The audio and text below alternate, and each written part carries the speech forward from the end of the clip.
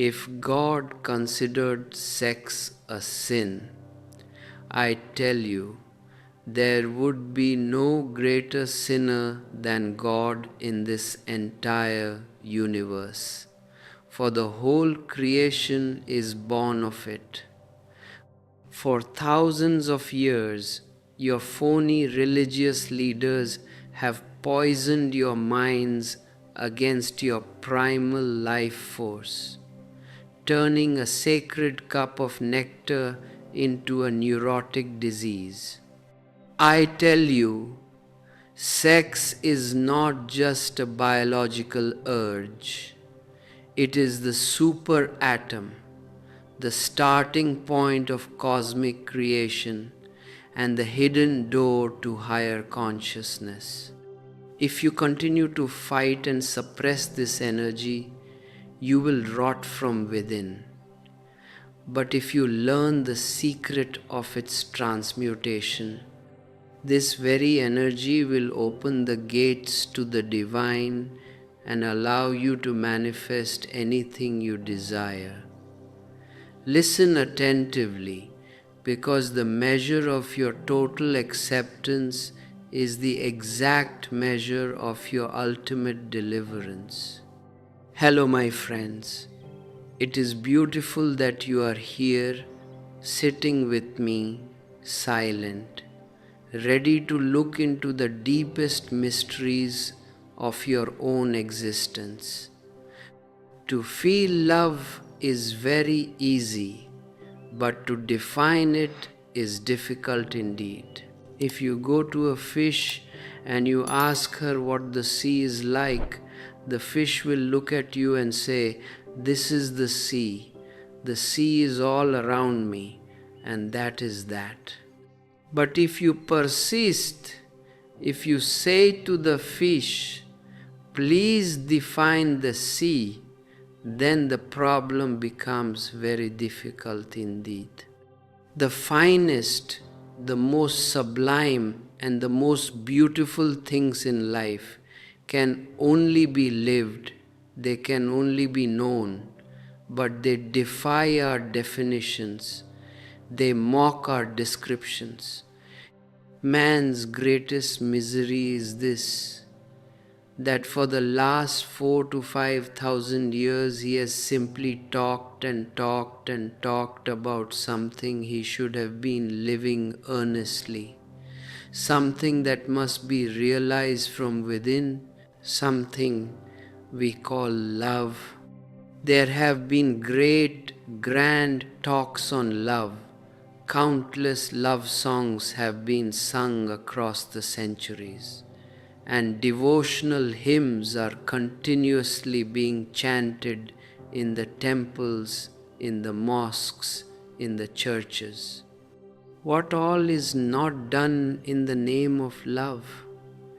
Yet if you look closely at human life, you will see there is no place for love at all. If we delve deeply into mankind's languages, we will not find a more untrue word, a more falsified word than the word love. All the religions carry on about love, but the kind of love that is found everywhere, the kind of love that has enveloped man like some ancient hereditary misfortune, has only succeeded in closing all the gates to real love in man's life. Yet, the masses continue to worship the leaders of these religions, the politicians of the soul, as if they were the creators of love. They have not allowed love to grow. They have blocked all of love's natural streams. In this regard, there is no basic difference between the East and the West, between India and America. The true stream of love has not yet surfaced in man. and look at our blindness, we attribute this failure to man himself. We say it is because man is spoiled, because man is sinful, that love has not evolved. We say there is no current of love in our lives because the human mind is inherently poisonous. I tell you, the mind is not poison. Those who degrade the mind have poisoned love. They have not allowed the natural growth of your inner energy. Nothing in this world is poison. Nothing is bad in the whole of existence. Everything is nectar. It is man alone, guided by his blind teachers, who has transformed this full cup of nectar into poison. And the major culprits are the so-called teachers, the so-called holy men and saints, and the politicians. Reflect upon this in detail, my friends. If this sickness is not understood immediately, if it is not straightened out right away, there is no possibility, neither now nor in the future, of love dawning in man's life. The ironical thing is that we have blindly accepted the reasons for this failure from the very same sources that are to blame for love's not dawning on the human horizon in the first place. If misleading principles are repeated and reiterated down the centuries, we fail to see the basic fallacies behind the original assumptions. And then chaos is created because man is intrinsically incapable of becoming what these unnatural rules say he should become. We simply accept that man is wrong while the culture is praised. In ancient times, I have heard, a hawker of hand fans used to pass by the palace of a king every day. He used to brag loudly about the unique and wonderful fans he sold. No one, he claimed, had ever seen such fans before in the history of the world. The king had a grand collection of all sorts of fans from every corner of the earth, and so he became curious. He leaned over his balcony one day to have a look at this cellar of unique and wonderful fans. To his eyes, the fans looked perfectly ordinary, hardly worth a single penny. But he called the man upstairs anyway. The king asked, "What is the uniqueness of these fans of yours, and what is their price?" The hawker replied humbly, "Your Majesty, they don't cost much." Considering the unique quality of these fans, the price is very low. It is exactly 100 rupees a fan. The king was amazed. 100 rupees? This ordinary penny fan is available anywhere in the market for a single paisa. And you ask 100 rupees? What is so special about it? The man said, "The quality, my lord. Each fan is guaranteed to last 100 years. Even in 100 years, it won't spoil it will remain intact. The king said, "From the look of it, it seems impossible that it can even last a single week. Are you trying to cheat me? Is this outright fraud, and with the king too?"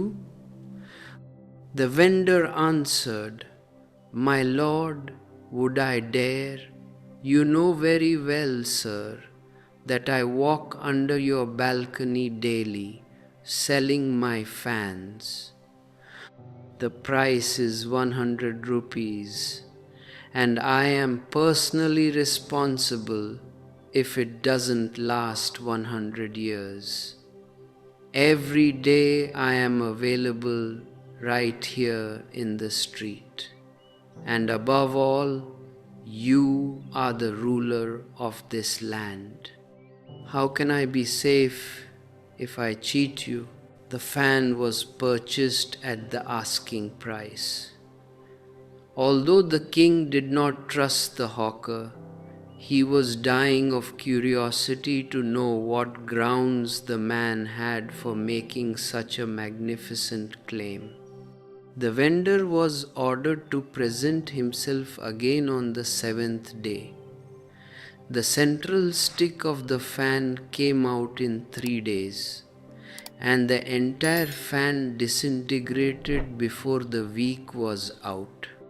The king was sure the seller of fans would never turn up again, but to his complete surprise, the man presented himself exactly as he had been asked to, on time, on the 7th day. He bowed and said, "At your service, your majesty." The king was furious. "You rascal, you fool!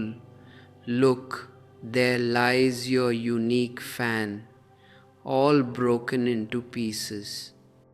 This is its condition in 1 week, and you guaranteed it would last 100 years.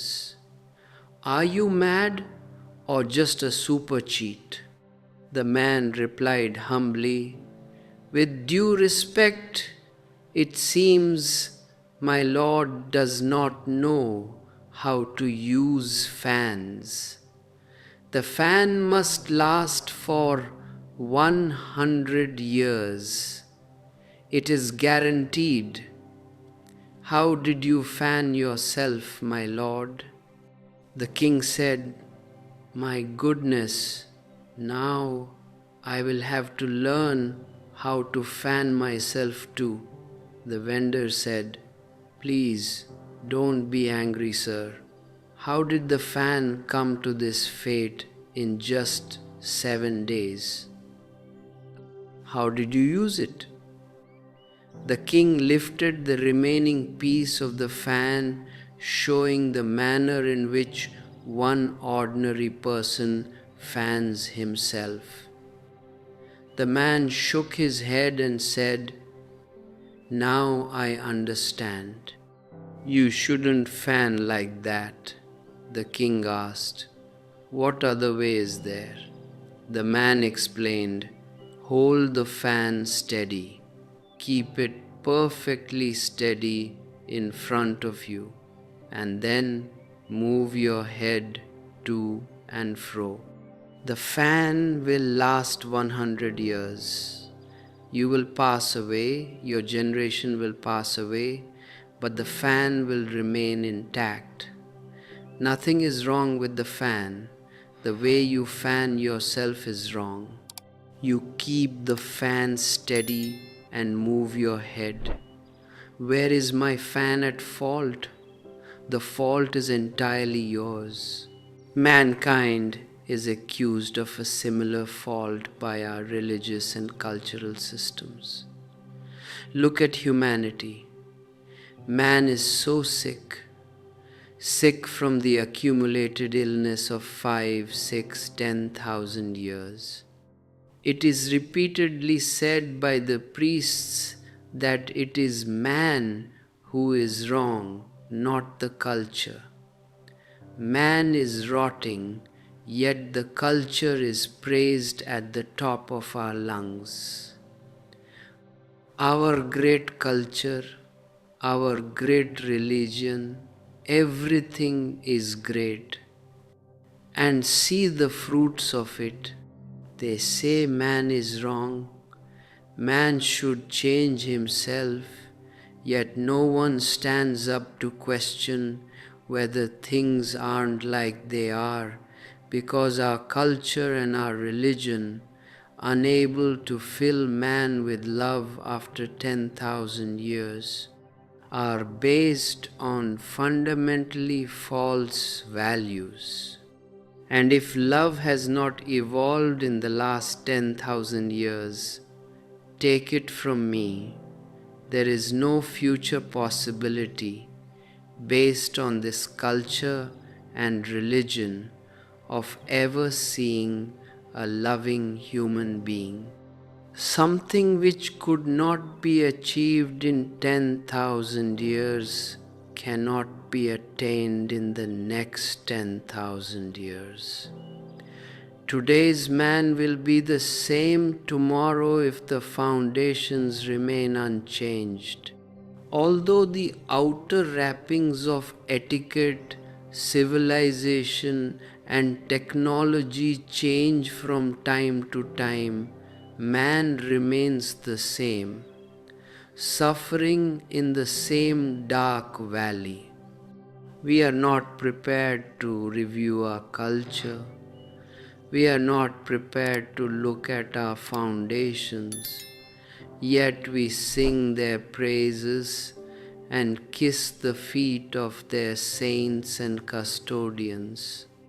We won't even agree to look back, to reflect upon our ways and upon the direction of our thinking, to check if they are not completely misleading, to see if they are not all wrong.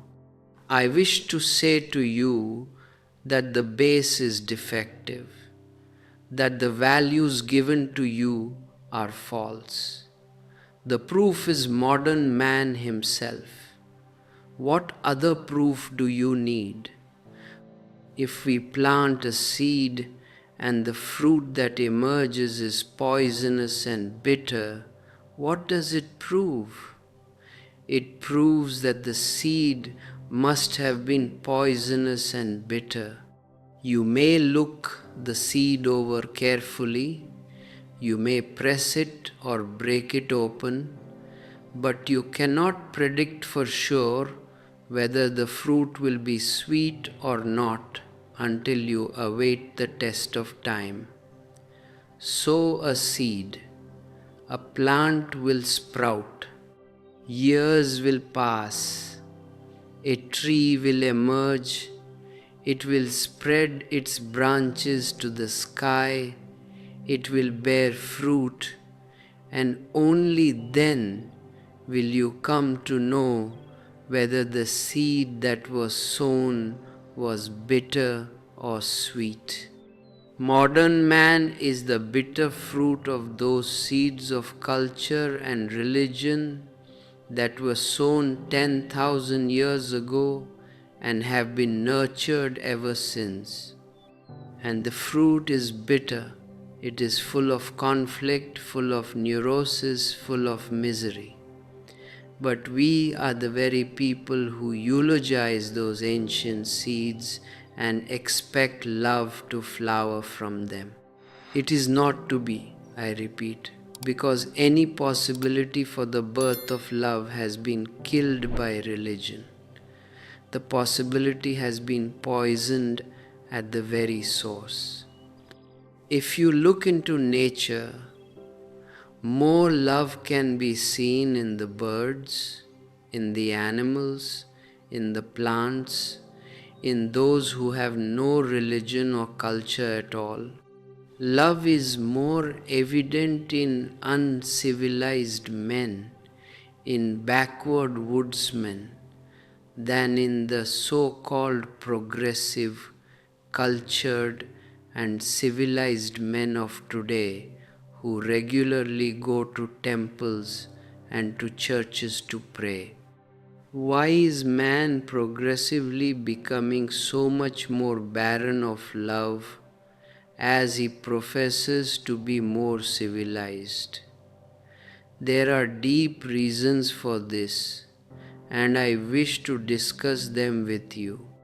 If these reasons can be understood, the eternal stream of love can spring forth from within you. But right now, it is embedded in heavy stones. It cannot surface. It is walled in on all sides, and the Ganges of your inner being cannot flow freely. Love is within man. It is not imported from the outside. It is not a commodity to be purchased when we go to the markets. It is there as the natural fragrance of life. It is inside everyone. The search for love, the realization of love, is not an overt act whereby you have to go somewhere and draw it out. A sculptor was once working on a large rock. Someone who had come to see how a statue is made saw no sign of a statue at all. He only saw a rough stone being cut here and there by a chisel and a hammer. The man inquired, "What are you doing? Are you not going to make a statue?" "I have come to see a statue being made, but I only see you chipping away pieces of stone." The artist laughed and said, "The statue is already hidden inside this rock. There is no need for me to make it." Somehow, the useless mass of stone that is fused to it has to be separated from it, and then the statue will show itself. A statue is not made, it is discovered, it is uncovered, it is brought to light. Love is shut up inside you. It need only be released. The question is not how to produce it, but how to uncover it. What have we covered ourselves with? What is it that will not allow love to surface? Try asking a medical practitioner what health is. It is very strange, but no doctor in the world can tell you what health is in a positive definition. With the whole of medical science concerned with health, isn't it strange that no one is able to say what health is? If you ask a doctor, he will say he can only tell you what diseases are or what the symptoms of illness are. He may know the different technical terms for each and every disease, and he may be able to prescribe a cure. But about health, he does not know anything direct. He can only state that what remains when there is no disease is health. This is because health is hidden inside man. Sickness comes from the outside, hence it can be defined. Health comes from within, hence it defies definition. We can only say that the absence of sickness is health. The truth is, health does not have to be created. It is either hidden by illness or it reveals itself when the illness goes away. Health is our very nature. Love is also inside us. Love is our inherent nature. Basically, it is wrong to ask man to create love. The problem is not how to create love, but how to investigate and find out why it is not able to manifest itself in your life. What is the hindrance? What is the difficulty? Where is the dam blocking the current? If there are no barriers, love will show itself immediately. It is not necessary to persuade it or to guide it. Every human being would be filled with love if it weren't for the barriers of false culture and of degrading, harmful traditions. Nothing can stifle love once the barriers are removed. Love is inevitable. Love is your nature. The Ganges flows from the Himalayas. It is water. It simply flows. It does not ask a priest the way to the ocean. Have you ever seen a river standing at a crossroads, asking a policeman the whereabouts of the ocean? However far the ocean may be, however hidden it may be, the river will surely find the path. It is inevitable because she has the inner urge, the inner current. She has no guidebook, but infallibly she will reach her destination. She will crack through mountains, cross the plains, and traverse the country in her race to reach the ocean. An insatiable desire, a force, an energy exists within her heart of hearts. But suppose obstructions are thrown in her way by man. Suppose huge artificial dams are constructed across her stream. A river can overcome and break through natural barriers, because natural barriers are not really barriers at all. They are challenges that arouse her energy. But if man-made barriers are created, if artificial dams are engineered across her, it is possible she may never reach the ocean. Man, with his cunning intelligence, can stop a river from reaching her destination if he decides to do so. In nature, there is a fundamental unity, a beautiful harmony. The natural obstructions, the apparent oppositions seen in nature, are challenges to arouse what is latent inside. When we sow a seed, it may seem as if the layer of earth above the seed is pressing it down, obstructing its growth.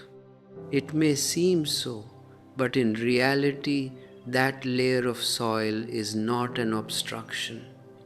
Without that layer of earth, the seed cannot germinate. The earth presses down on the seed so that it can mellow, so that it can disintegrate and transform itself into a sapling. Outwardly, it may look as if the soil is stifling the seed, but the soil is only performing the duty of a friend. If a seed does not grow into a plant, we reason that the soil may not have been proper, that the seed may not have had enough water or sunlight. we do not blame the seed itself. But if the flowers of love do not bloom in a man's life, we say the man himself is sinful. He is responsible for it. Nobody thinks of the inferior manure, the shortage of water, or the lack of sunshine given to him by the society. The man himself is accused of being bad, and so the plant of man has remained undeveloped, suppressed by unfriendliness, unable to reach the flowering stage. Nature is a rhythmic harmony, but the artificiality that man has imposed on nature, the mechanical contrivances he has thrown into the current of life, have created obstructions at many places. They have stopped the flow, and then the river is made the culprit. They say man is bad, the seed is poisonous. I wish to draw your attention to the fact that the basic obstructions are man-made, created by man himself. Otherwise, the river of love would flow freely and reach the ocean of the divine. Love is inherent in you. If the obstructions are removed with pure awareness, love can flow naturally. Then love can rise to touch the Supreme. Before we go deeper into how these obstructions can be dismantled, I invite you, my friends, to take a moment to connect with this space we are creating together. If these words strike a chord within your heart, leave your thoughts in the comments below, subscribe to this channel, and share this discourse with those who are seeking light. And for those who feel a deep gratitude and wish to support the continuation of these non-commercial streams of wisdom, you are welcome to use the join button to become a channel member. Express your support through super thanks, or explore our collection of digital ebooks that delve into these transformative paths. Your support helps carry these messages to many more seeking souls across the world, keeping the flame of awareness alive. What are these man-made obstacles that prevent the flower of love from blooming? The most obvious, the most destructive obstruction has been the continuous historical opposition to sex and to passion. This single barrier has destroyed the possibility of the birth of love in man. The simple truth is that sex is the starting point of love. Sex is the beginning of the journey to love. The origin, the Gangotri of the Ganges of love is sex energy. Yet everybody behaves like its enemy. Every culture, every religion, every guru, every seer has attacked this Gangotri, this source, and the river has remained bottled up inside you. The hue and cry from the pulpits has always been, sex is sin, sex is irreligious, sex is poison. But we never seem to realize that ultimately it is the sex energy itself that travels and reaches the inner ocean of love. Love is nothing but the transformation of sex energy. The flowering of love is from the seed of sex. Looking at a piece of rough black coal, it would never strike you that when coal is transformed through thousands of years of immense pressure, it becomes a diamond. The elements in a lump of coal are exactly the same as those in a brilliant diamond. Essentially, there is no basic difference between them. They are 2 points on a journey by the same element. But coal is not considered important. When coal is kept in a house, it is stored in a dark corner where it may not be seen by guests, whereas diamonds are worn around the neck so that everybody can see them. If you are against coal because it has nothing more to offer than black soot at first glance, the very possibility of its transformation into a diamond ends right there. The coal itself could have been transformed into a precious jewel. But we hate the coal. We condemn it, and so the possibility of any progress ends. Only the energy of sex can flower into love, but everyone, including mankind's greatest moral thinkers, is against it. This opposition will not allow the seed to sprout, and the palace of love is destroyed at the very foundation. The enmity towards sex has destroyed the possibility of love in the world, and so the coal is rendered incapable of becoming a diamond. Because of these basic misconceptions, no one feels the necessity of going through the stages of acknowledging sex, of developing it, and of going through the conscious process of transforming it.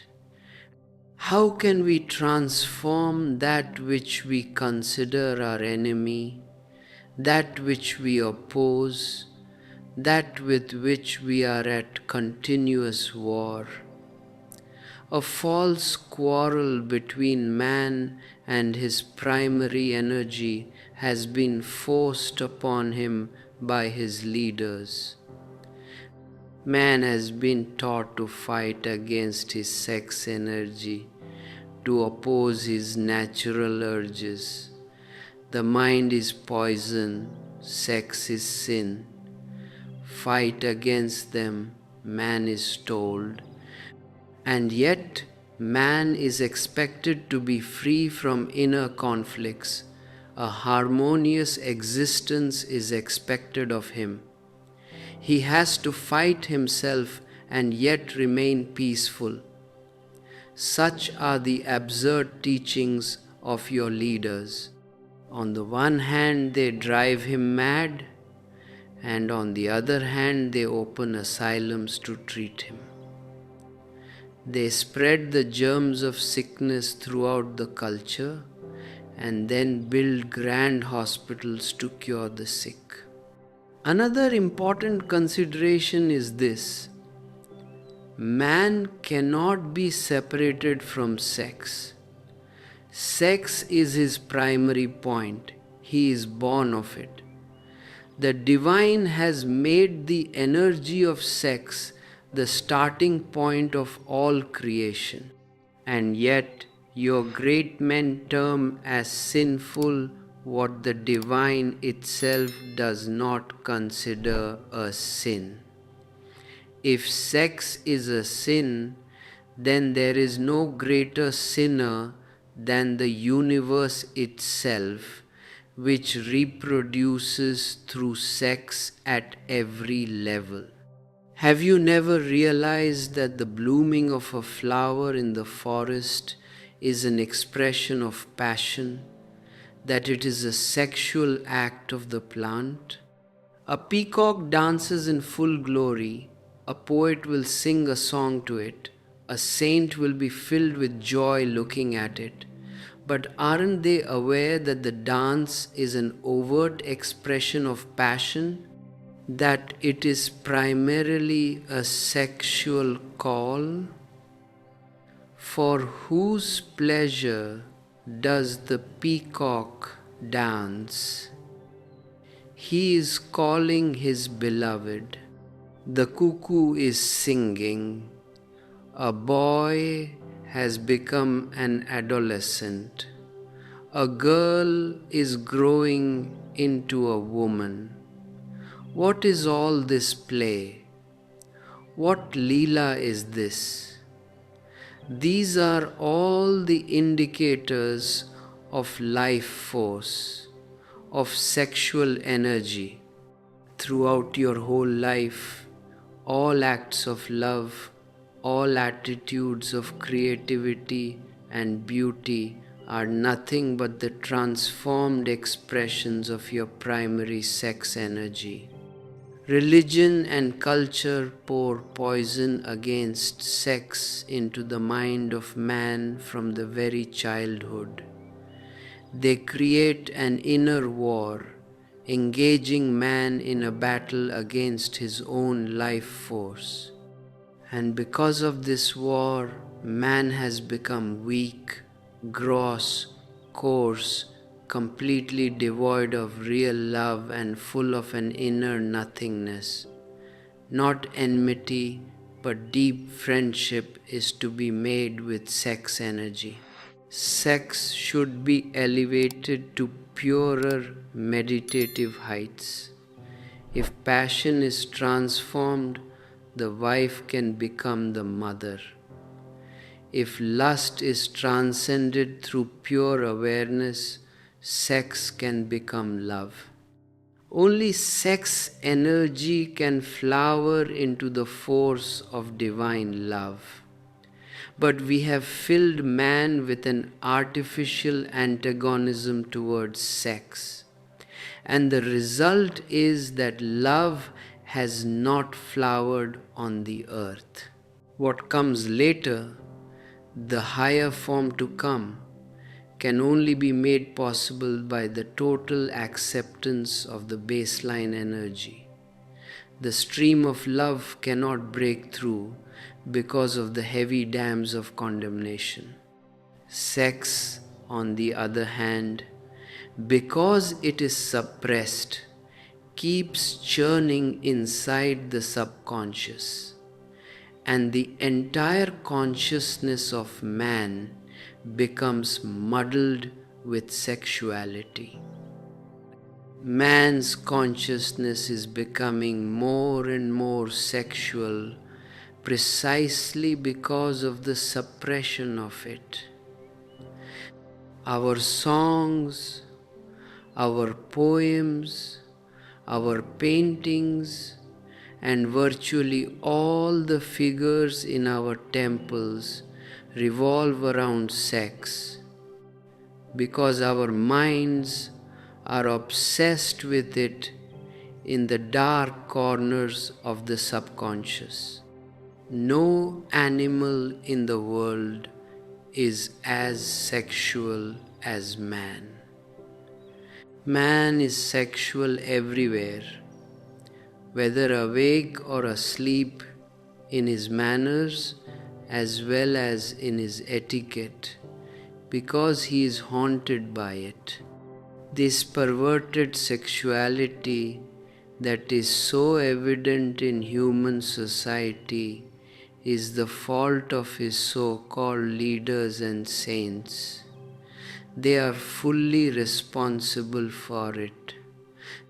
Until man frees himself from such teachers, moralizers, and their phony sermons, the possibility of love surfacing in him is absolutely nil. Imagine a novice learning to ride a bicycle.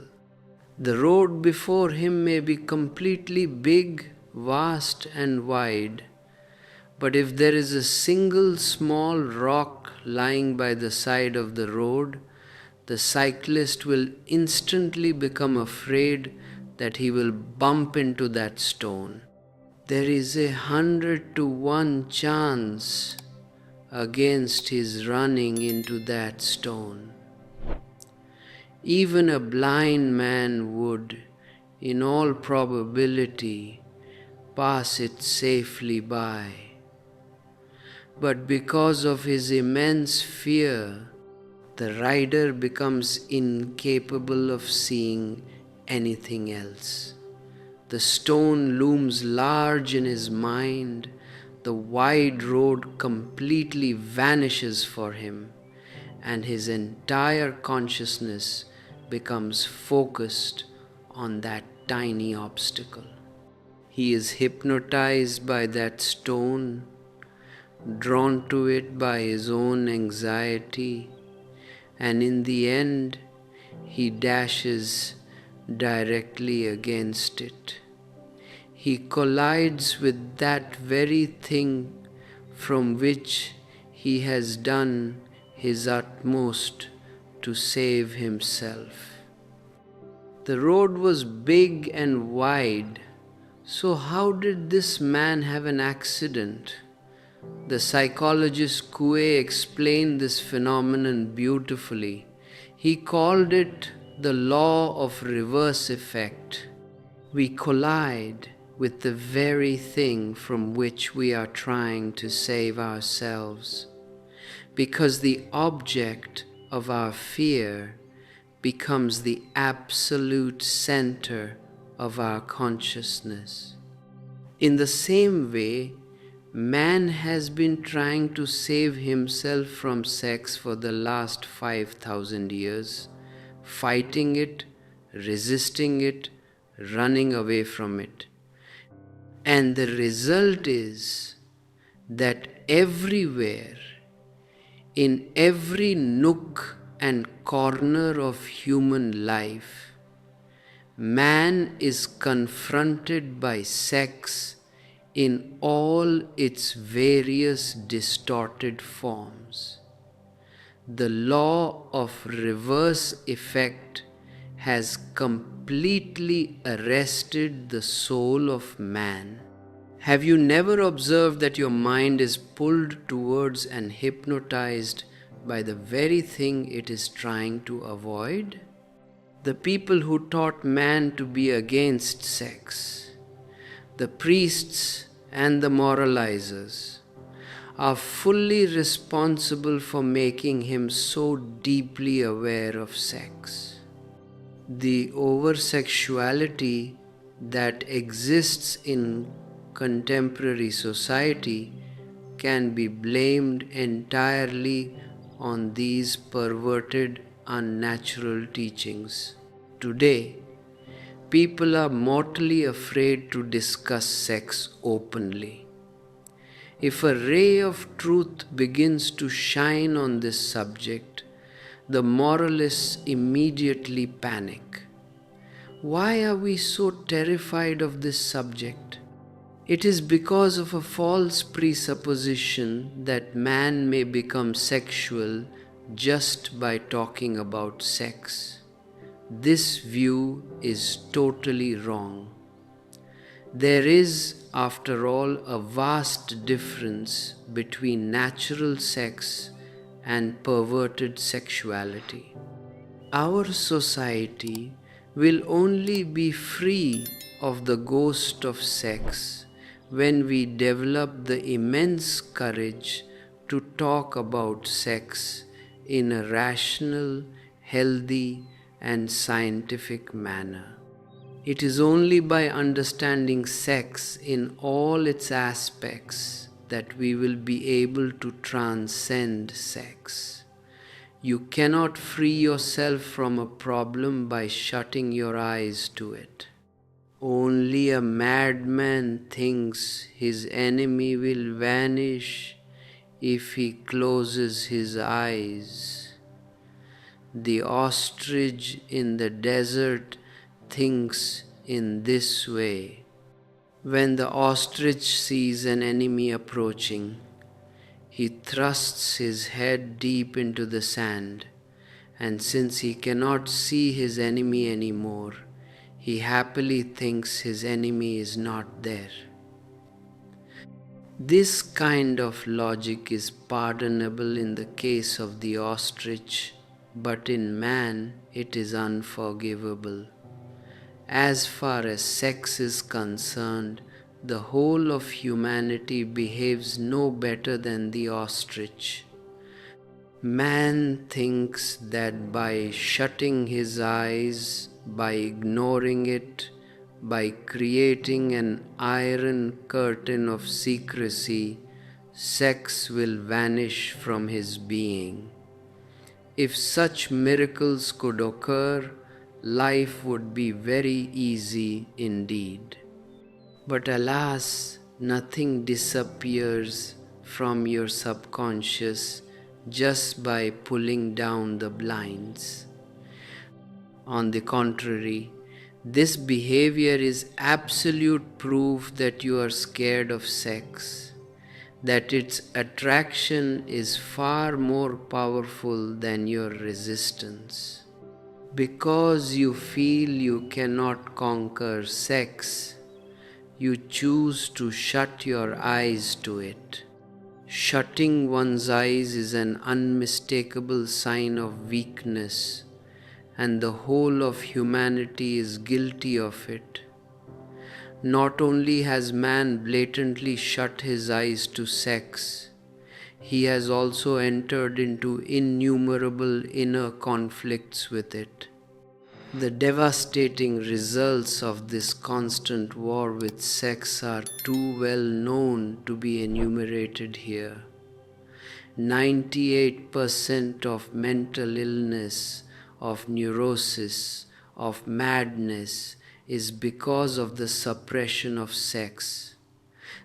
99% of the women suffering from hysteria and related psychological illnesses suffer from deep sexual disorders. The major cause of fear, of doubt, of anxiety, of the immense stress and strain on contemporary man is the pressure of passion that has been pushed into the dark labyrinths of the subconscious.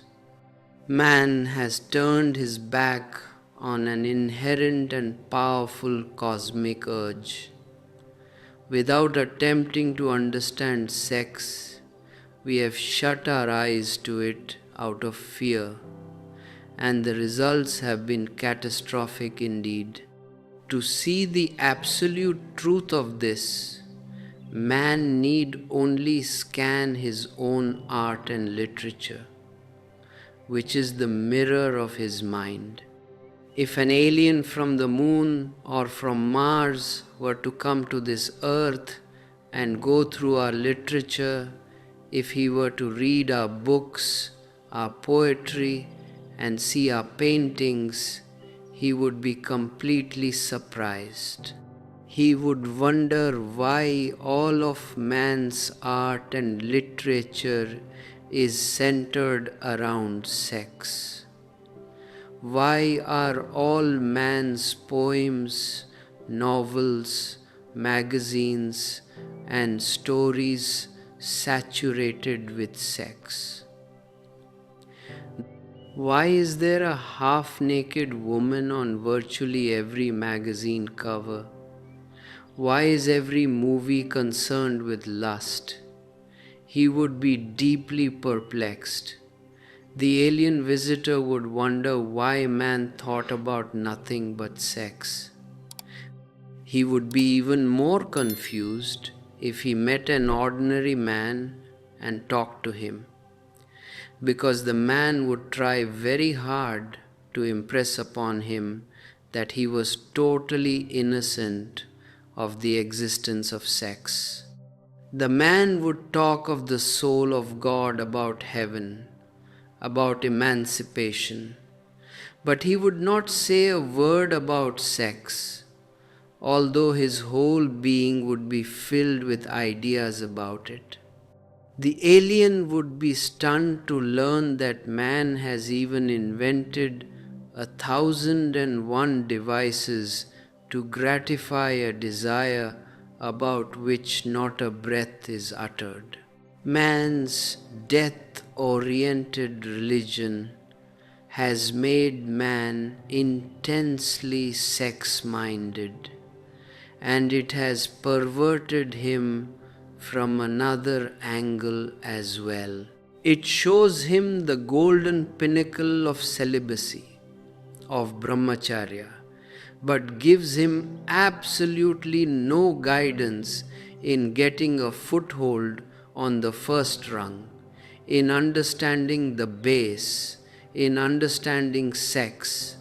First of all, we have to recognize sex and understand it.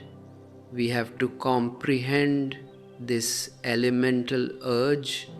Only then can we strive to transcend it, to sublimate it, so we can reach the stage of true celibacy. Without understanding this basic life force in all its forms and facets, all man's efforts to restrain and suppress it will only help him degenerate into a sick and incoherent lunatic. But we do not concentrate on the basic illness. We simply spout the high ideal of celibacy. Man has never been so sick, so neurotic, so wretched, or so unhappy as he is today. Man is completely perverted because he is poisoned at the root. If this speaks directly to the conflict you feel within your own being, take a moment to reflect on it and feel free to leave a comment sharing how your own conditioning has affected your inner peace. If you find these insights valuable, remember to subscribe to this channel and like the video, as it helps the algorithms of this digital age spread this light to many more seeking souls. And for those who feel a deep resonance with these spoken words and wish to support the preservation of these discourses, you are welcome to click the join button to become a member, offer a gift through super thanks, or explore our digital ebooks to dive deeper into these transformative methods. Your support is what allows these streams of consciousness to keep flowing freely. To understand how this inner division destroys the harmony of life, I remember a beautiful tale. One Sunday, a poor farmer was leaving his house, and at the gate he met a childhood friend whom he had not seen for many years. The farmer was overjoyed and said, "Welcome, my friend. Where have you been for so many years? Come in. But look, I have promised to see some friends today, and it would be very difficult to postpone the visit, so please rest in my house. I will be back in an hour or so, and then we can have a long chat." The friend replied, "Oh no, wouldn't it be better if I were to come along with you?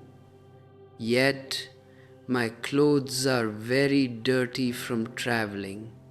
If you can just give me something fresh, I will change and come along with you."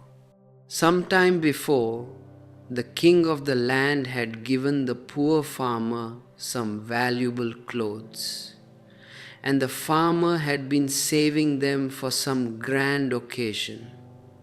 Joyfully, he brought them out. His friend put on the precious coat, the turban, the dhoti, and the beautiful shoes. He looked like the king himself. Looking at his friend, the farmer suddenly felt a bit jealous. In comparison, he looked like an ordinary servant. He began to wonder if he had made a great mistake, giving away his best outfit, and he began to feel deeply inferior. Now everyone would look at his friend, he thought, and he would look like an attendant, like a servant. He tried to calm his mind by thinking of himself as a good friend and as a man of God. He would think only of God and of noble things, he decided. After all, of what importance is a fine coat or an expensive turban? But the more he tried to reason with himself, the more the coat and the turban encroached on his mind. On the way, although they were walking together, passers-by only looked at his friend. Nobody noticed the poor farmer. He began to feel deeply depressed.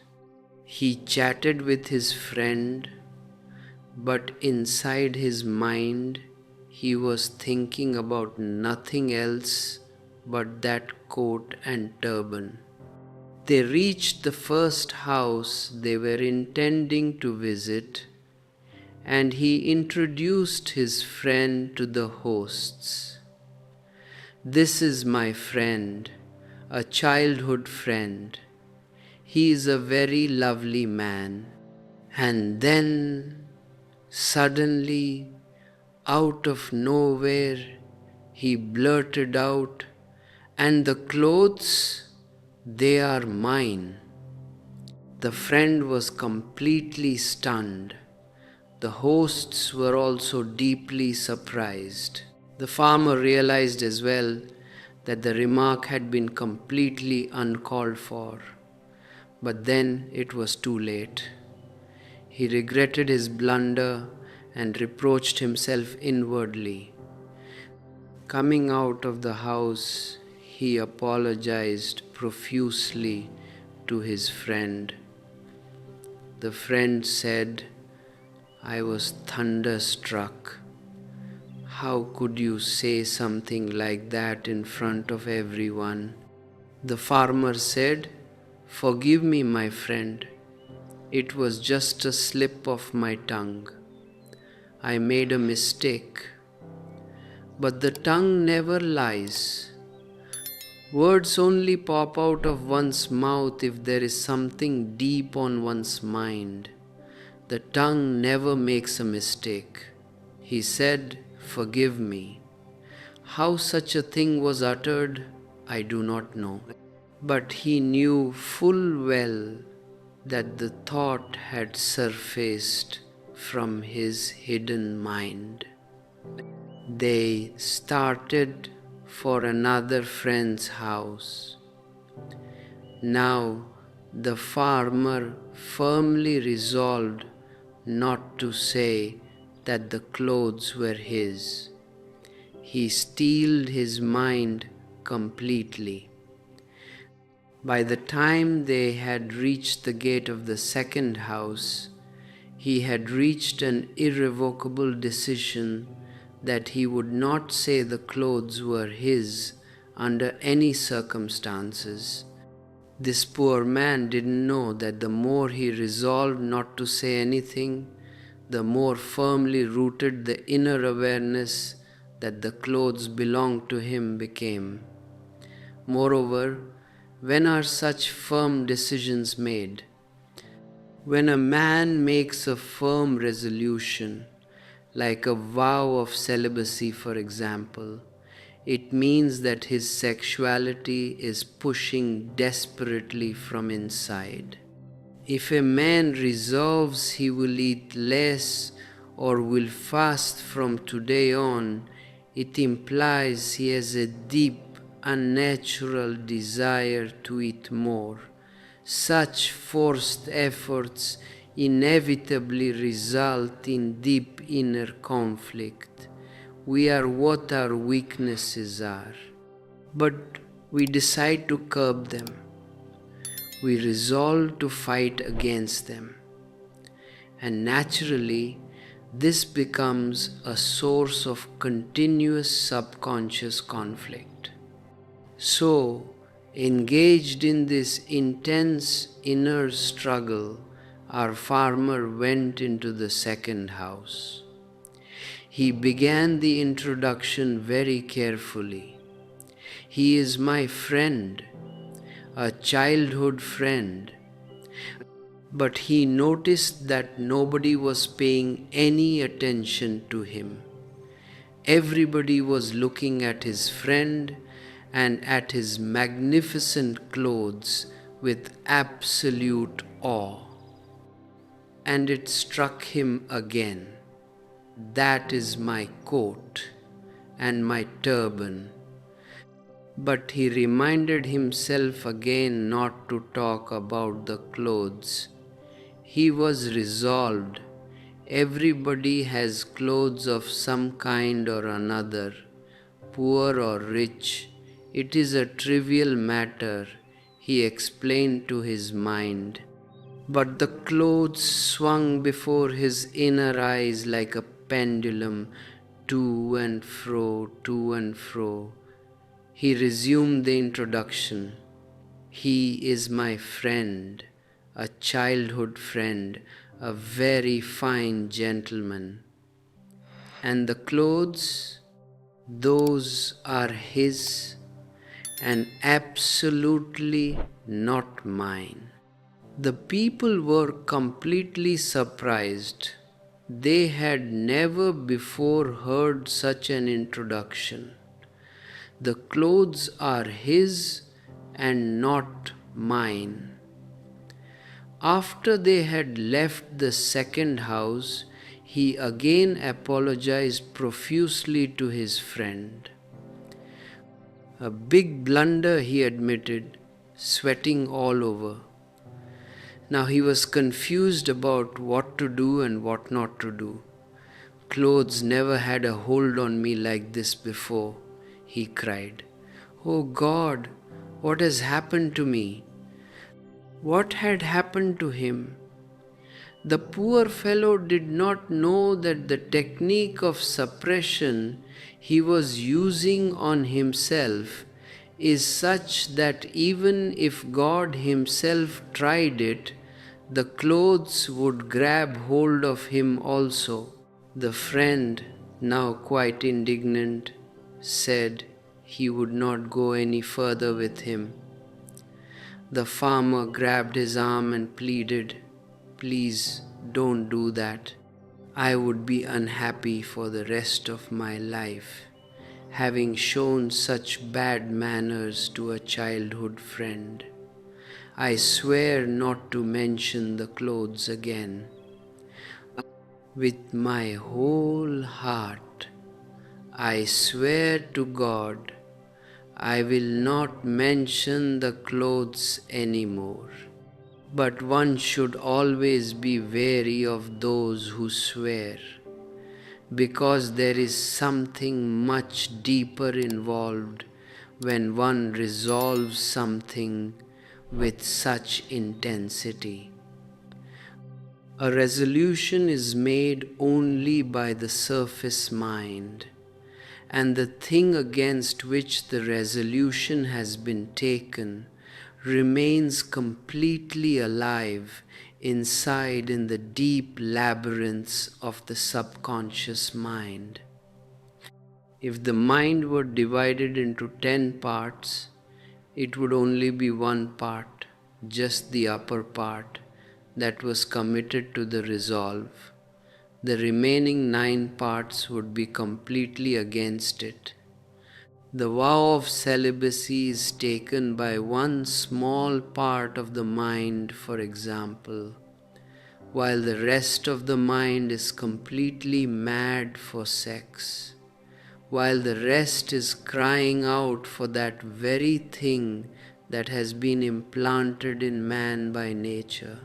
So the farmer held himself rigorously in check so as not to speak of the clothes as they entered the third house. Imagine his condition. If you have ever been sworn in, or taken a vow, or restrained yourself for some religious cause, you will understand the pitiable state of his mind very well. The farmer was frozen with anxiety. Slowly and carefully he uttered each and every word of the introduction. Meet my friend. A very old friend he is. A very nice man he is. For a single moment he faltered. A huge push came from inside his subconscious. He knew he was washed up. He blurted out aloud, "And the clothes? Pardon me, I won't say anything about them, because I have sworn to God not to say anything at all about the clothes. What happened to this poor man has happened to the whole of mankind. Because of continuous condemnation, sex has become an obsession, a disease, a deep perversion. It has become poisoned at the root. From an early age, children are taught that sex is sin. A girl grows and a boy grows. Adolescence comes and they are married. Then a journey into passion commences in the set conviction that sex is sin. How can any harmony happen in their lives? Traditional teachings have destroyed the marital life of the whole world. When married life is full of prejudice, full of poison, there is no possibility for real love to surface. If a husband and wife cannot love each other freely, basically, and naturally, then who can love whom? But this disturbing situation can be rectified. This muddled energy can be purified through awareness. This love can be elevated to such lofty heights that it will break all barriers, resolve all complexes, and engulf human beings in pure and divine joy.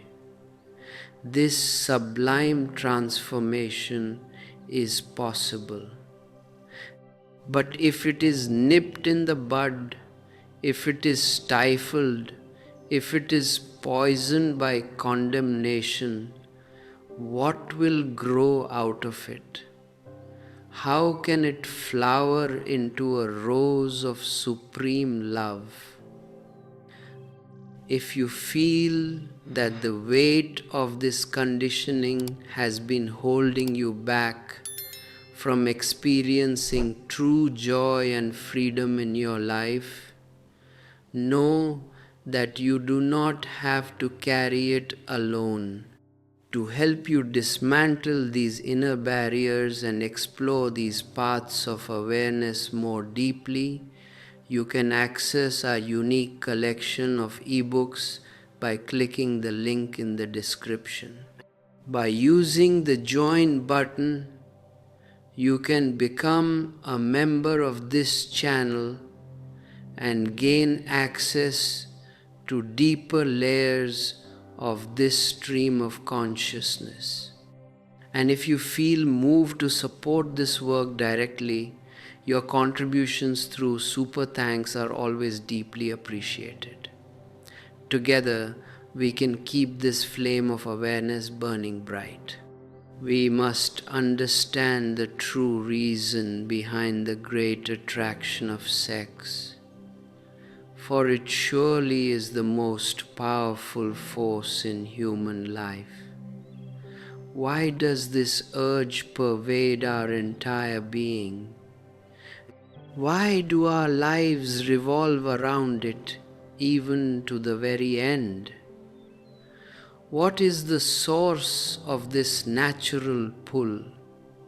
Fundamentally, what we feel as the irresistible attraction for sex is not the attraction for the physical body at all.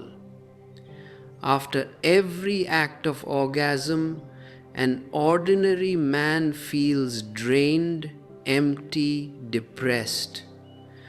He is sorry, with a pinch of heartburn. He thinks of avoiding this practice in the future. What is the source of this state of mind? It is because the true desire was for something else, and not just for physical gratification. Man cannot ordinarily reach the depths of his being that he reaches in the consummation of the sexual act. In the ordinary course of his life, a man has a variety of experiences, but intercourse reveals a completely different depth of experience to him. And this experience has profound religious dimensions, because there man reaches beyond himself. There he transcends himself for a single moment. Two things happen to him in those depths of the sexual climax. First, in copulation, the ego vanishes completely. A state of absolute egolessness is created. For a fleeting instant, there is no I. For an instant, one does not remember oneself. Did you know that the I also dissolves completely in the experience of deep meditation? That in true religion the ego dissolves into nothingness? In the sexual act, the ego fades away. Orgasm is a state of temporary self-effacement. The second thing about the experience of sex is that time is completely undone for an instant. Timelessness is created, as Jesus Christ has said of samadhi, there shall be time no longer. In orgasm, the sense of time is non-existent. There is no past, no future. There is only the present moment. And the present is not a part of time. The present is eternity. This is the true reason man is so eager for sex. The craving is not for the body of a woman by a man or vice versa. The deep passion is for something else entirely, for egolessness, for timelessness. This sexual climax only lasts for a moment, but for this brief moment, a man loses a considerable amount of energy and vitality, and later laments his loss. It is not that man is unaware that intercourse diminishes his physical power and brings death that much nearer. After each experience, he regrets his indulgence, but in a short while he feels passionate again. Surely there is a much deeper meaning to this pattern of behavior than meets the eye. There is a subtler level to the sexual experience than the mere physical routine. It is a level that is religious in essence. To understand this experience, you must pay careful attention. If you cannot grasp the meaning of this experience, you will live and die in sex alone. Lightning shines in the darkness of the night, but the darkness is not part of the lightning. The only relation between the two is that lightning stands out only at night, only in contrast to the darkness. And the same is true of sex. There is a realization, an exhilaration, a brilliant light that shines in sex. But that phenomenon is not from sex itself. Although it is associated with it, it is just a byproduct of touching the center. The light that shines in orgasm transcends sex. It comes from beyond. If we can comprehend this experience of the beyond, we can rise above sex naturally. Otherwise, we will never be able to. Those who oppose sex blindly will never be able to appreciate the phenomenon in its proper perspective. They will never be able to analyze the cause of this insatiable desire for sex, of this deep craving for sex.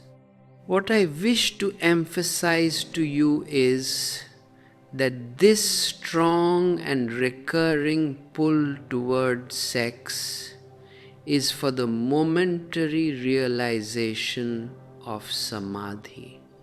You can liberate yourself from sex if you can learn to attain to samadhi without sex.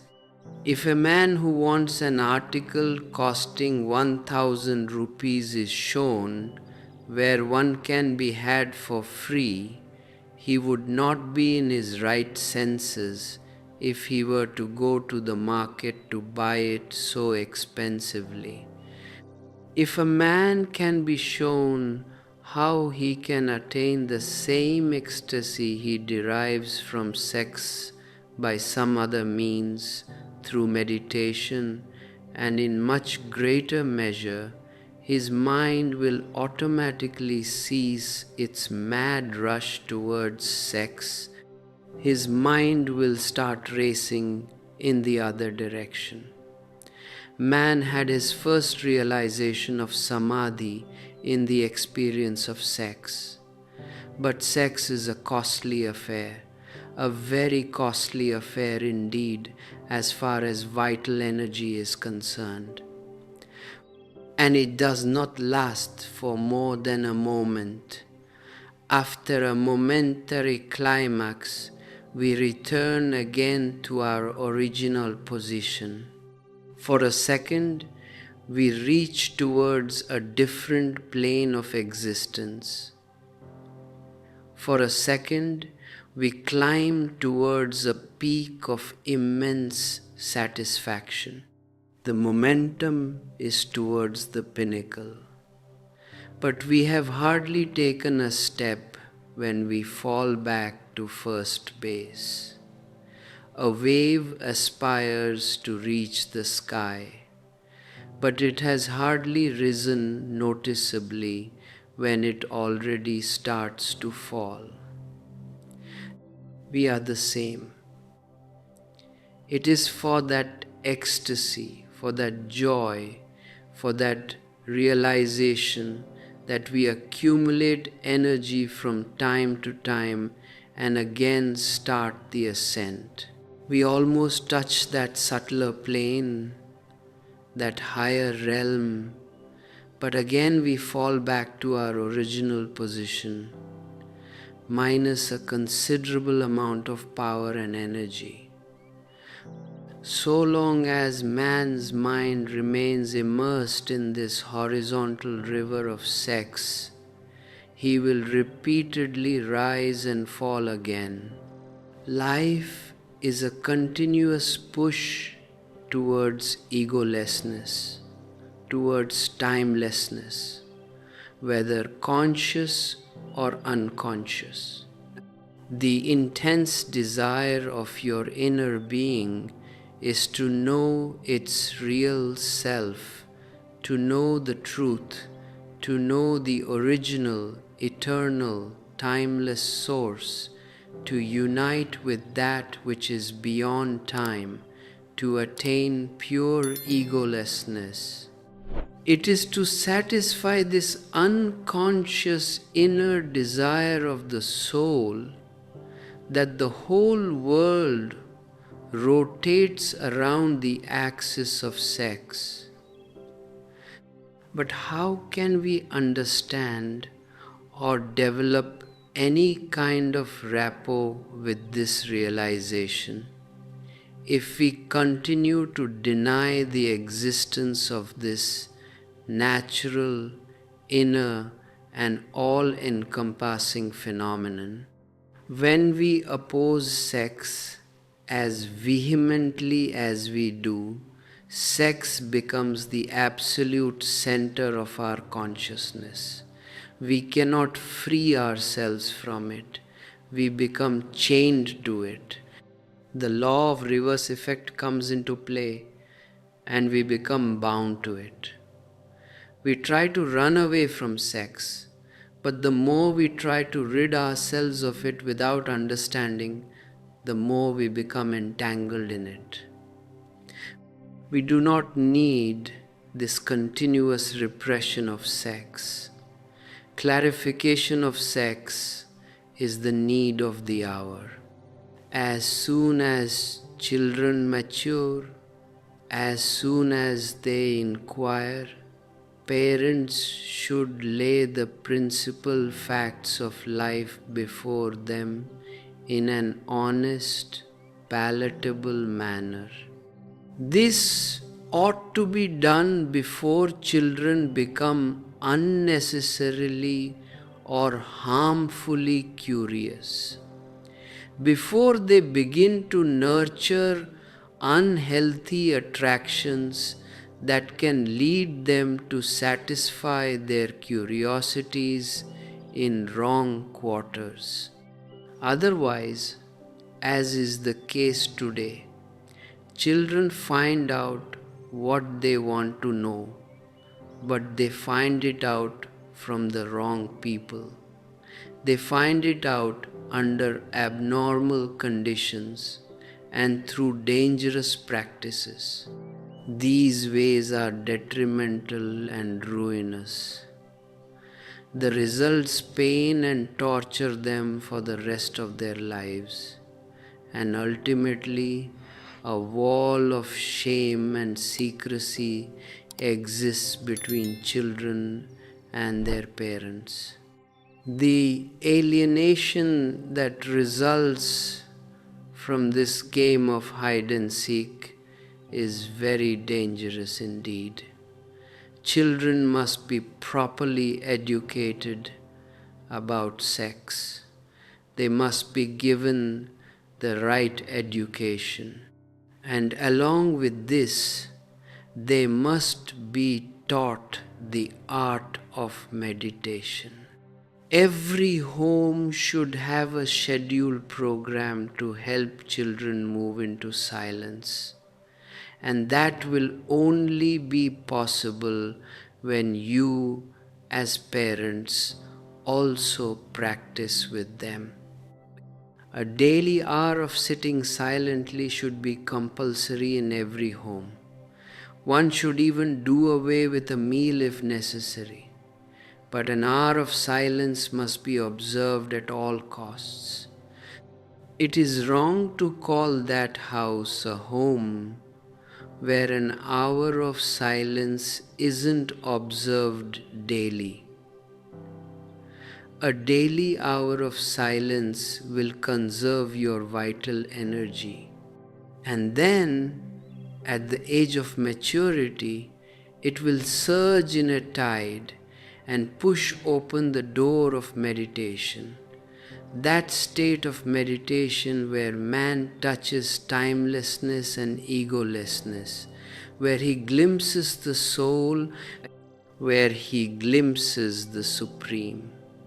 A meeting with that summit before the experience of sex would put a stop to the mad rush after sex. The energy would have found a better, more blissful, more exalted path.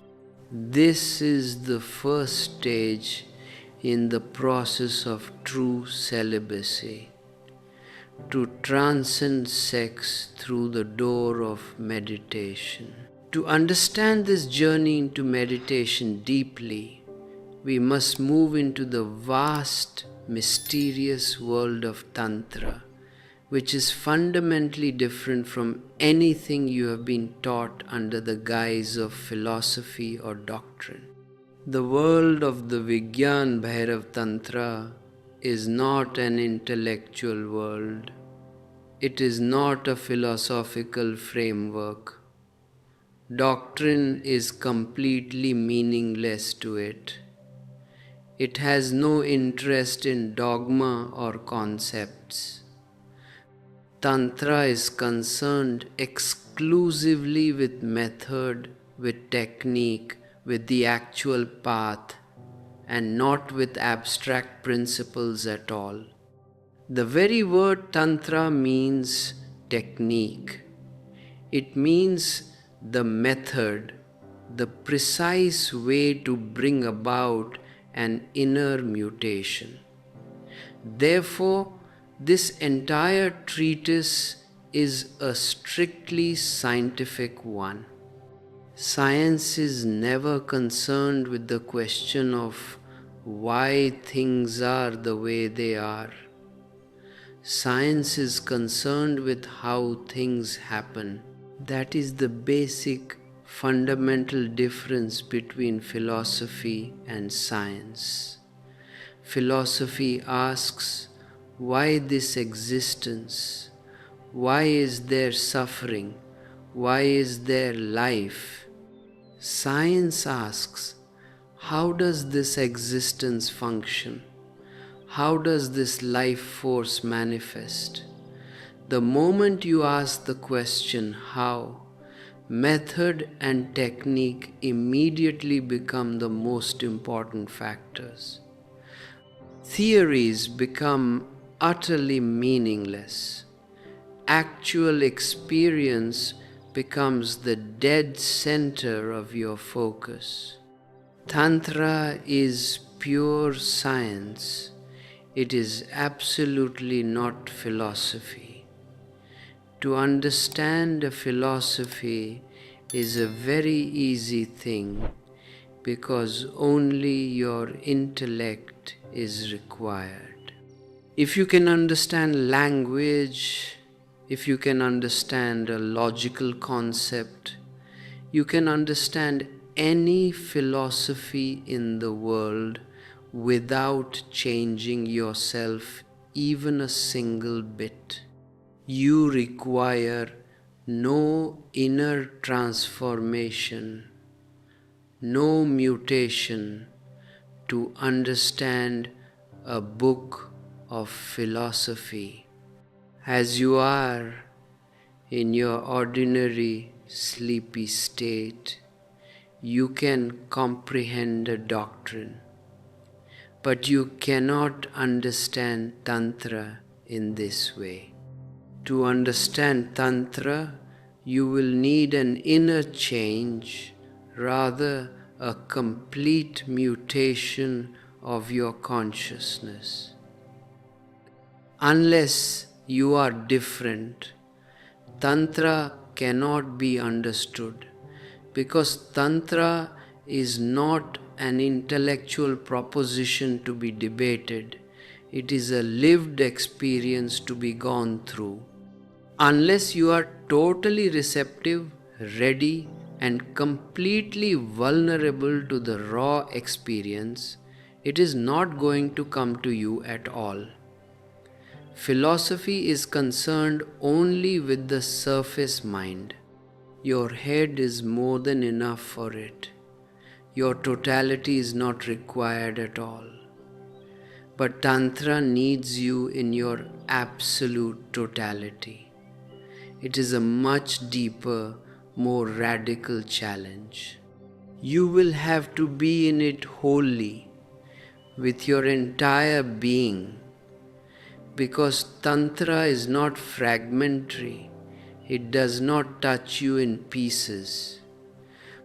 A completely different approach, a different attitude, a different mind to receive it is required. Because of this, you will see that Devi, the consort of Shiva, appears to be asking philosophical questions at the beginning of this treatise. All the questions she raises can be tackled philosophically by any pundit or professor. Really, any question in life can be approached in two distinct ways, either philosophically or totally, either intellectually or existentially. For example, if someone asks you, "What is love?" you can tackle this question intellectually. You can discuss it for hours. You can propose grand theories. You can argue for a particular hypothesis. You can create a magnificent system, a complete doctrine of love, and yet you may not have known love at all. To create a doctrine, actual experience is not needed at all. Really, on the contrary, the less you know about a thing experientially, the better you can write a philosophy about it. Because then you can propose an ideal system completely unhesitatingly. Only a blind man can easily define what light is. When you do not know the reality, you are very bold. Ignorance is always bold and dogmatic. Knowledge hesitates because it sees the vastness.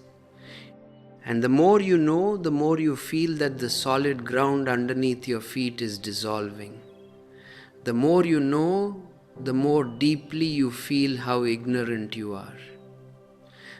Those who are really wise eventually become like children, completely simple, or as simple as idiots, because they have dropped the burden of dead knowledge. To be philosophical, to be dogmatic, to be doctrinaire is very easy. To tackle any problem of life intellectually is the easiest thing in the world. But to tackle a problem existentially, not just to think about it, but to live it through, to go through the fire of it, to allow yourself to be completely transformed through it, is difficult indeed. That is, to know love, one will actually have to be in love. And that is dangerous because you will not remain the same person anymore. The experience is going to change you completely. The moment you enter real love, you enter as a different person. And when you come out, you will not be able to recognize your old face. It will no longer belong to you. A complete discontinuity will have happened in your life. Now there is a vast gap. The old man is dead and a completely new man has come into being. That is what is known as rebirth, being twice born. Tantra is non-philosophical and completely existential. So, of course, Devi asks questions which appear to be philosophical, but Shiva is not going to answer them in that way at all. It is better to understand this right from the very beginning. Otherwise, you will be deeply puzzled, because Shiva is not going to answer a single question directly. All the questions that Devi is asking, Shiva is not going to answer at all from the intellect, and still he answers them. Really, only he has answered them and no one else, but on an altogether different plane of existence. Devi asks, "What is your reality, my Lord? What is this wonder-filled universe?" He is not going to answer it with a grand theory. On the contrary, he will give her a technique. And if Devi goes through this technique, she will know for herself. So the answer is indirect. It is an invitation to do. He is not going to answer who he is. He will give a technique and say, "Do it and you will know." For Tantra, doing is knowing, and there is no other knowing. Unless you do something, unless you change your inner state, unless you have a completely different perspective to look at reality with, unless you move in an altogether different dimension than the cold intellect, there is no real answer for you. Answers can be given by the thousands, but they are all lies. All philosophies are comfortable lies.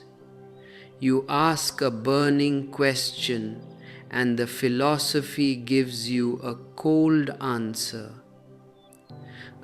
It satisfies your intellect or it doesn't satisfy your intellect. If it satisfies you, you become a convert to that particular philosophy, but you remain exactly the same person. If it doesn't satisfy you, you go on searching for some other philosophy to be converted to, but you remain the same. Your inner being is not touched at all. You are not changed.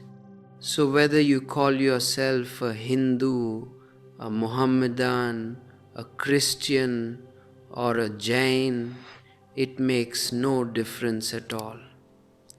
The real person behind the facade of a Hindu or a Christian is exactly the same. Only the words differ, or the clothes, or the labels. The man who is going to the church, or to the temple, or to the mosque, is the same sleeping man.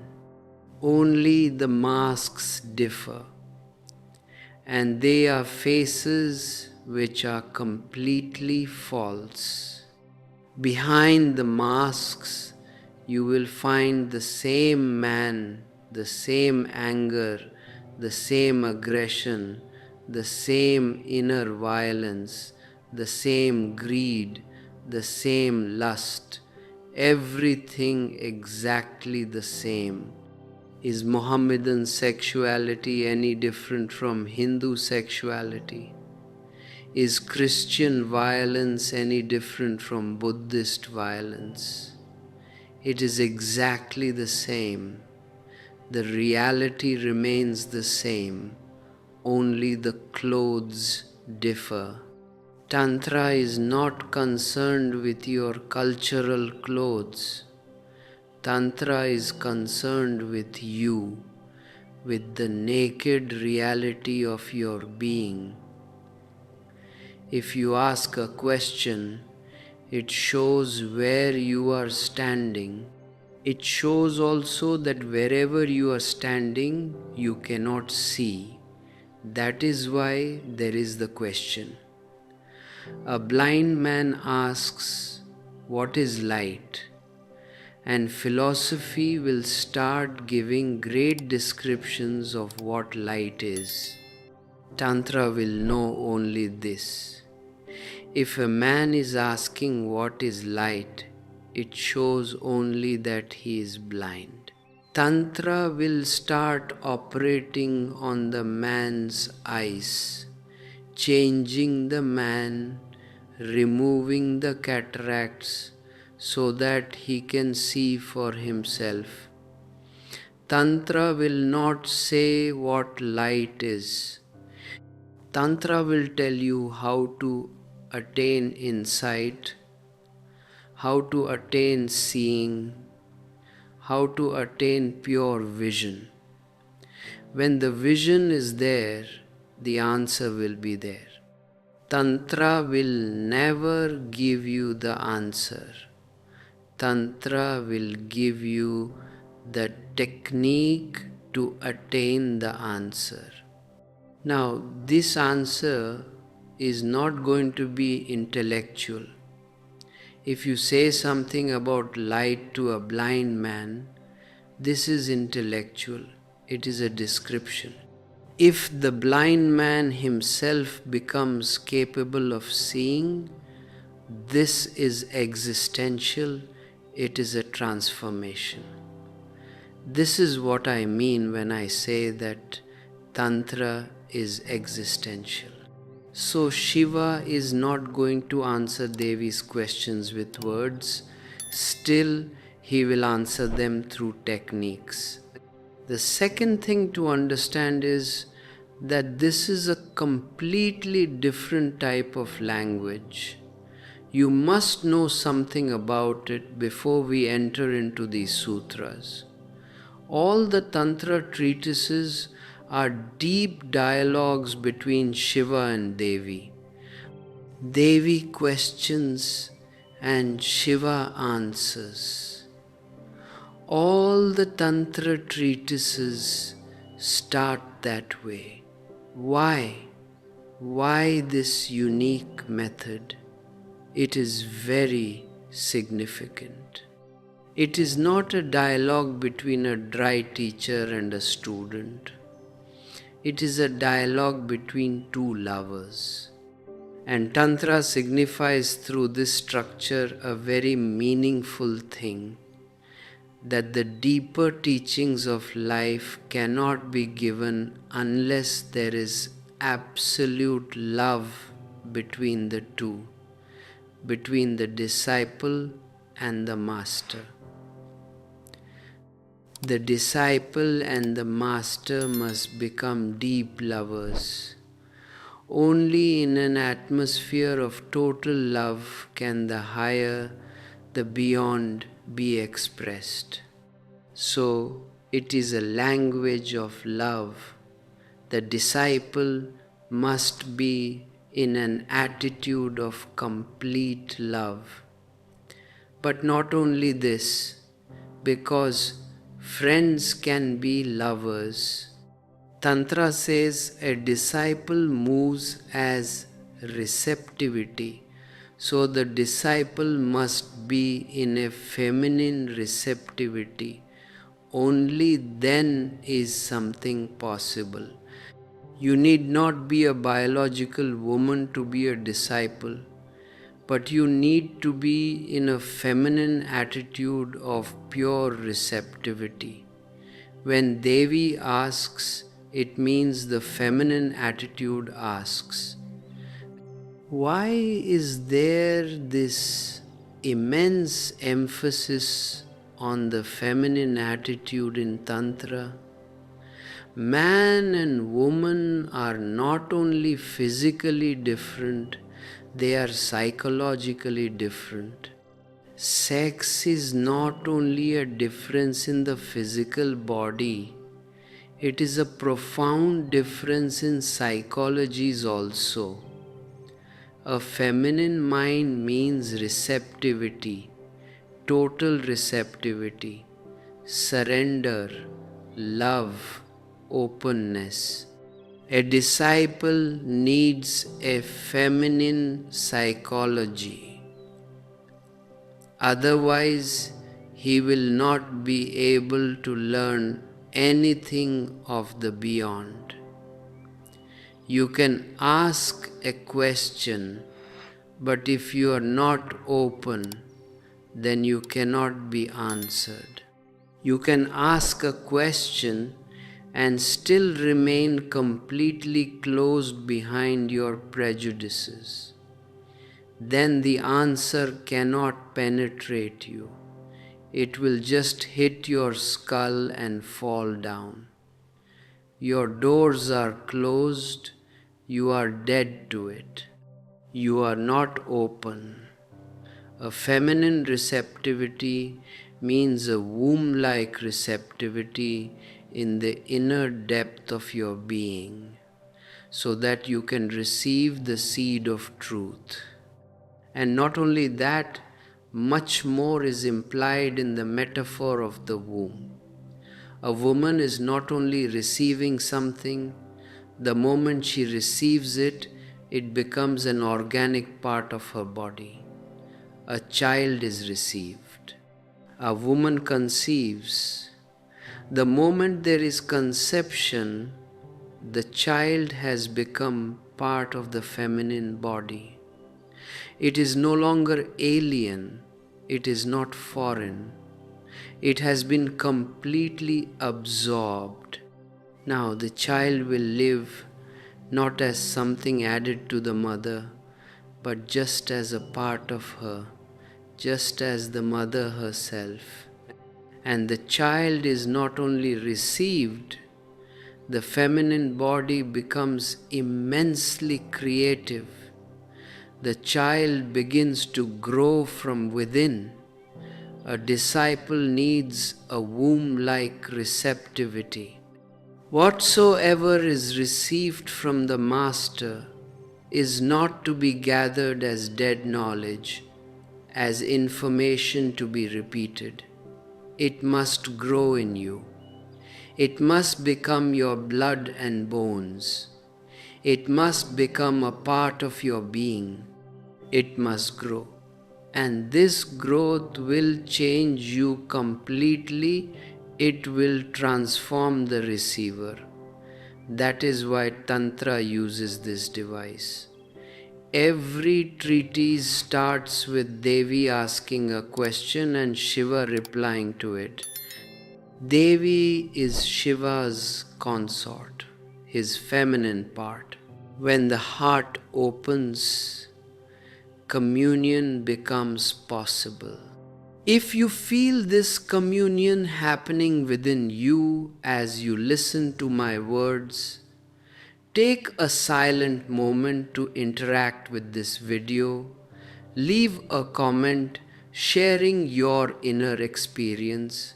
Hit the like button and subscribe to this channel so we can continue to walk this path together.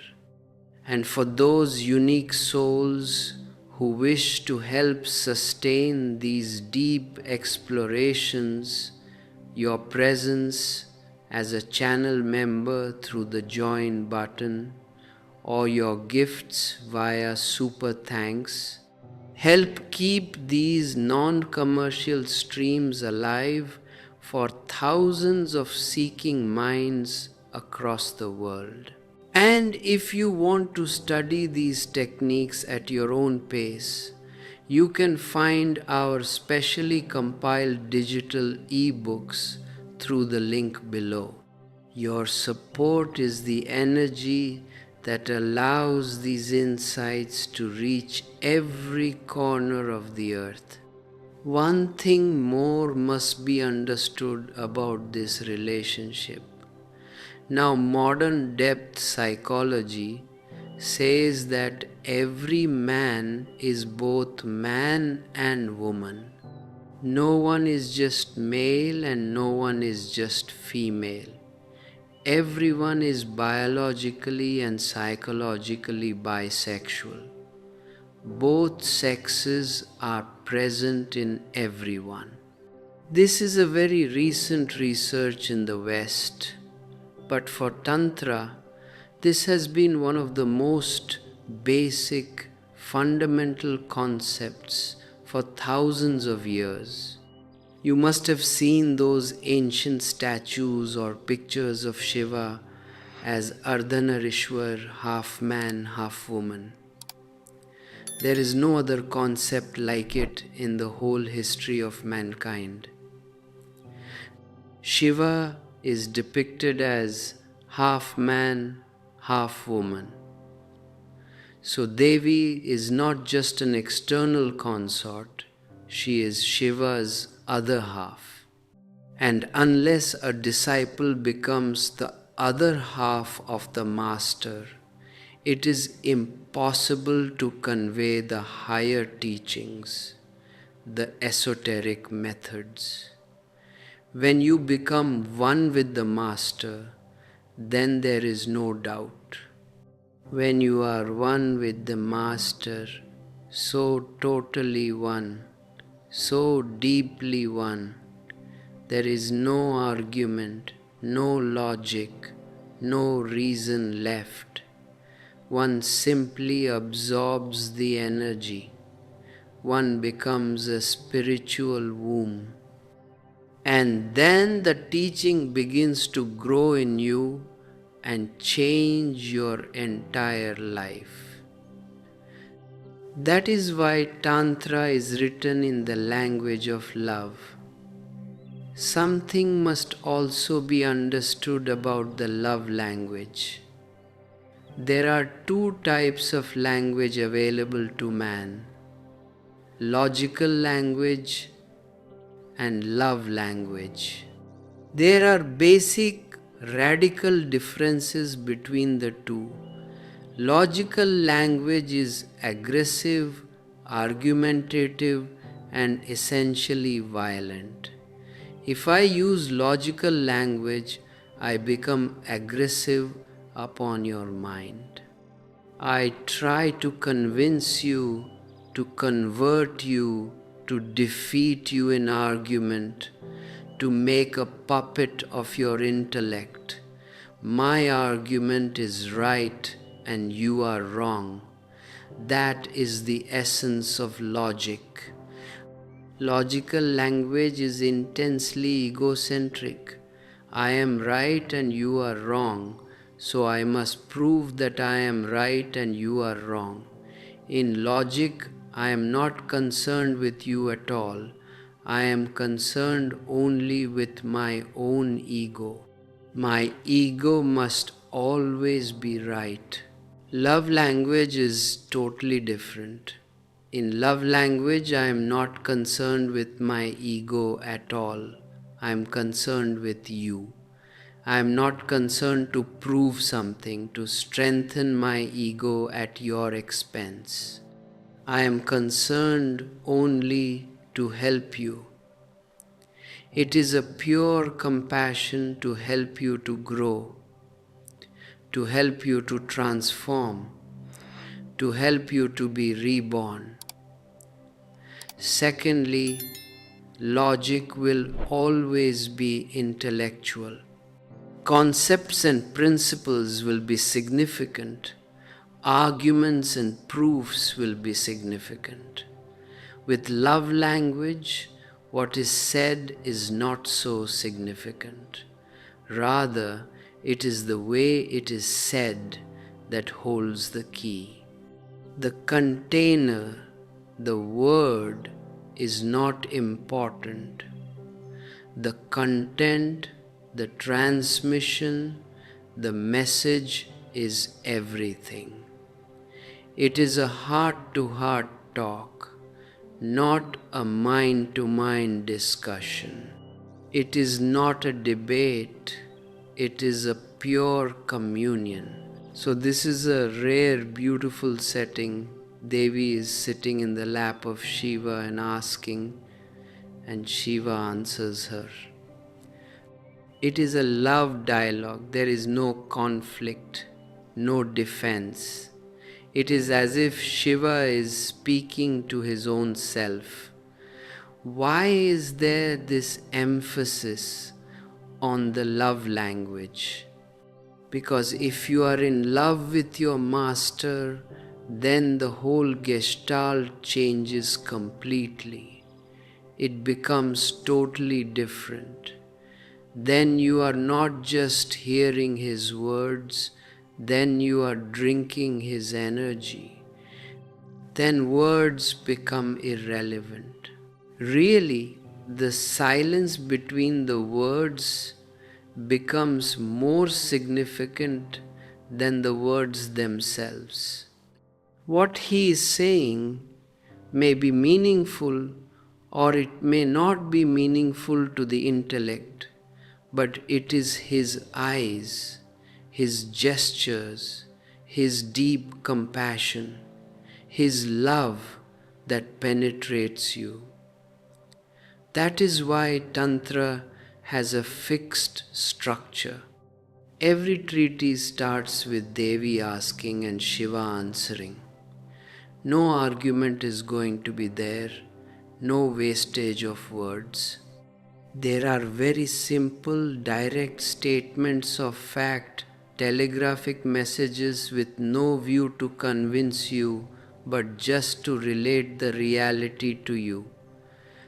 If you encounter a master like Shiva with a closed mind, with a questioning intellect, he will not answer you in this way.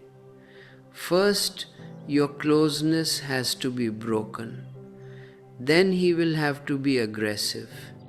Then your prejudices, your preconceptions have to be completely destroyed. Unless you are cleared completely of your past, nothing new can be given to you. But this is not so with his consort Devi. With Devi, there is no past, no defense. Remember, when you are deeply in love, your surface mind ceases to be. There is no past. Only the present moment becomes everything. When you are in love, the present is the only time. The now is all no past, no future. So Devi is just open. There is no defense mechanism working. Nothing to be cleared. Nothing to be destroyed. The ground is ready. Only a seed has to be dropped. The ground is not only ready, but welcoming, deeply receptive, asking to be impregnated with the truth. So all these sayings that we are going to discuss will be telegraphic. They are just sutras, but each sutra, each telegraphic message given by Shiva is worth a Veda, worth a Bible, worth a Quran. Each single sentence can become the base of a great scripture. Scriptures are logical. You have to propose, defend, and argue. Here, there is no argument, just simple, direct statements of love. Thirdly, the very words Vigyan Bhairav Tantra mean the technique of going beyond consciousness. Vijnana means consciousness. Bhairava means the state which is beyond consciousness. And Tantra means the method of going beyond consciousness. This is the supreme doctrine without any doctrine at all. We are unconscious, so all the ordinary religious teachings are concerned with how to go beyond unconsciousness, how to be conscious. For example, Krishnamurti, Zen, they are all concerned with how to create more consciousness because we are asleep. So how to be more aware, alert. From unconsciousness, how to move toward consciousness. But Tantra says that this is a duality, unconscious and conscious. If you move from unconsciousness to consciousness, you are still moving from one duality to another. Move beyond both. Unless you move beyond both, you can never reach the ultimate, the absolute. So be neither the unconscious nor the conscious.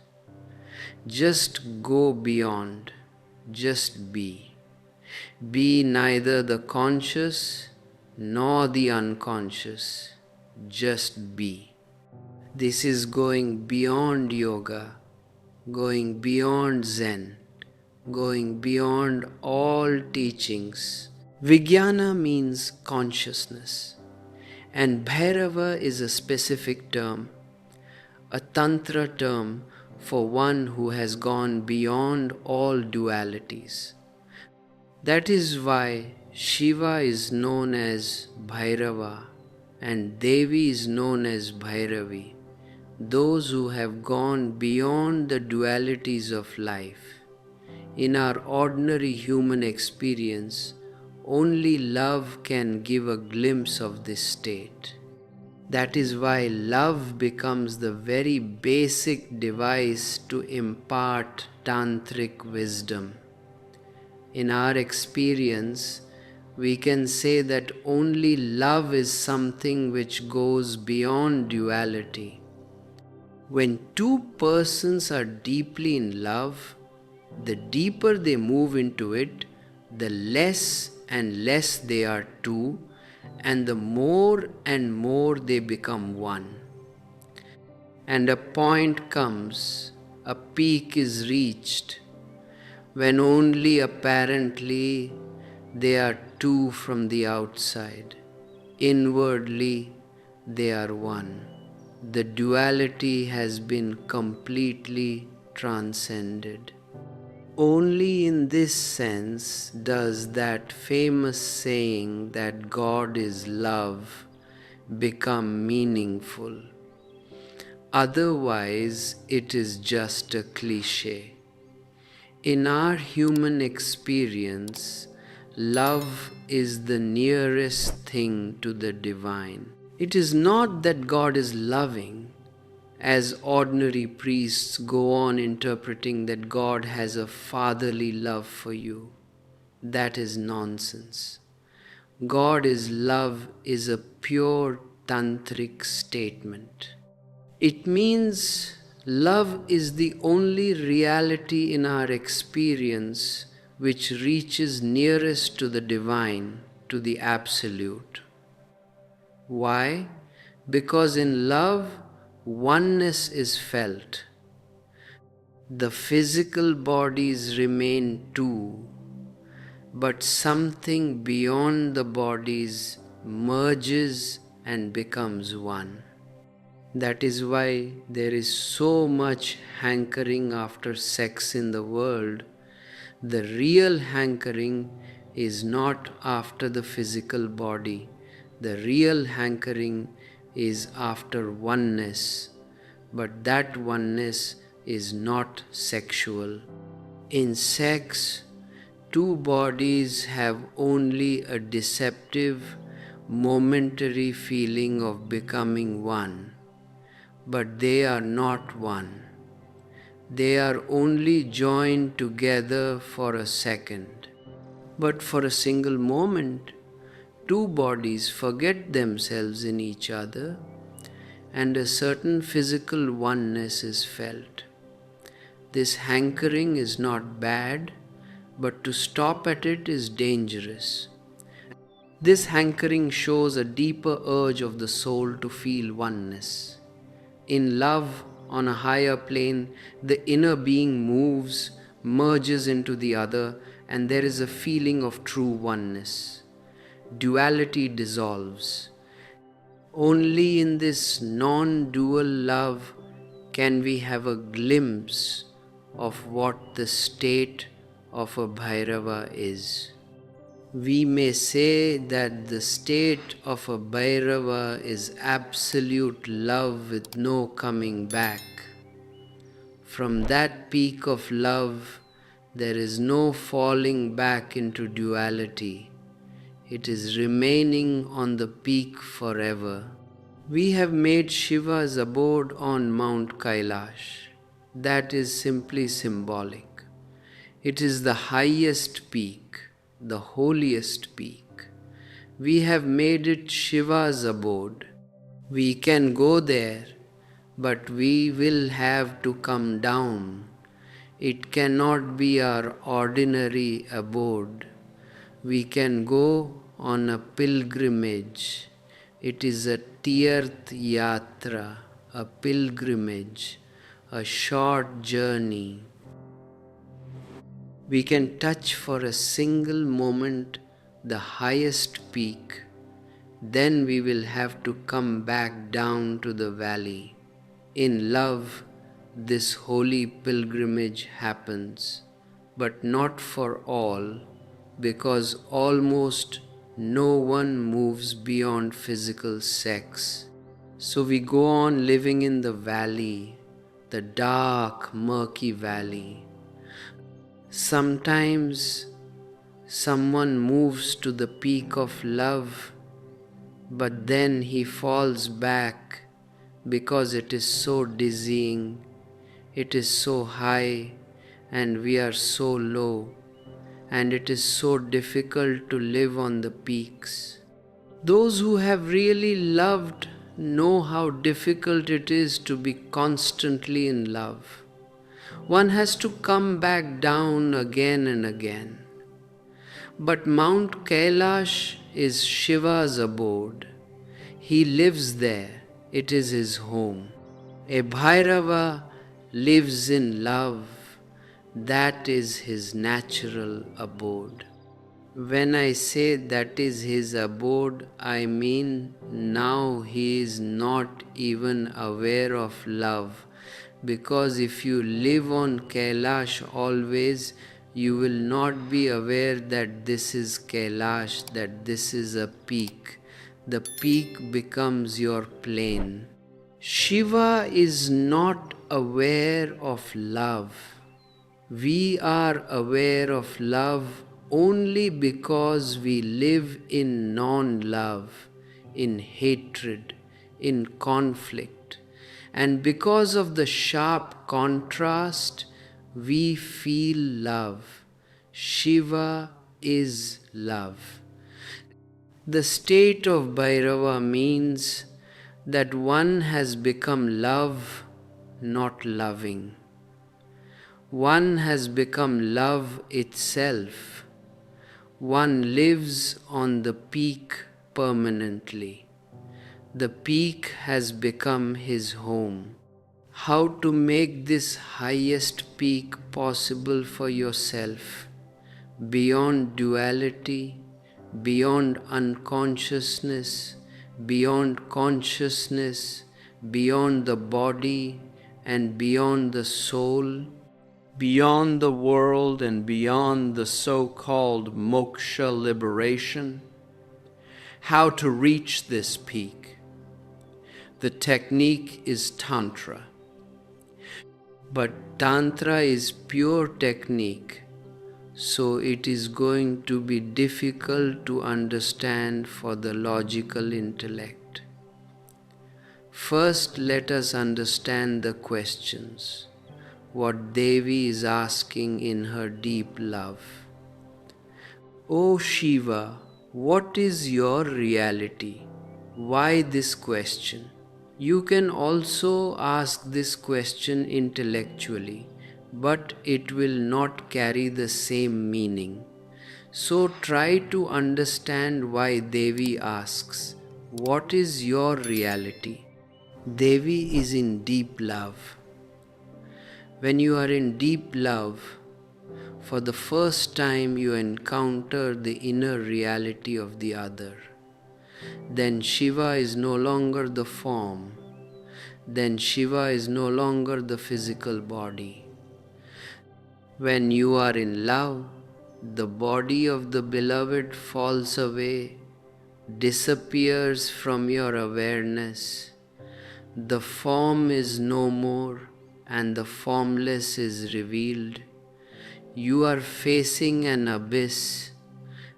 That is why we are so mortally afraid of love.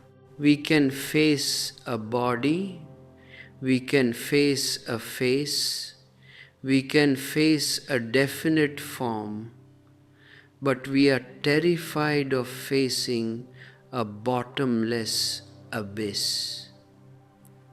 If you love someone, if you really love, his body is bound to disappear from your awareness. In some moments of climax, of peak intimacy, the form will dissolve, and through the beloved, you will enter the formless universe.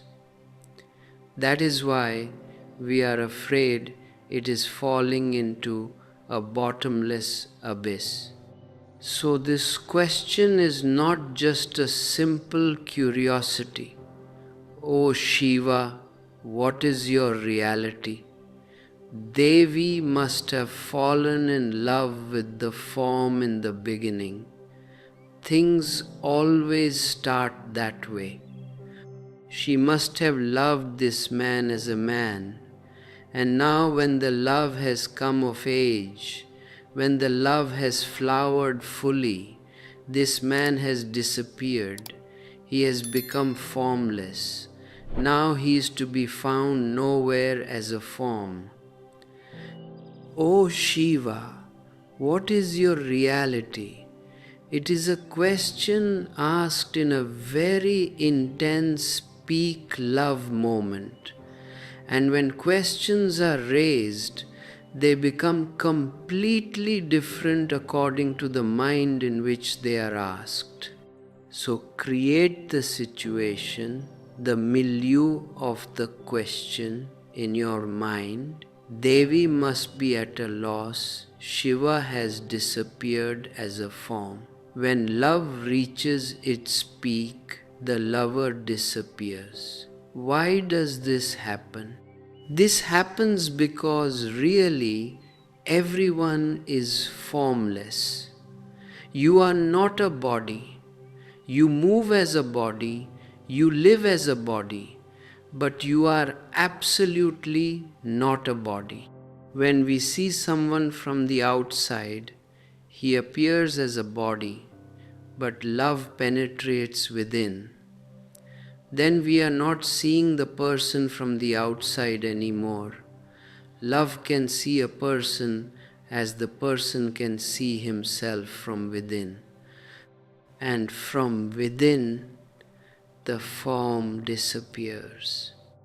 A Zen monk, Rinzai, attained his enlightenment, and the first thing he asked was, where is my body? Where has my body gone? And he began to search for it. He called his disciples and said, "Go and find out where my body is. I have completely lost my body." He had entered the formless reality. You are also a formless existence, but you know yourself not directly from within, but from others' eyes. You know yourself only through the mirror. Sometime, while looking in the mirror, close your eyes and then think, meditate. If there was no mirror in the world, how could you have known your face? If there was no mirror, there would have been no face for you.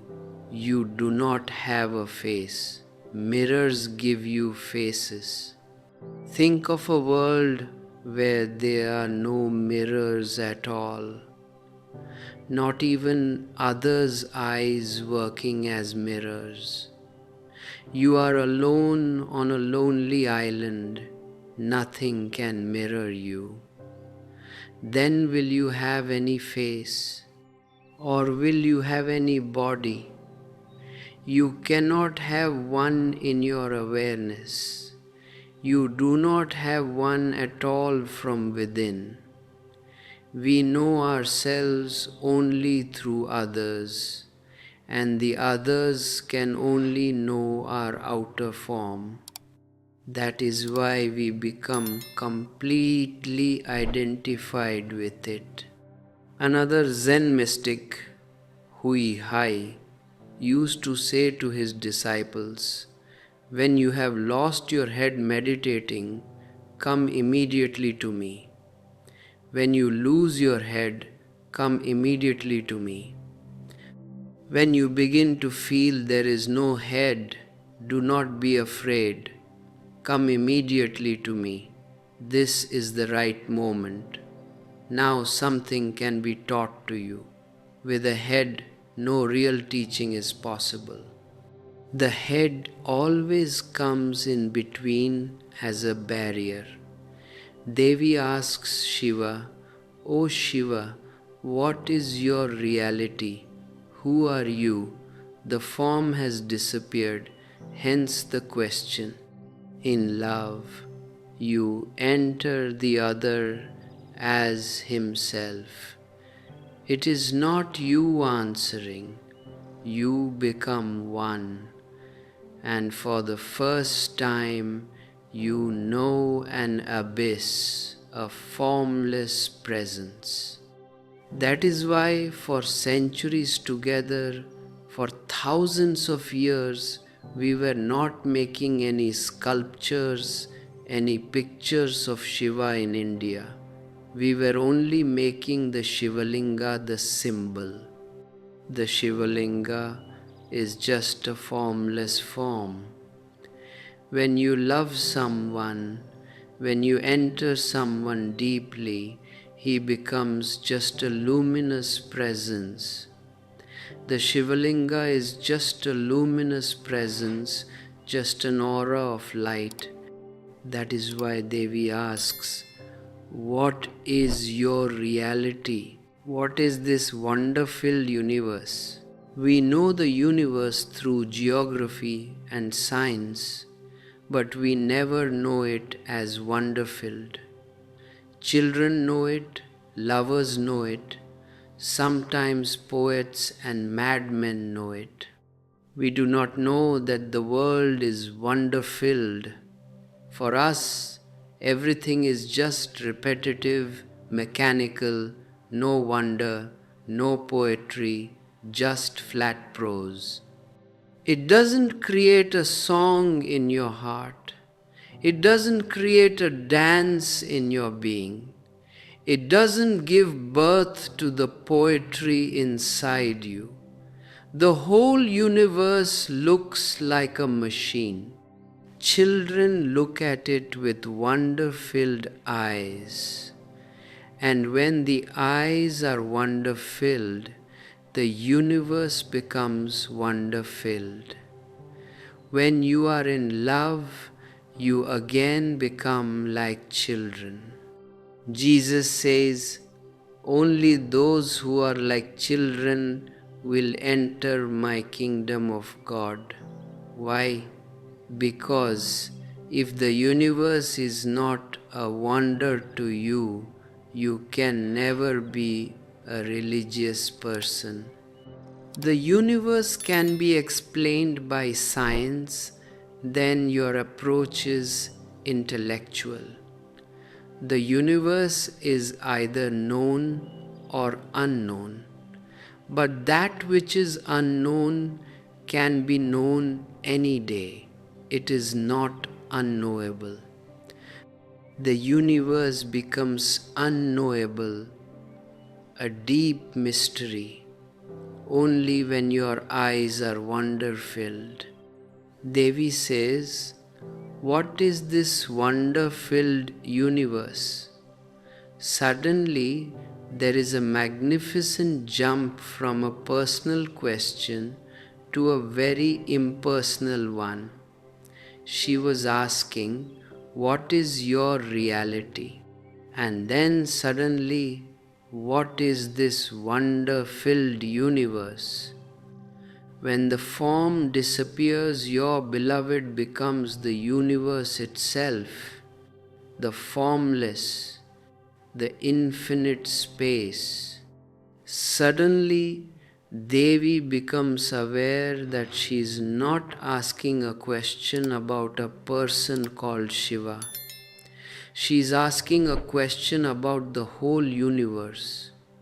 Now Shiva has become the whole universe for her. Now all the stars are moving in him, and the whole firmament and the whole space is surrounded by him. Now he is the great engulfing factor, the great encompassing. When you enter into love, into a deep, intimate world of love, the person disappears, the form disappears, and the lover becomes just a door to the universe. Your curiosity can be a scientific one, then you have to approach through logic. Then you must not think of the formless. Then beware of the formless. Then remain content with the form. Science is always concerned with the form. If anything formless is proposed to a scientific mind, he will cut it into a form.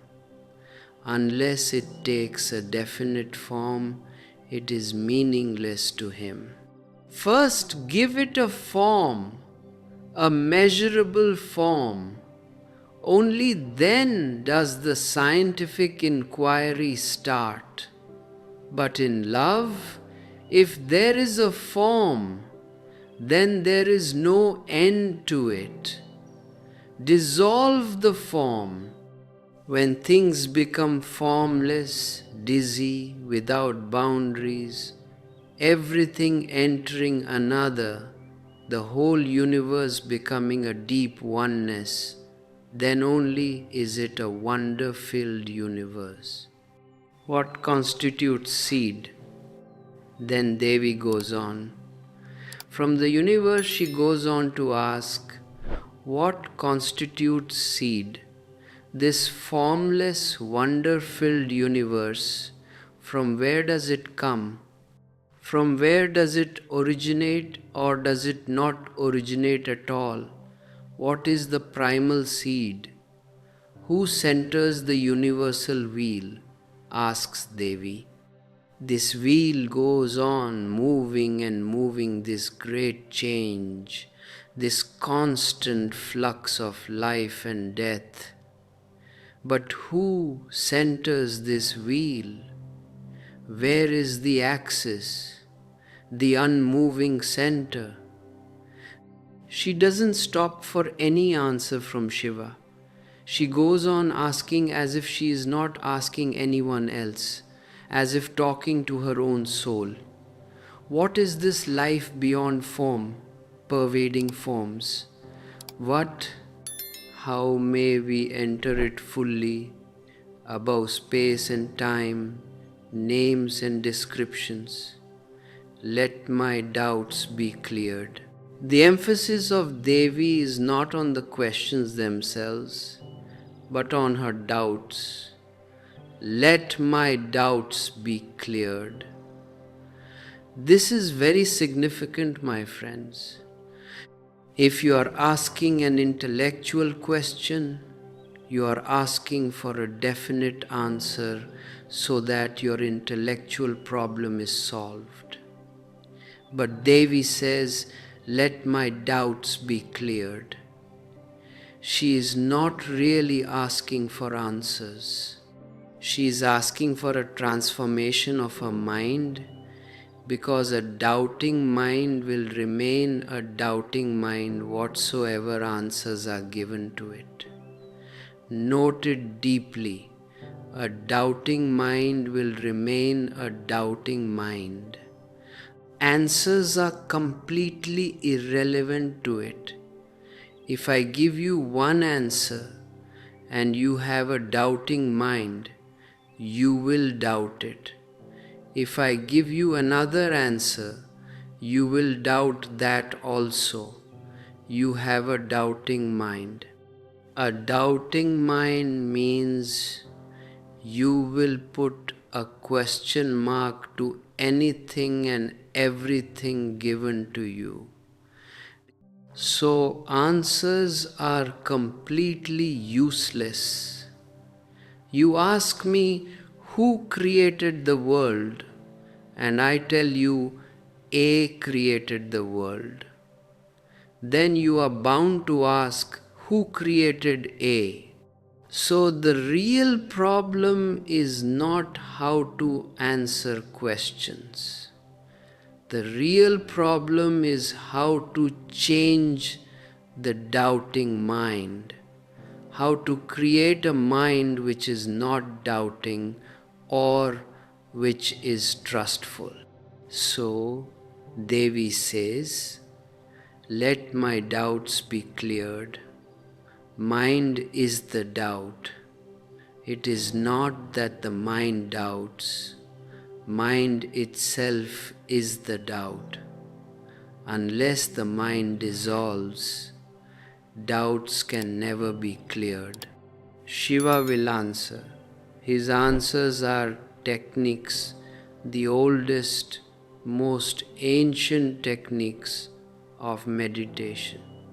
But you can call them the latest also, because nothing can be added to them.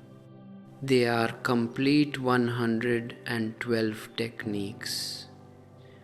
They have taken in all the possibilities, all the ways of cleaning the mind, of transcending the mind. Not a single method could be added to Shiva's 112 methods. And this treatise, the Vigyan Bhairav Tantra, is 5,000 years old. Nothing can be added. There is no possibility to add anything. It is completely exhaustive. It is the most ancient and yet the newest. Old like old hills, the methods seem eternal, and they are new like a dewdrop before the sun, because they are so fresh when you practice them. These 112 methods of meditation constitute the whole science of transforming the human mind. We will enter them one by one. We will try to comprehend them first intellectually, but use your intellect only as an instrument, not as your master. Use it as an instrument to understand something, but do not go on creating barriers with it. When we talk about these techniques, just put aside your past knowledge, your knowing, whatsoever information you have collected from books. Put them aside, they are just dust gathered on the road. Encounter these methods with a completely fresh mind, with alertness, of course, but absolutely not with argumentation. And do not create the fallacy that an argumentative mind is an alert mind. It is not. Because the moment you move into arguments, you have lost the awareness. You have lost the alertness. Then you are no longer here. These methods do not belong to any religion. Remember, they are not Hindu at all. Just as the theory of relativity is not Jewish because Einstein conceived it. And radio and television are not Christian. No one says, "Why are you using electricity?" This is Christian because a Christian mind conceived it.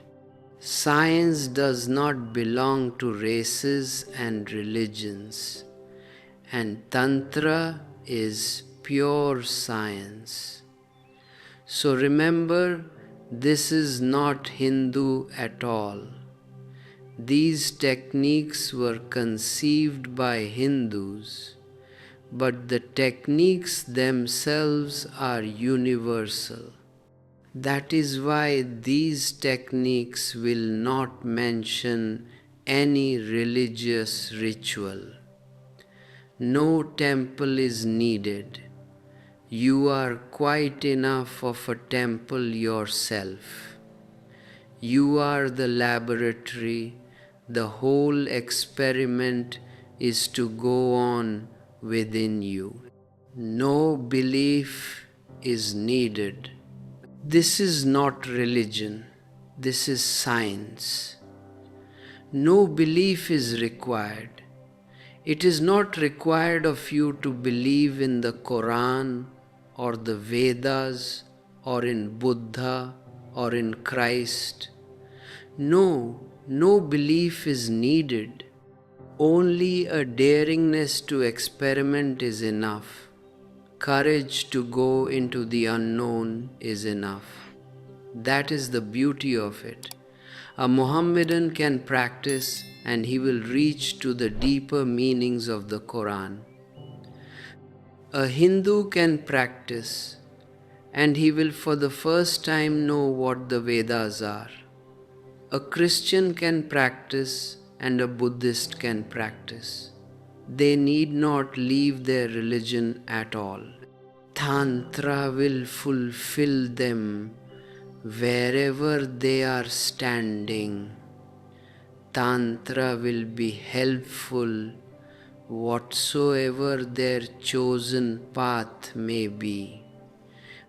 So remember this, Tantra is pure science. You may be a Hindu or a Mohammedan or a Christian. Tantra doesn't touch your external religion at all. Tantra says that religion is a social affair. So belong to any religion. It is completely irrelevant to the inner work. But you can transform yourself. And that transformation needs a scientific methodology. When you have fallen ill, when you have caught tuberculosis or any other disease, then whether you are a Hindu or a Mohammedan makes no difference to the medicine. The tuberculosis remains completely indifferent to your Hinduism, to your beliefs, political, social, or religious. Tuberculosis has to be treated scientifically. There is no Hindu tuberculosis, no Christian tuberculosis. You are ignorant, you are in conflict, you are fast asleep. This is a disease, a spiritual disease. This disease has to be treated by tantra. Your beliefs are irrelevant. It is just a coincidence that you are born somewhere and someone else is born somewhere else. Your religion is a social coincidence, so do not cling to it. Use some scientific methods to transform your inner being. Tantra is not very well known in the world, and even if it is known, it is very much misunderstood. There are reasons for it. The higher and purer a science, the less is the possibility that the masses will understand it. We have only heard the name of the theory of relativity. It used to be said that only 12 persons understood it when Einstein was alive. All over the world, only 12 minds could comprehend it. It was difficult even for Albert Einstein to make it understandable to someone, because it moves so high, it goes above your ordinary head. But it can be understood. A technical, mathematical knowledge is needed, a specific training is needed, and then it can be understood. But Tantra is even more difficult because no intellectual training will help you. Only an inner transformation can help you. That is why Tantra could never become understood by the masses. And it always happens that when you cannot understand a thing, at least you will misunderstand it, because then your ego can feel, okay, I understand it. The human mind cannot simply remain in a vacuum. Secondly, when you cannot understand a thing, you begin to abuse it because it insults your ego. You cannot understand it, that is impossible. Something must be wrong with the thing itself, you conclude. One begins to abuse it, one begins to talk nonsense about it, and then he feels, now it is okay. So Tantra was not understood. Tantra was deeply misunderstood. It was so deep and so high that this was natural. Secondly, because Tantra moves beyond all dualities, the very standpoint is amoral. Please understand this word deeply. Moral, immoral, amoral. We understand morality, we understand immorality, but it becomes very difficult for the mind if something is amoral beyond both. Tantra is amoral. Look at it in this way. A medicine is amoral. It is neither moral nor immoral. If you give it to a thief, it will help his body. If you give it to a saint, it will help his body. It will make no differentiation between a thief and a saint. The medicine cannot say, this is a thief, so I am going to kill him, and this is a saint, so I am going to help him. A medicine is a scientific thing. Your being a thief or being a saint is completely irrelevant to its chemical properties. Tantra is amoral. Tantra says, No particular morality is needed as a precondition. On the contrary, you are immoral only because you have a very disturbed, chaotic mind. So, Tantra cannot make a precondition that first you become moral, and then only can you practice Tantra. Tantra says this is absolutely absurd. Someone is ill, feverish, and the doctor comes and says, first bring down your fever, first be completely healthy, only then can I give you the medicine. This is what ordinary religions are doing. A thief comes to a saint and says, I am a thief, tell me how to meditate. The saint says, first leave your profession, first stop stealing. How can you meditate if you remain a thief? An alcoholic comes and says, I am an alcoholic, how can I meditate? The saint says, the first condition is leave alcohol, only then can you meditate. The conditions become suicidal. The man is an alcoholic or a thief or immoral precisely because he has a disturbed mind, a sick mind. These are the effects, the consequences of the diseased mind, and he is told, first be well and then you can take the medicine. But then who needs the medicine? Meditation is medicinal. It is a pure medicine. Tantra is amoral. It doesn't ask you who you are. Your being a human being is more than enough. Wherever you are, whatsoever you are accepted by Tantra. Choose a technique which fits you, put your total energy into it, and you will not be the same person again. Real, authentic techniques always function like that. If I make preconditions, it shows I have a pseudo technique.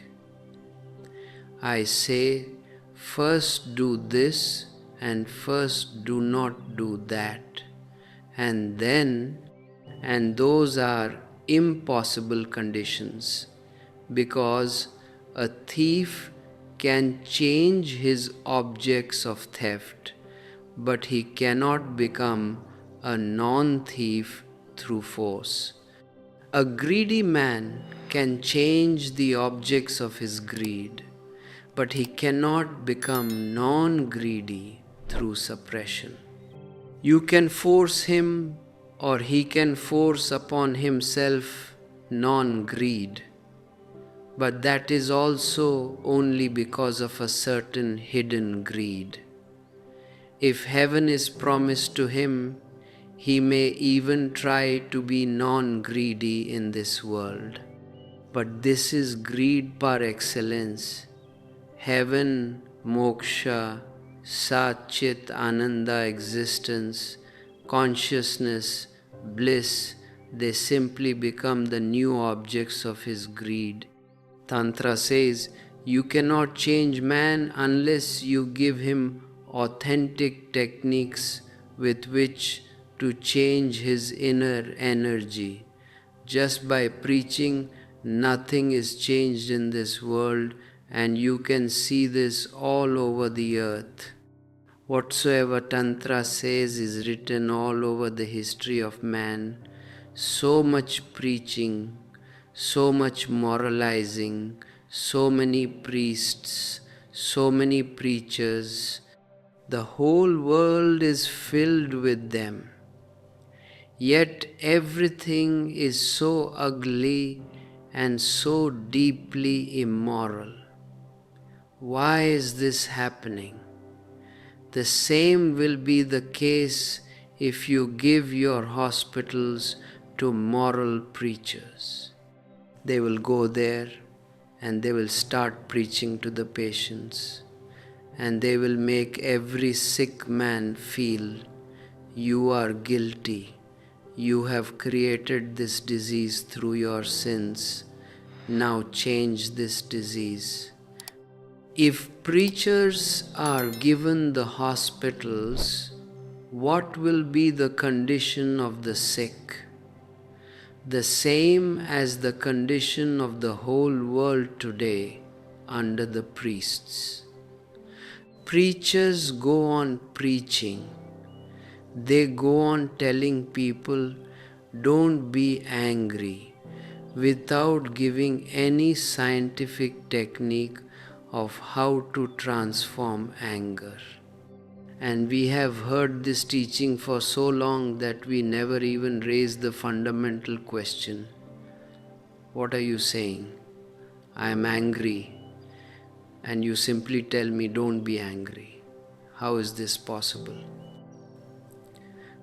When I am angry, it means at that moment I am anger, and you just tell me, don't be angry.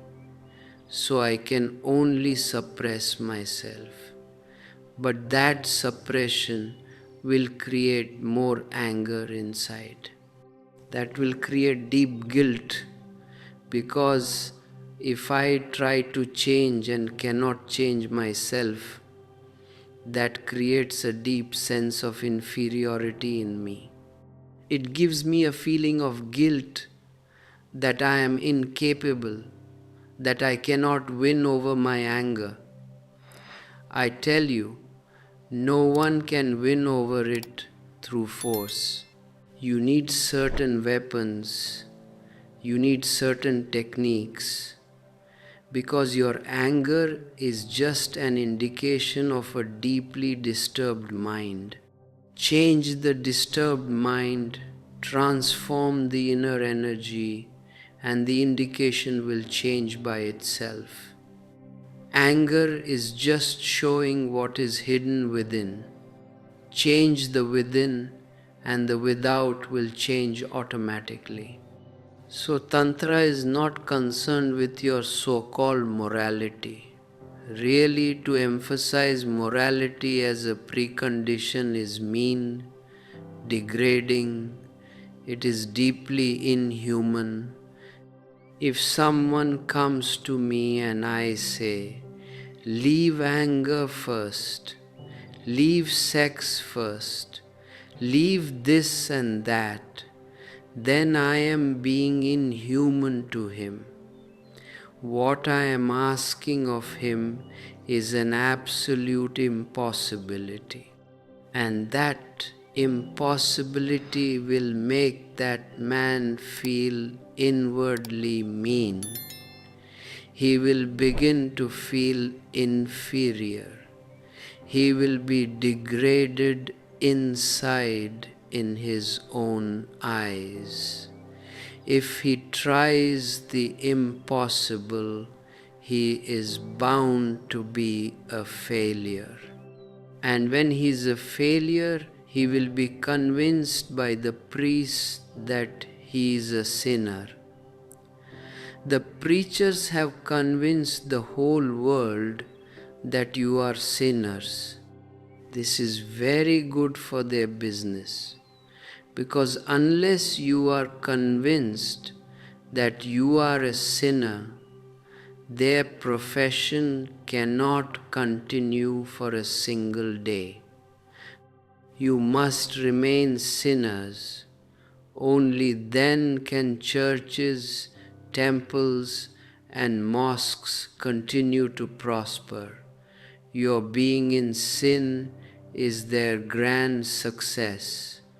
Your guilt is the very foundation of all the highest churches in the world. The more guilty you are, the more churches will go on rising higher and higher into the sky. They are built on your guilt, on your sin, on your inferiority complex. Thus, They have created an inferior, sick humanity. Tantra is absolutely not concerned with your so-called morality, your social formalities, your etiquette. That doesn't mean that Tantra tells you to be immoral. No. Tantra is so much unconcerned with your morality that Tantra cannot even say to be immoral. Tantra simply gives you scientific techniques for changing the inner mind, and once the mind is different, your character will be different automatically. Once the basis of your inner structure changes, your whole edifice will be different. Because of this amoral attitude, Tantra could not be tolerated by your so-called saints. They all went against it, because if Tantra succeeds, then all this nonsense which goes on in the name of moral religion will have to stop immediately. See this clearly. Christianity fought very much against scientific progress in the West. Why? Only because if scientific progress is allowed in the material world, then the time is not very far off when in the psychological and in the spiritual world also science will penetrate. So Christianity started fighting scientific progress. Because once you know that you can change matter through technique, the time is not very far off when you will come to know that you can change the mind through techniques, because mind is nothing but subtle matter. This is Tantra's basic proposition, that mind is nothing but subtle matter. It can be changed through methodology. And once you have a different mind, you have a completely different world, because you look at the world through the filter of your mind. The world you are seeing right now, you are seeing only because of a particular state of mind. Change the mind, and when you look, there is a totally different world before you. And if there is no mind, that is the ultimate for Tantra, to bring about a state where there is no mind at all. Then you look at the world without a mediator. When the mediator is not there, you are encountering the real directly, because now no one is standing between you and the real. Then nothing can be distorted. So Tantra says that when there is no mind, that is the state of a Bhairava, a pure no-mind state, for the first time you look at the world as it is, at that which is. If you have a mind, you go on creating a world of your own. You go on imposing, projecting your own thoughts. So first change the mind, then change from mind to no mind. And these 112 methods can help each and every human being. Any particular method may not be of use to you. That is why Shiva goes on relating so many methods. Choose any one method which fits your personality. It is not difficult to know which method suits you. We will try to understand each method and how to choose for yourself one method which can change you and your mind completely. This understanding, this intellectual understanding, will be a basic necessity. But this is not the end of the matter. Whatsoever I talk about here, you must try it practically. Really, when you try the right method, it clicks inside immediately. So, I will go on talking about these methods here.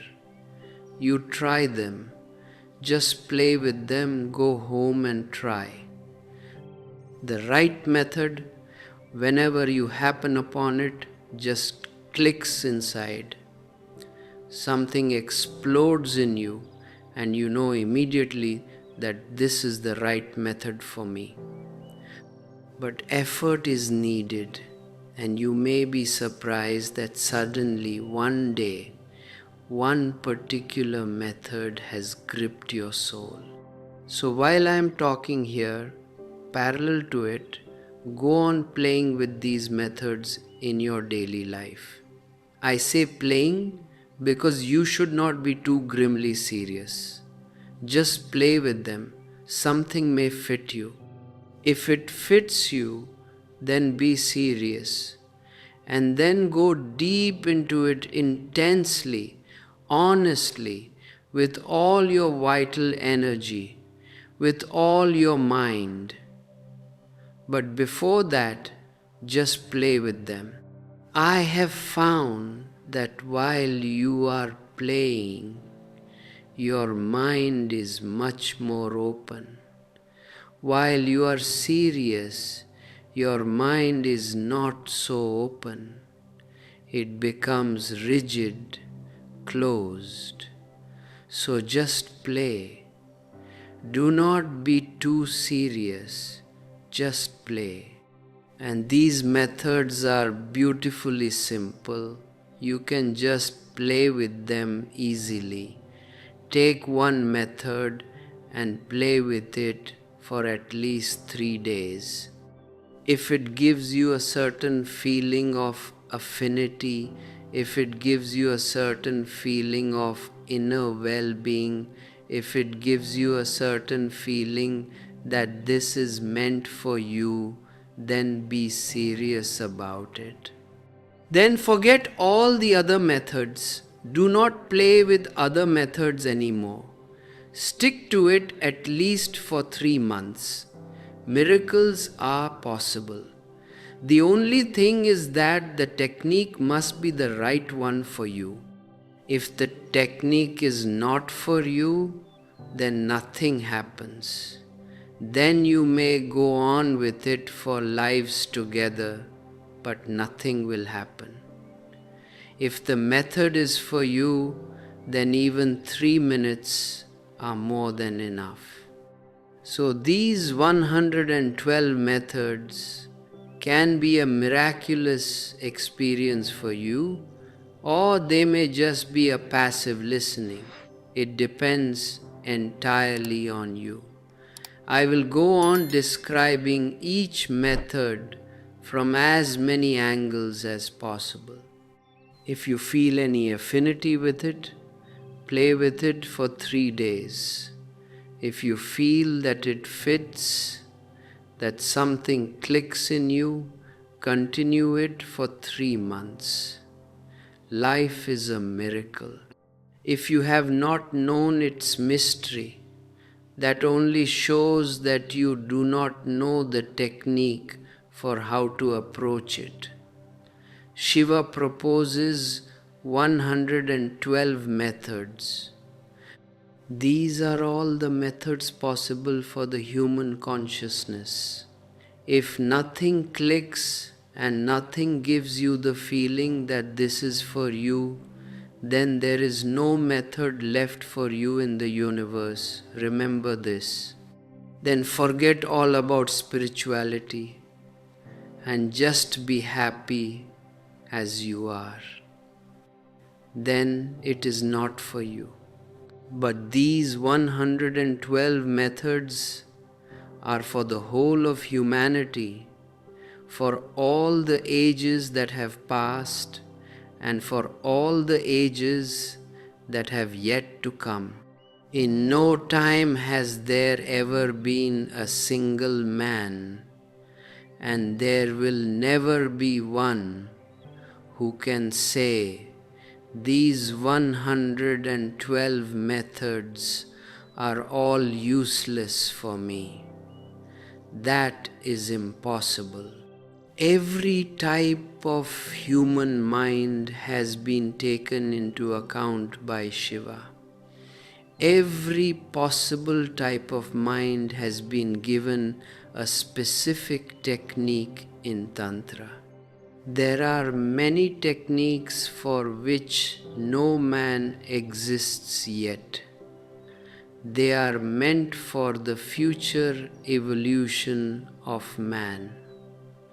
There are many techniques for which no man exists now. They were meant for the past. But do not be afraid. There are many methods right here which are meant specifically for you. To understand these methods and how they can function in your life, you must understand the basic difference between the path of yoga and the path of tantra. They reach to the same ultimate goal. However, their paths are not only different, but completely contrary also. This has to be understood very clearly, because if you are confused about the path, you will create an inner chaos. The yoga process is also a methodology. Yoga is also a deep technique. Yoga is not mere philosophy. Just like Tantra, yoga depends on action, on method, on doing. Doing leads to being in yoga also, but the inner process is totally different. In yoga, one has to fight. It is the path of the spiritual warrior. On the path of Tantra, one does not have to fight at all. Rather, on the contrary, one has to indulge, but with absolute awareness. Yoga is suppression with awareness. Tantra is indulgence with awareness. Tantra says that whatsoever you are, the ultimate is not opposite to it. It is a natural growth. You can grow to be the ultimate from the very point where you are standing right now. There is no real opposition between you and the cosmic reality. You are an organic part of it, so no struggle, no conflict, no violent opposition to nature is needed. You have to use nature. You have to use whatsoever you are to go beyond. In yoga, you have to fight with yourself to go beyond. In the eyes of yoga, the world and moksha, liberation, you as you are right now, and you as you can be in your ultimate flowering, are two opposite inimical things. You must suppress, you must fight, you must dissolve that which you are, so that you can attain that which you can be. Going beyond is like a death in yoga. You must die for your real being to be born. In the eyes of Tantra, yoga is a deep, slow suicide. You must kill your natural self, your body, your basic instincts, your desires, everything. But Tantra says accept yourself exactly as you are. It is a philosophy of deep, total acceptance. Do not create a false gap between you and the real, between the world and nirvana. Do not create any division. There is no gap for Tantra. No inner death is needed. For your rebirth, no suicide is needed. Rather, a beautiful transcendence. And for this transcendence, you must use yourself as raw material. For example, sex energy is there, the primary energy of life. It is the basic energy you are born through, born with. The basic cells of your being and of your physical body are sexual. So the human mind naturally revolves around sex. For yoga, you must fight with this energy. Through fight, you create a completely different center in yourself. The more you fight your natural desires, the more you become integrated in a different center. Then sex ceases to be your center. Fighting with sex consciously will create in you a new center of being, a new crystallization of your life force. Then sex will not be your energy. You will create your energy by the very act of fighting with sex. A completely different energy will come into being and a different center of existence. For Tantra, you have to use the energy of sex. Do not fight with it under any circumstances. Transform it. Do not think in terms of enmity. Be deeply friendly to it. It is your energy. It belongs to you. It is not evil. It is not bad. Every energy in existence is just natural. It can be used for you or it can be used against you. You can make a heavy block of it, a barrier, or you can make it a stepping stone. It can be used beautifully. Rightly used, it becomes your friend. Wrongly used, it becomes your worst enemy. But in itself, energy is just natural, neutral. As ordinary sleepy man is using sex, it becomes an enemy, it destroys him, he simply dissipates his vital energy in it and dies in the valley. Yoga takes the opposite view, opposite to the ordinary sleepy mind. The ordinary mind is being destroyed by its own blind desires. So yoga says, stop desiring. Be completely desireless. Fight desire and create an integration in yourself which is totally desireless. Tantra says, be deeply aware of the desire.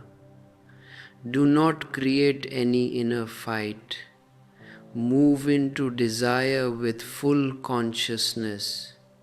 And when you move into desire with full consciousness, you transcend it automatically. You are into it and still you are not in it. You pass through it like an outsider. You remain untouched. Yoga appeals much to the ordinary mind because yoga is just the opposite of the ordinary mind. So the ordinary mind can easily understand the language of yoga. You know how sex is destroying you, how it has destroyed you throughout your life, how you go on revolving around it like a slave, like a puppet. You know this by your daily experience. So when yoga says fight it, you immediately understand the language. That is the secret of the easy appeal of yoga. Tantra cannot be so easily appealing to a sick mind. It seems very difficult, almost dangerous. How to move into desire without being overwhelmed by it. How to be in the sex act consciously with full awareness. The ordinary mind becomes afraid. It seems dangerous. Not that Tantra is dangerous. Whatsoever you know about your own sex creates this fear for you. You know yourself. You know how easily you can deceive yourself. You know very well that your mind is deeply cunning. You can move into desire, into sex, into everything. And you can easily deceive yourself that you are moving with full awareness. That is why you feel the danger. The danger is not in Tantra. The danger is entirely in you. And the appeal of yoga is because of you, because of your ordinary, sex-suppressed, sex-starved, sex-indulging mind.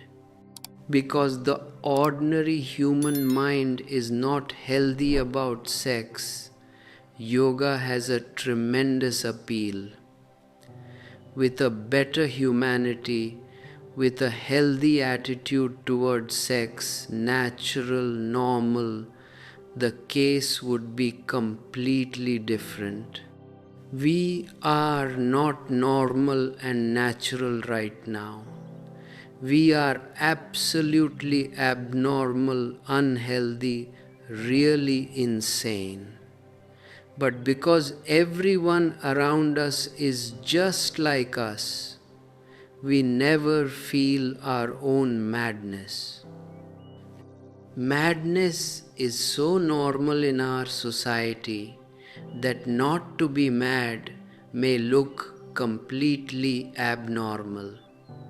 A Buddha is abnormal amongst us.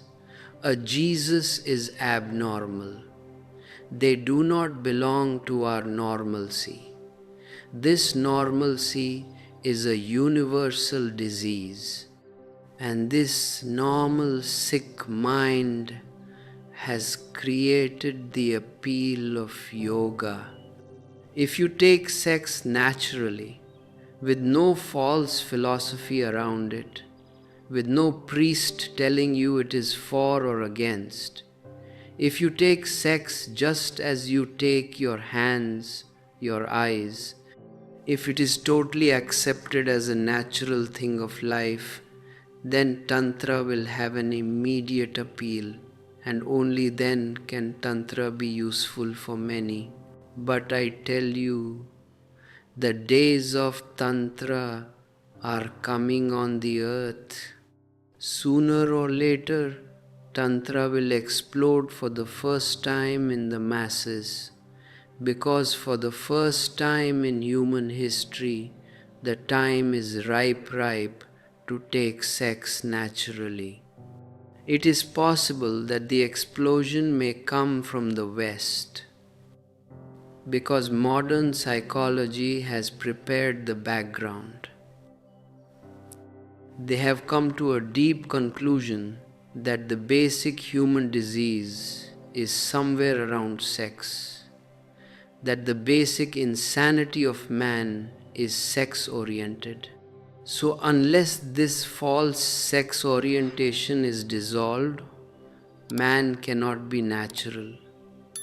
Man cannot be normal.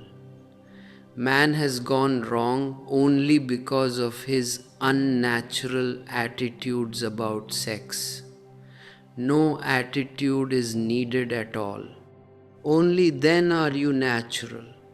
What attitude do you have about your eyes? Do you think your eyes are evil, or do you think they are divine? Are you for your eyes, or are you against them?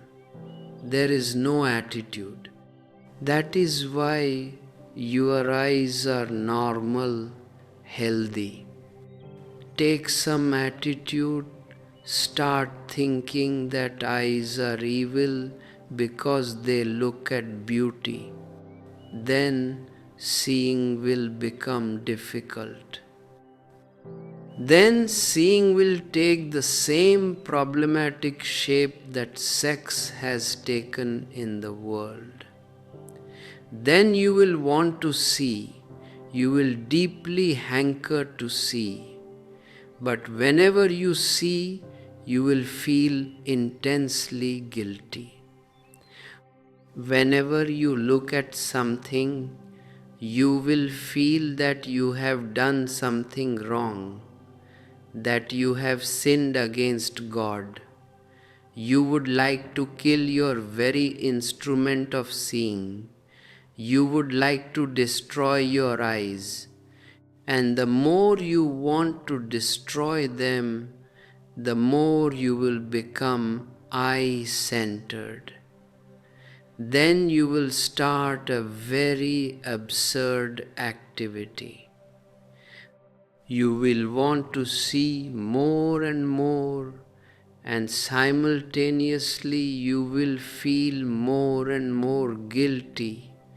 The exact same tragedy has happened with the sex center of man. Tantra says, accept whatsoever you are.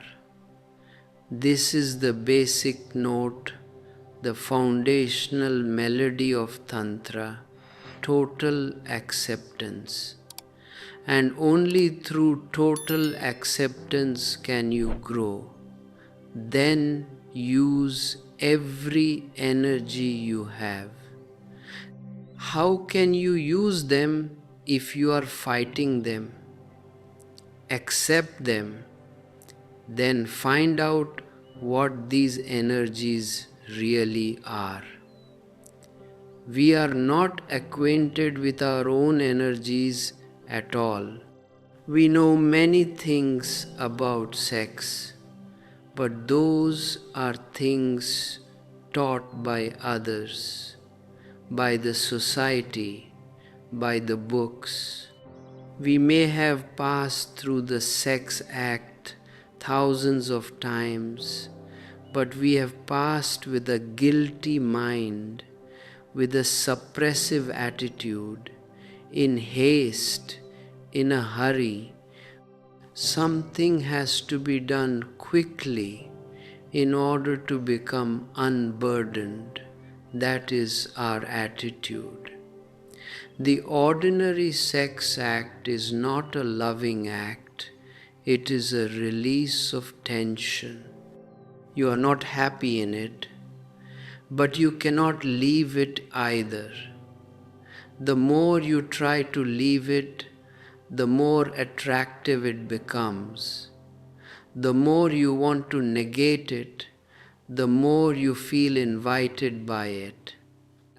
You cannot negate it, but this constant attitude to negate, to destroy, destroys your very mind, your very awareness, your very sensitivity, which could have understood it.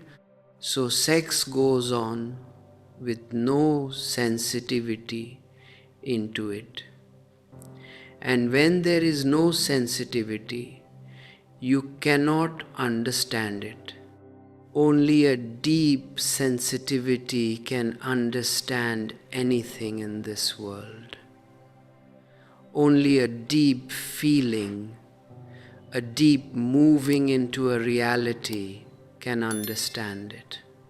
You can understand sex only if you move into it as a poet moves amidst beautiful flowers. Only then. If you feel guilty about flowers, you may pass through the garden, but you will pass with closed eyes.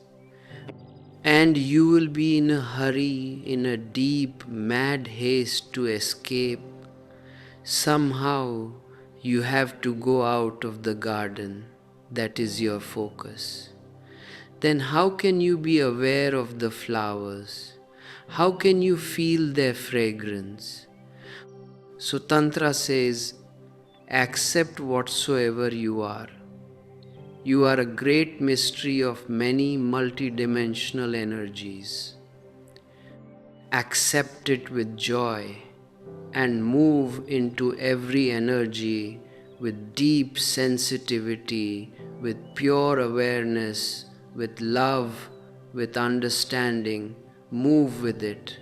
Then every desire becomes a vehicle to go beyond it.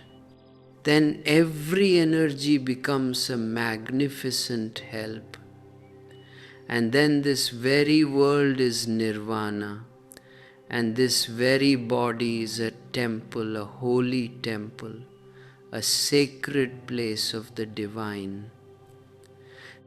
If this vision of total acceptance opens something within your heart, take a moment to reflect on your own inner conflicts. Share your thoughts in the comments below, like this video and subscribe to this channel so that we can continue this deep exploration together. If you feel a profound resonance with these spoken discourses and wish to support their continuation, you are welcome to use the join button to become a channel member. Offer your support through super thanks or explore our collection of digital ebooks through the link in the description. Your energy is what keeps these streams of consciousness flowing to seeking minds all over the world. Yoga is negation. Tantra is affirmation. Yoga thinks in terms of duality. That is the very reason for the word yoga. It means to put two things together, to yoke two things together. But the two are there. The duality is maintained. Tantra says there is no duality at all. If there is real duality, then you cannot put them together. And howsoever you try, they will remain two. Howsoever tightly put together, they will remain two. The inner fight will continue, and the dualism will remain a torment. If the world and the divine are two separate things, then they cannot be put together. If really they are not two, if they are only appearing as ego, only then can they become one in your realization. If your body and your soul are two opposite things, then they can never be put together. If you and God are two, then there is no possibility of putting them together. You will remain separate. Tantra says there is no duality. It is only a false appearance, an illusion of the sleepy mind. So why help this appearance of duality to grow stronger? Tantra asks, why help this illusion of duality to become solid through your fight. Dissolve it this very moment. Be one. Through total acceptance, you become one. Absolutely not through fight. Accept the world, accept the body, accept everything that is inherent in existence. Do not create a different center in yourself through conflict, because for Tantra, that different center created through fight is nothing but the ego. Do not create an ego. Just be aware of what you are. If you fight, then the ego will be strengthened. So it is very difficult to find a traditional yogi who is not a deep egoist. And yogis may go on talking beautifully about egolessness, but they cannot be egoless through their method. The very process they go through creates and strengthens the ego. The fight itself is the process.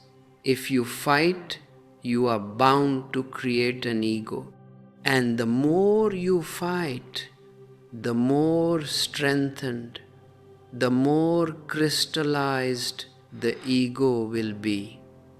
And if you win your fight against your desires, then you will achieve the supreme ego, the ego of a conqueror. Tantra says, no fight. Then there is no possibility of the ego arising at all. If we try to understand Tantra, there will be many problems for our minds. Because for us, if there is no fight, there is only blind indulgence. No fight means indulgence for our sick minds. Then we become afraid. We say we have indulged for lives together and we have reached nowhere. But for Tantra, indulgence is not your ordinary blind unconscious indulgence.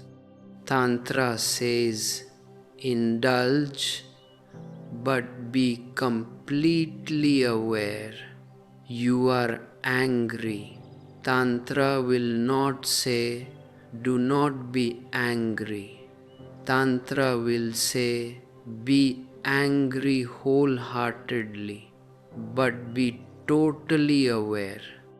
Tantra is never against anger. Tantra is only against spiritual sleepiness, against spiritual unconsciousness. Be aware and be angry. And this is the great secret of the method, that if you are aware in anger, anger is transformed. It becomes compassion. So Tantra says, anger is not your enemy. It is compassion in a seed form. The exact same anger, the exact same energy will become compassion once it moves through the fire of awareness. If you fight with it, then there will be no possibility for compassion to flower in your life. So if you succeed in fighting, if you succeed in absolute suppression, you will be a dead man, a stone. There will be no anger because you have suppressed it, but there will be no compassion either, because only anger could have been transformed into compassion. If you succeed in your suppression, which is an impossibility really, then there will be no sex in you, but there will be no love either, because only sex energy can grow into love.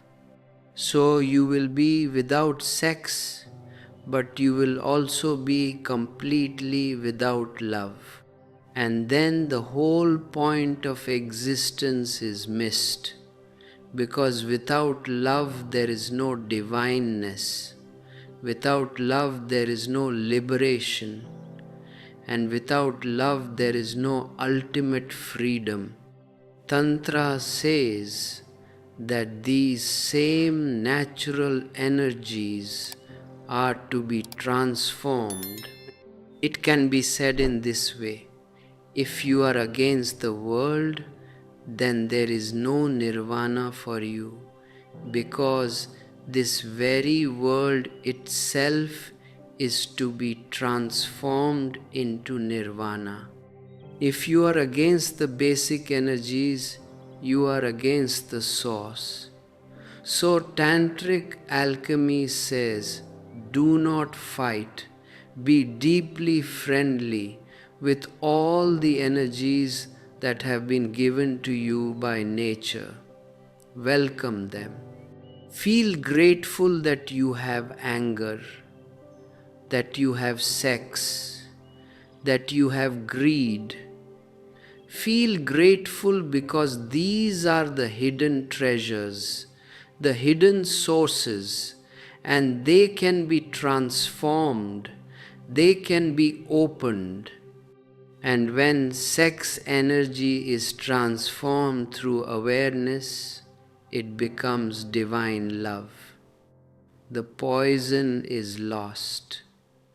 The ugliness is lost. The seed looks ugly, but when it becomes alive, it sprouts and flowers, and then there is absolute beauty.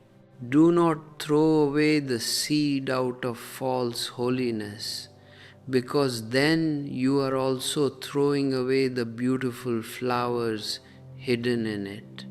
They are not there yet, they are unmanifest, so you cannot see them with your ordinary eyes, but they are there. Use this seed so that you can attain to those flowers. So first let there be total acceptance, a sensitive understanding, and pure awareness. Then, and only then, indulgence becomes a meditation. One thing more which is really very strange, but one of the deepest discoveries of Tantra, and that is whatsoever you take as your enemies, greed, anger, hate, sex, whatsoever your attitude is that they are enemies, makes them your enemies. Your very attitude creates the enmity. Take them as divine gifts, take them as cosmic energies, and approach them with a very grateful, humble heart. For example, Tantra has developed many deep techniques for the transformation of sexual energy. Approach the sex act as if you are approaching the most holy temple of the divine. Approach the sex act as if it is a deep prayer, as if it is the highest meditation. Feel the holiness of it.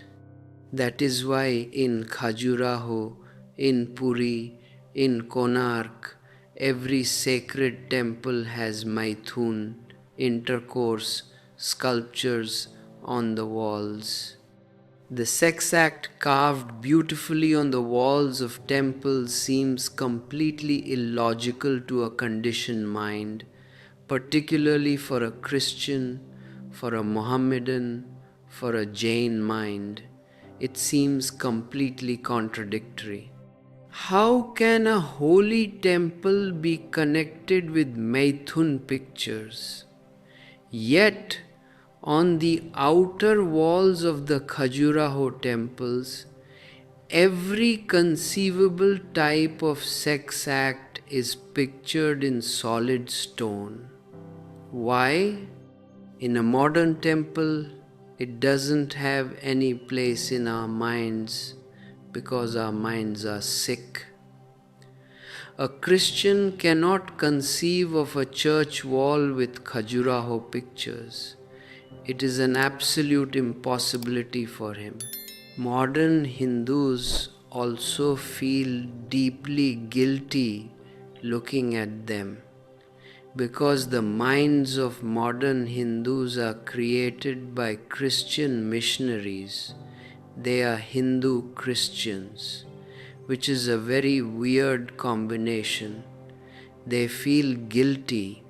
One Hindu leader even proposed that these ancient temples should be destroyed, that they do not belong to our morality. Really, it looks like they do not belong to us because Tantra has not been in our hearts for centuries. It has not been the main current of our life. Yoga has been the main current, the path of suppression. And for yoga, Khajuraho is inconceivable. It must be destroyed. Tantra says, approach the sex act as if you are entering a holy temple.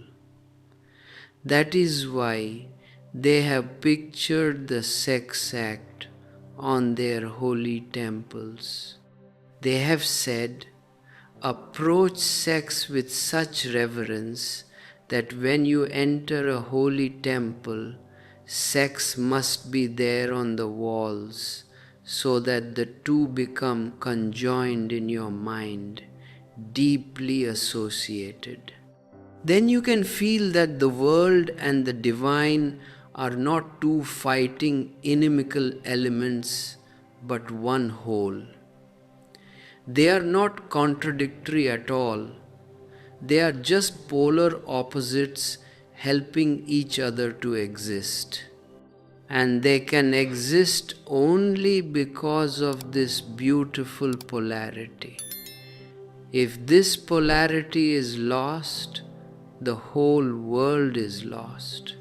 So see the deep oneness running through everything in existence.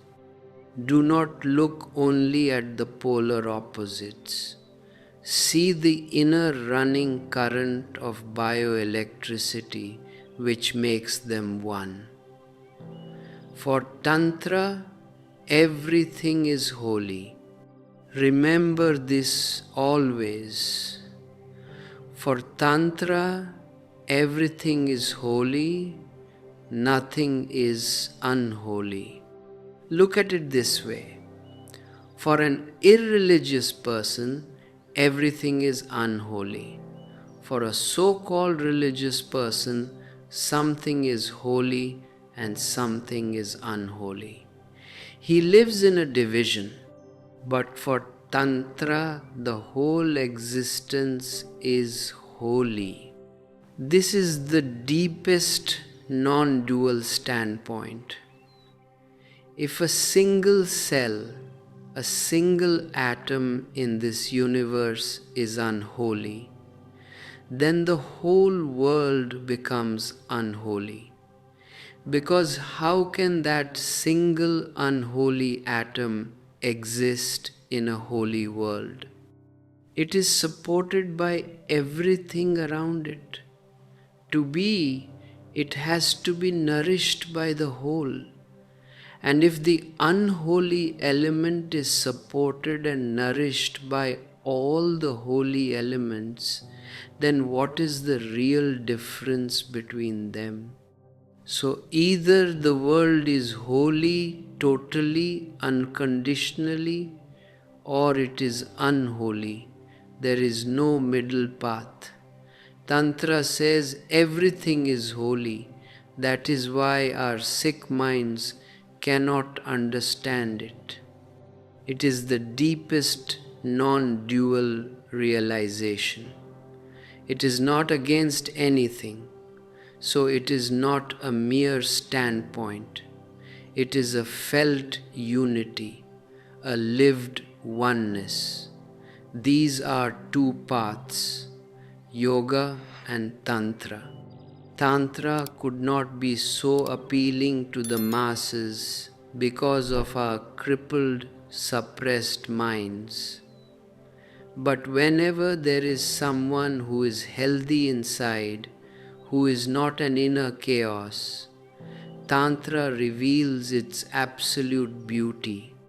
Only he can understand what Tantra is. Yoga has an easy appeal because of our disturbed minds. Remember, it is always your mind which makes anything attractive or unattractive. It is you who is the deciding factor. These approaches are completely different. I am not saying that one cannot reach through yoga. One can reach through yoga also, but not through the yoga which is prevalent in the world today. The yoga which is prevalent is not really yoga, but the perverted interpretation of your diseased minds. Yoga can authentically be an approach toward the ultimate, but that too is only possible when your mind is healthy, when your mind is natural. Then yoga takes a completely different shape. For example, Mahavir was on the path of yoga, but he was not really suppressing sex. He had known it, he had lived it, he was deeply acquainted with it in his life as a prince. But through deep experience, it became useless to him, so it dropped by itself. Buddha was also on the path of yoga, but he had lived through the world completely. He was deeply acquainted with all its pleasures. He was not fighting. Once you know something completely, you become free from it. It simply drops like dead leaves dropping from a tree in autumn. It is not renunciation through force. There is no fight involved at all. Look at Buddha's face. It doesn't look like the face of a fighter. He has not been fighting himself. He is so relaxed. His face is the very symbol of absolute relaxation. There is no fight on it. Look at your ordinary yogis. The inner fight is apparent on their faces. Deep down, a great turmoil is there. Right now, they are sitting on active volcanoes. You can look into their eyes, into their faces, and you will feel the intense suppression. Deep down somewhere, they have suppressed all their diseases. They have not gone beyond them at all. In a healthy world, where everyone is living his life authentically, individually, not imitating anyone else, but living his own life in his own unique way, both paths are possible. One may learn the deep sensitivity which transcends desires. He may come to a point where all desires become completely futile and drop by themselves. Yoga can also lead to this, but only in the same world where Tantra can lead to it. We need a healthy mind, a natural human being to start with. In that world where a natural man is, both Tantra and Yoga will lead to the true transcendence of desires. In our so-called civilized Sikh society, neither Yoga nor Tantra can work properly, because if we choose Yoga, we choose it not because desires have become useless to us, but because we want to suppress them out of fear.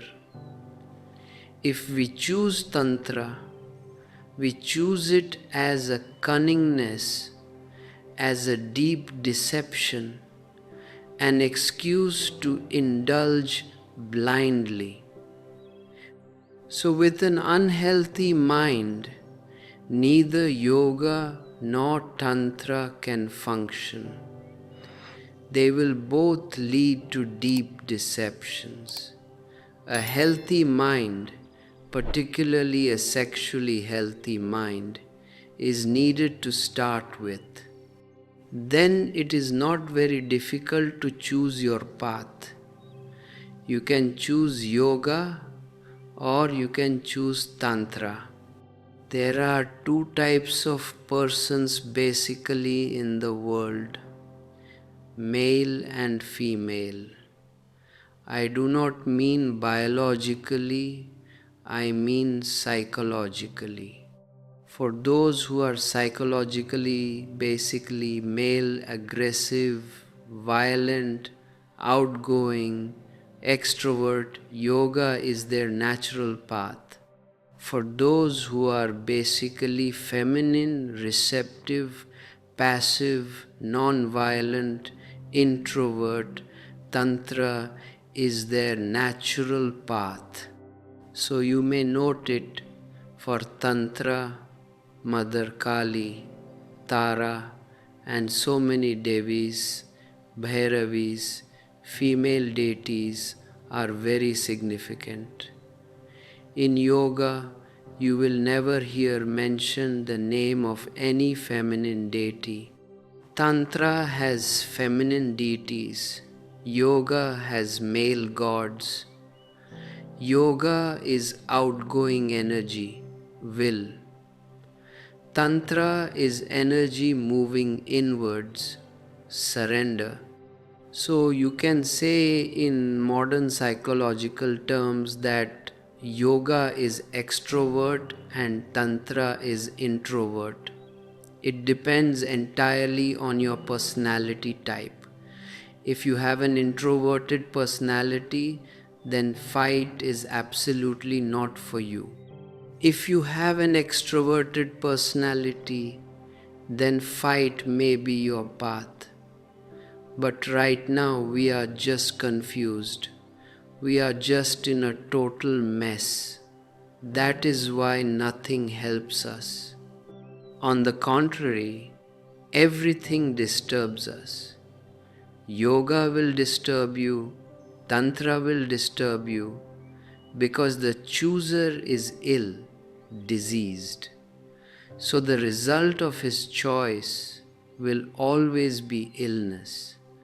I emphasize tantra only because we are trying to understand what tantra is and how its methods can help you to return to your original center, to the no-mind state where all illusions completely disappear.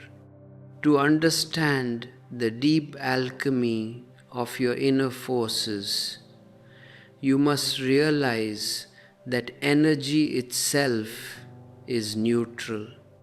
It is a fluid current that can either flow downward into the ordinary valleys of life or ascend toward the high peaks of the divine. Most people live under the false impression that by suppressing an energy, they are somehow conserving it. I tell you, suppression is not conservation.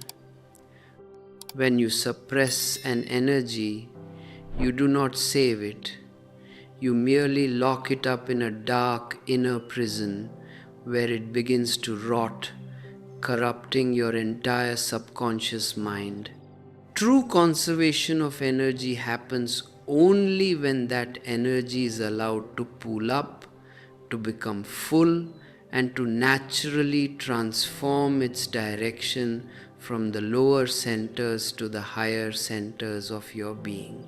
This is the magnificent voyage from lust to the Lord, the ultimate transcendence, where the raw, crude force of desire becomes the radiant light of pure superconsciousness. If you feel this deep resonance with the truth of your own life force, if you feel that these spoken insights are clearing the heavy fog of your old conditioning, do not just listen silently. Share your inner journey in the comments below. Like this video, subscribe to this channel, and share this discourse with those who are still trapped in the darkness of their own suppression. And if you feel moved to support this non-commercial stream of cosmic truth, remember that you can express your gratitude by clicking the join button to become a channel member, offering a gift through Super Thanks, or exploring our digital ebooks compiled below to support your daily meditative practice. Your energy is what keeps this flame of awareness burning bright for seeking souls all over the earth. To understand how this energy can be conserved and moved upward, you must first comprehend that sex has three distinct dimensions: the physical, the psychological, and the spiritual. These three dimensions are like three stories of a grand palace. But the tragedy of humanity is that almost everyone lives on the porch of the physical layer, completely unaware that a magnificent palace stands right behind them. The physical dimension of sex is the most basic, the most gross. It is entirely biological, animalistic. At the physical layer, sex is nothing but a localized itch, a chemical overflow in the body. When the cells become overcharged with energy, a tension is created, and you feel an irresistible urge to release that tension. You move into the sex act. The energy is discharged, and for a single moment, the body feels relaxed because the heaviness is gone. This is a very low level of gratification. It is purely mechanical, a routine of nature to ensure the procreation of the species. Animals live and die completely within this physical layer. They have no choice because nature has not provided them with higher centers of awareness. But man has been given a unique privilege. Man has been given the potentiality to move beyond biology. Yet, because of our wrong education, because of our blind priests and moralists, we have made married life and relationships a mechanical nightmare on this lowest physical layer. A man buys a woman for his whole life through marriage, or hires a woman for a night through prostitution, but the act remains exactly the same, a gross physical release. There is no meeting of hearts, no merging of souls. It is just two bodies exploiting each other to find a temporary unburdening from their physiological tensions. This is why people become increasingly dull, increasingly bored with each other. The routine becomes stale because the physical body has very strict limitations. It cannot give you anything more than a momentary sigh of relief. And because you get nothing more than this momentary relief, you feel a deep frustration inside, a heartburn. Then you think that perhaps you have made the wrong match, that if you could only find another woman or another man, everything would be full of bliss. I tell you, the problem is not with your partner. The problem is with the dimension you are living in. Even if you change your partner 1,000 times, the result will be exactly the same if you remain on the physical surface.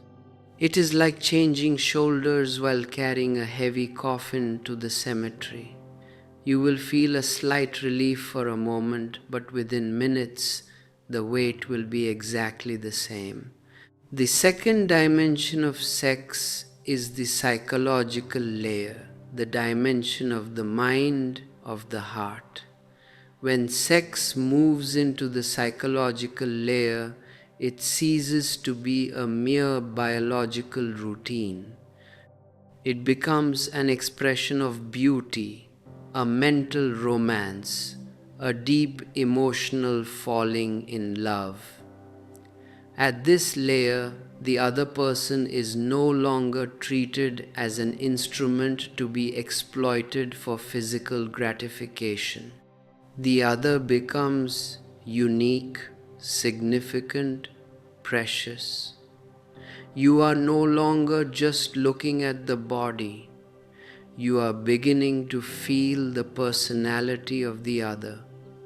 The meeting becomes more subtle, more delicate. The physical release is no longer the main objective. The emotional sharing becomes everything. In the Western world, over the last 2 centuries, the institution of marriage has shifted from the physical layer to this psychological plane. People fall in love and then get married. But this layer also has its own deep problems and instabilities because you cannot rely on the human mind. The heart is mercurial, unstable. It changes like the weather. Today the mind desires one thing.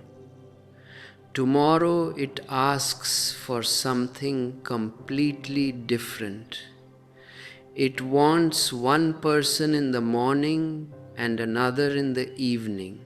What it feels right now with absolute intensity can vanish completely within moments.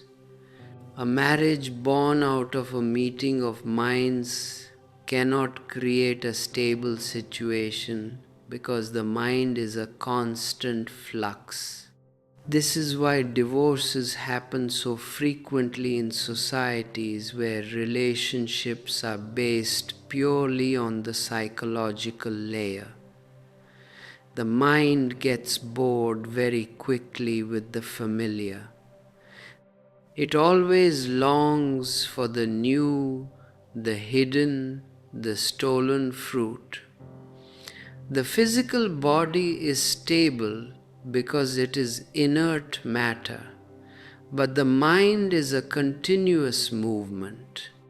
That is why ancient societies, wanting to stabilize family life, deliberately forced marriage to remain on the gross physical layer.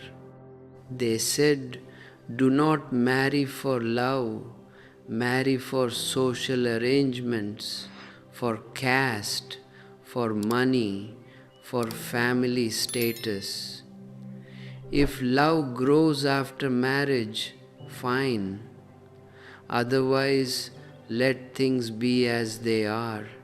This gave stability to the society, but it completely destroyed the individual, because a life without love is like a tree without water.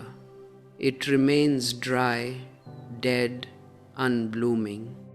But the sex about which I am speaking, the dimension that Tantra explores, is the third dimension, the spiritual level. On the physical level, bodies meet. On the psychological level, minds meet. On the spiritual level, two souls meet. And when two souls meet, even if it happens only once, they feel they have been united for endless lives to come. At this spiritual layer, there is a deep fluidity. Timelessness and pure ecstasy are the natural outcomes. The physical body has a kind of inert stability, and the spiritual level also has an absolute stability, because there is no change there. Everything is eternally calm, peaceful, and silent. In between these two sits the psychological mind, which is completely unsteady, chaotic, and trembling. The East tried to settle marriage on the physical layer and became dead, stale, uncreative. The West tried to settle marriage on the psychological layer and became disjointed, neurotic, and chaotic.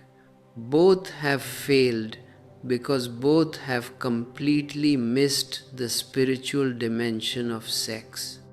If this deep analysis reveals the true cause of the inner emptiness you have felt in your own life, take a moment to look into your own relationships. If you want to dive deeper into these secret sciences and learn how to transform your daily energy, explore our unique digital ebooks available through the link below. Consider supporting this channel by clicking the Join button to become a member and access our exclusive meditative guides, or offer your love through Super Thanks to help us keep this light available to all. Your support is the vital force that allows us to share this wisdom with thousands of searching hearts across the world. When a man and a woman can meet on this spiritual plane, their relationship undergoes a radical transformation. The sexuality drops by itself because the purpose of sex has been completely fulfilled. The energy begins to flow upward naturally. When water flows, it always flows downward. That is the nature of water. But when fire burns, it always moves upward. That is the nature of fire. Your primary sex energy is like water. Left to itself, left to your unconscious biological habits, it will always flow downward into the physical valley of lust. But when this same energy is heated by the fire of your intense meditative awareness, it evaporates. It becomes subtle, weightless, and it begins to move upward toward the top of your head, toward the highest psychic center.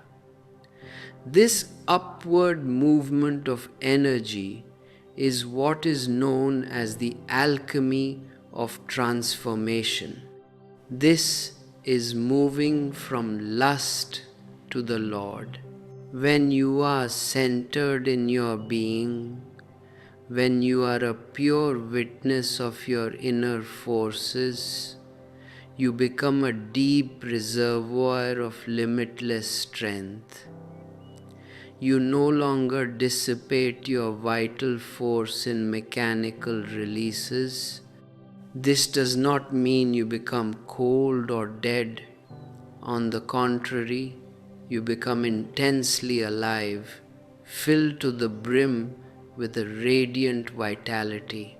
You become an overflowing pool of love and creativity.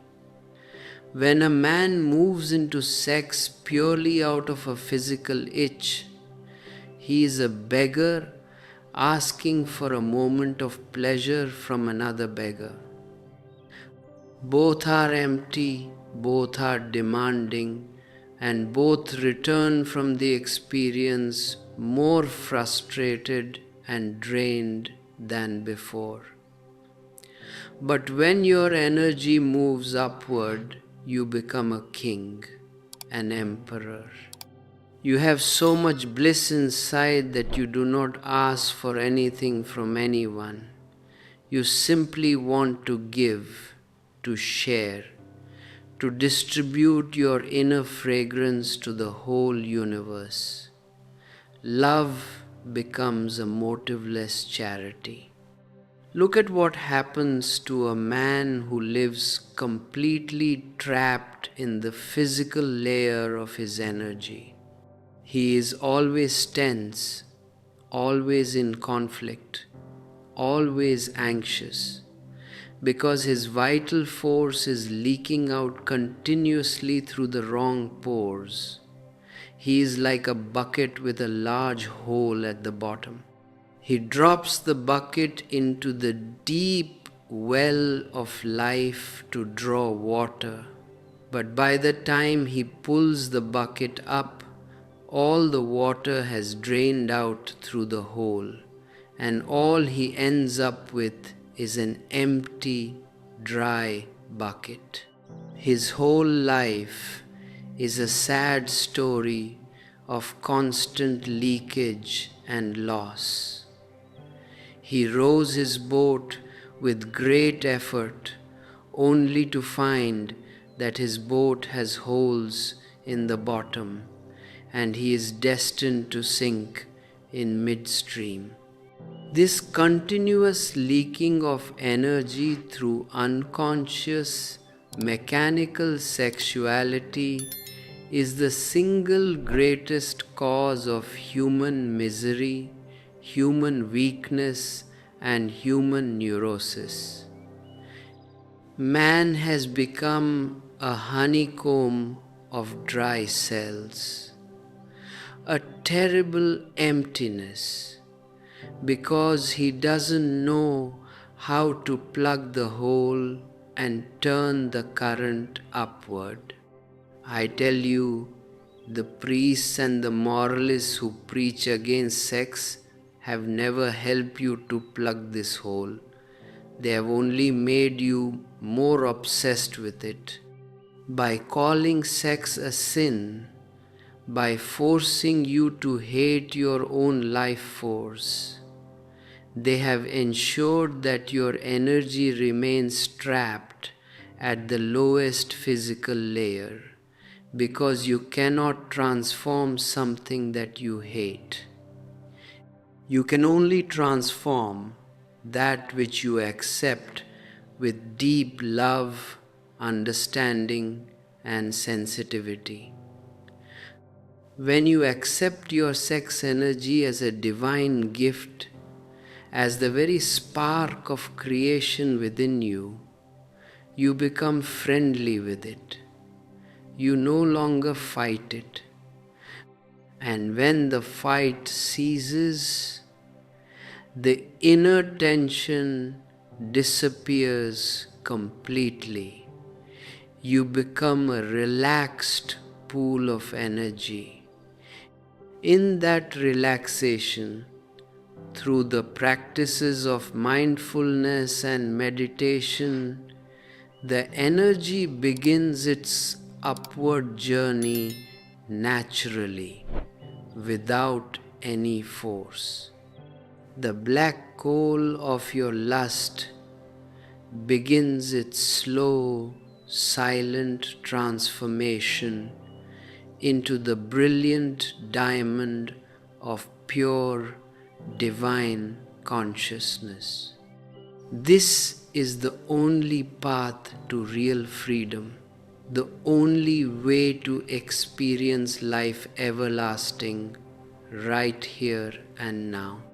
To understand the deep mechanisms of this upward movement, we must look closely at how the ancient visionaries of this land understood the architecture of human consciousness.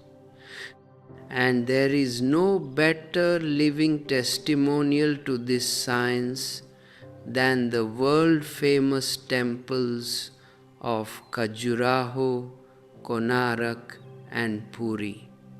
If you visit Khajuraho with an open mind, unbiased by the puritanical poison of the priests, you will be confronted by a magnificent and seemingly contradictory sight.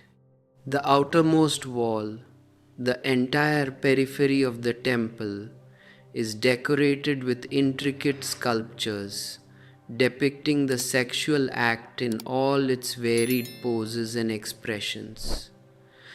Every conceivable posture of intercourse is carved there in solid stone with absolute grace, beauty, and refinement.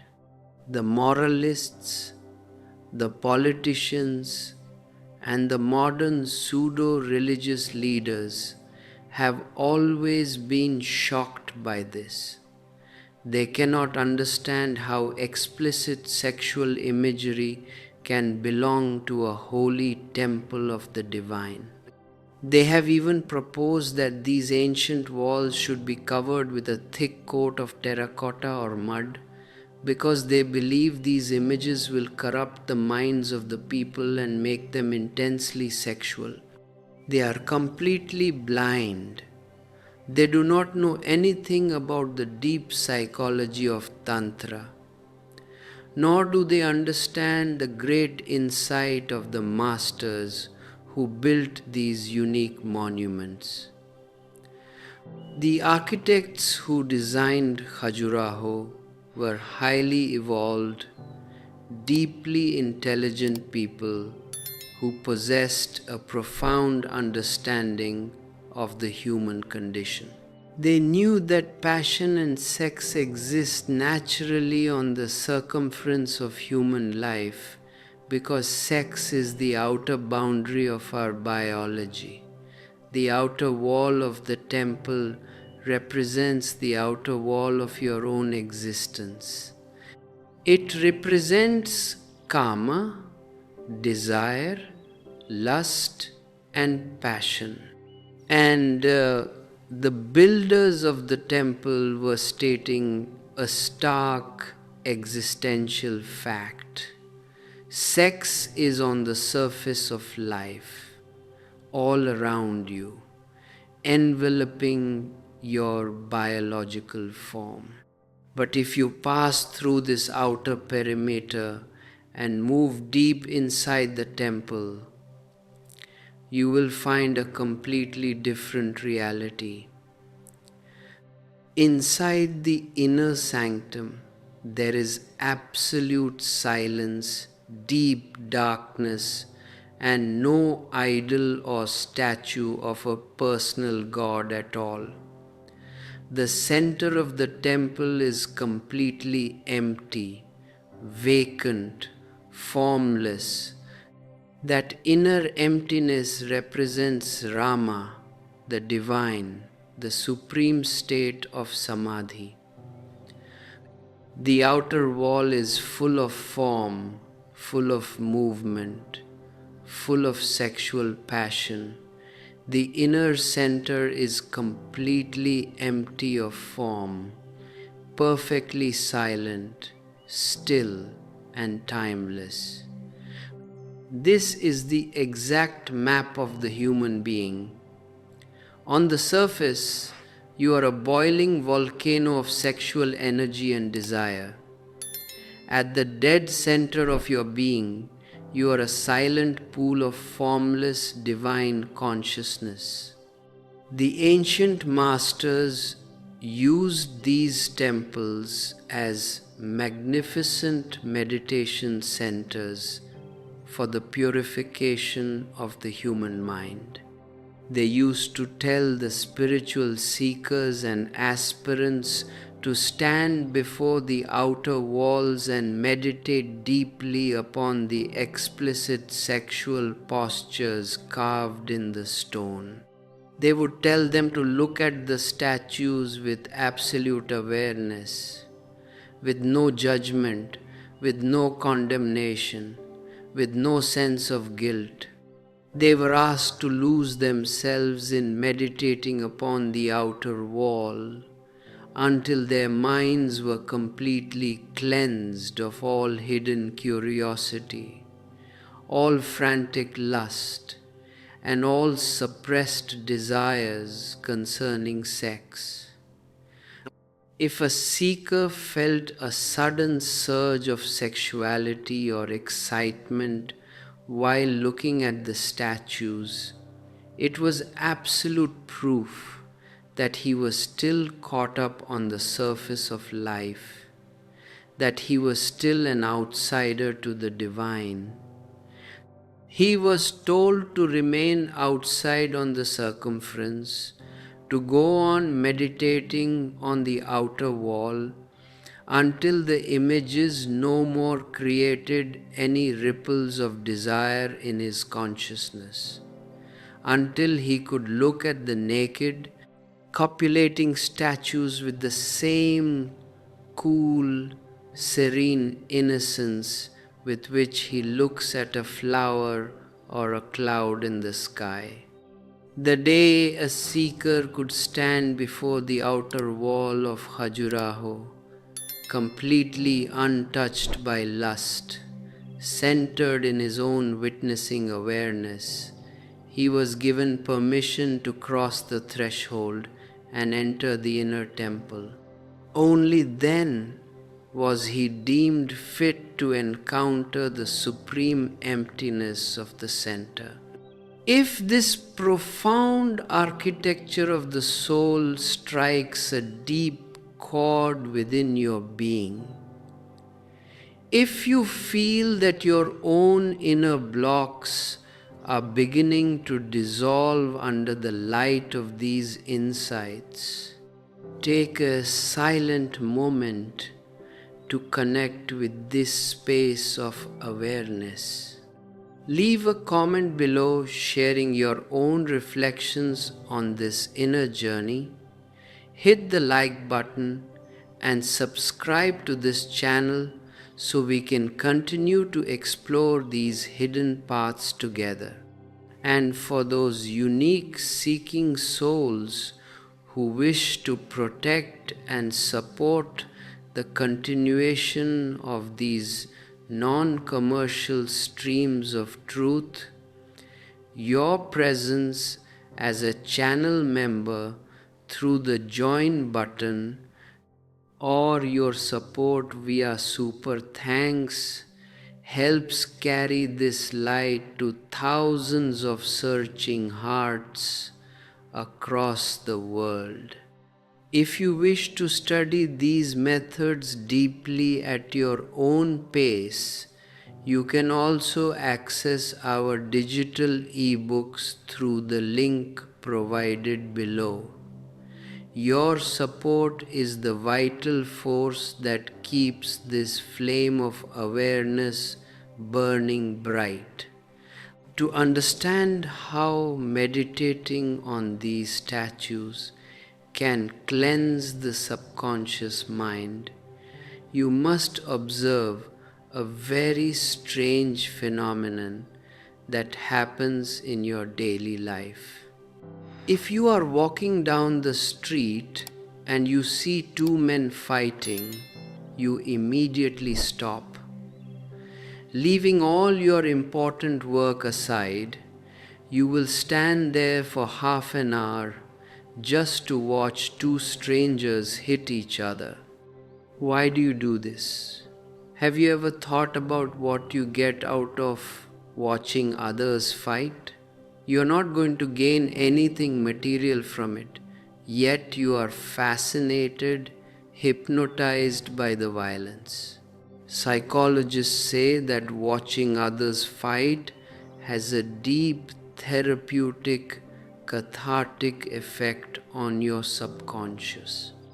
Because you have suppressed a massive amount of aggression and violence inside your own mind due to civilization and culture, watching two men fight allows that hidden energy to be projected, dissipated, and thrown out. You satisfy your own inner instinct to fight vicariously through them, and when the fight is over, you walk away feeling much calmer, lighter, and more relaxed. The builders of Khajuraho used this exact same psychological mechanism for the sublimation of sex. They knew that man has suppressed his sexuality for centuries, and because of this suppression, he has a mad, frantic mania inside his mind regarding the body. By sitting silently before these beautiful, graceful stone sculptures of intercourse, by meditating on them with full awareness, your own hidden, perverted sexuality is pulled out of the subconscious layers. It is projected onto the stone, it is faced consciously, and through that conscious facing, it evaporates.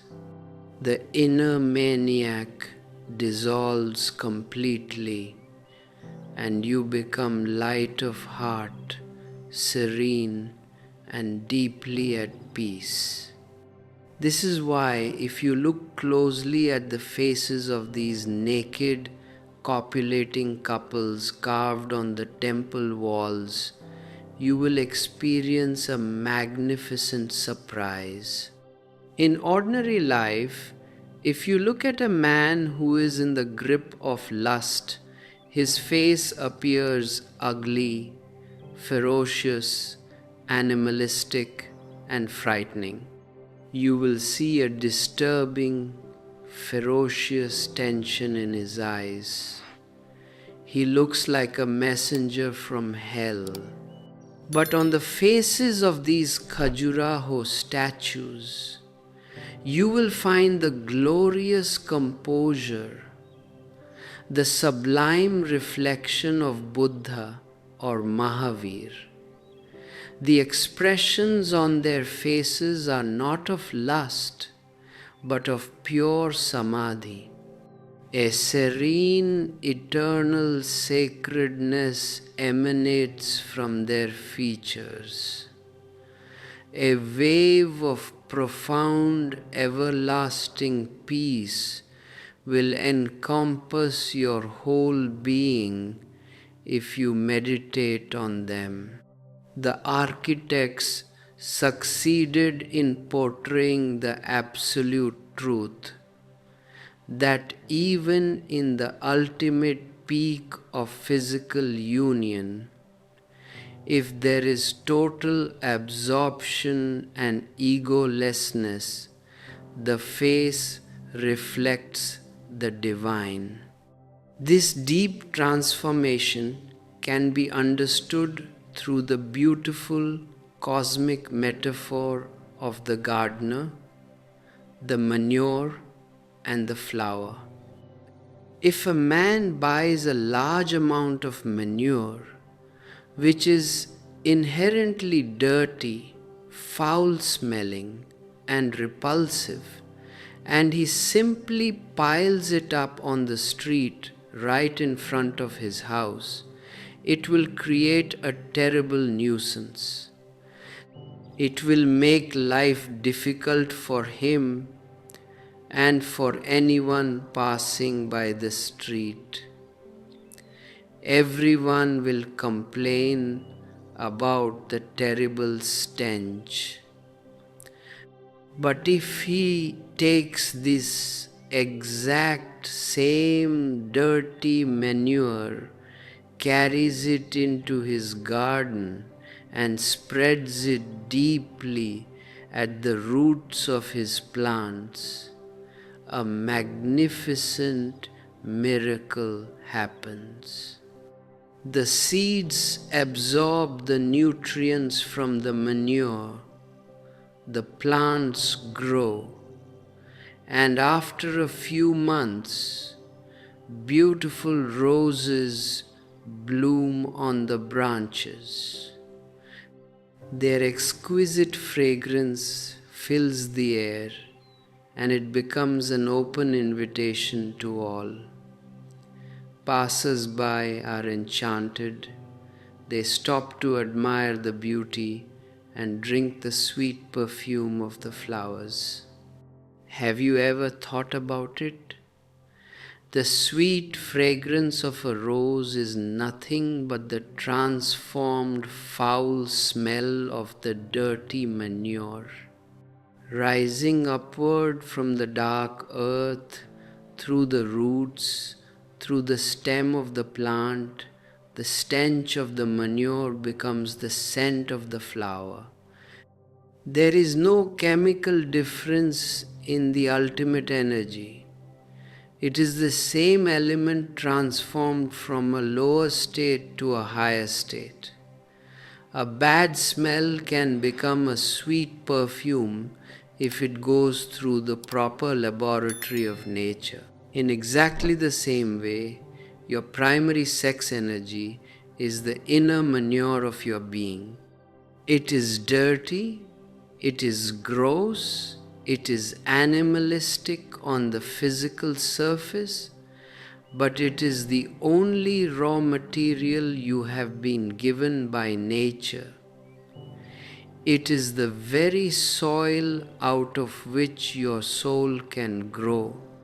If you condemn this manure, if you hate it and try to throw it out of your house because it smells bad, you are also throwing away the very possibility of the rose blooming in your life.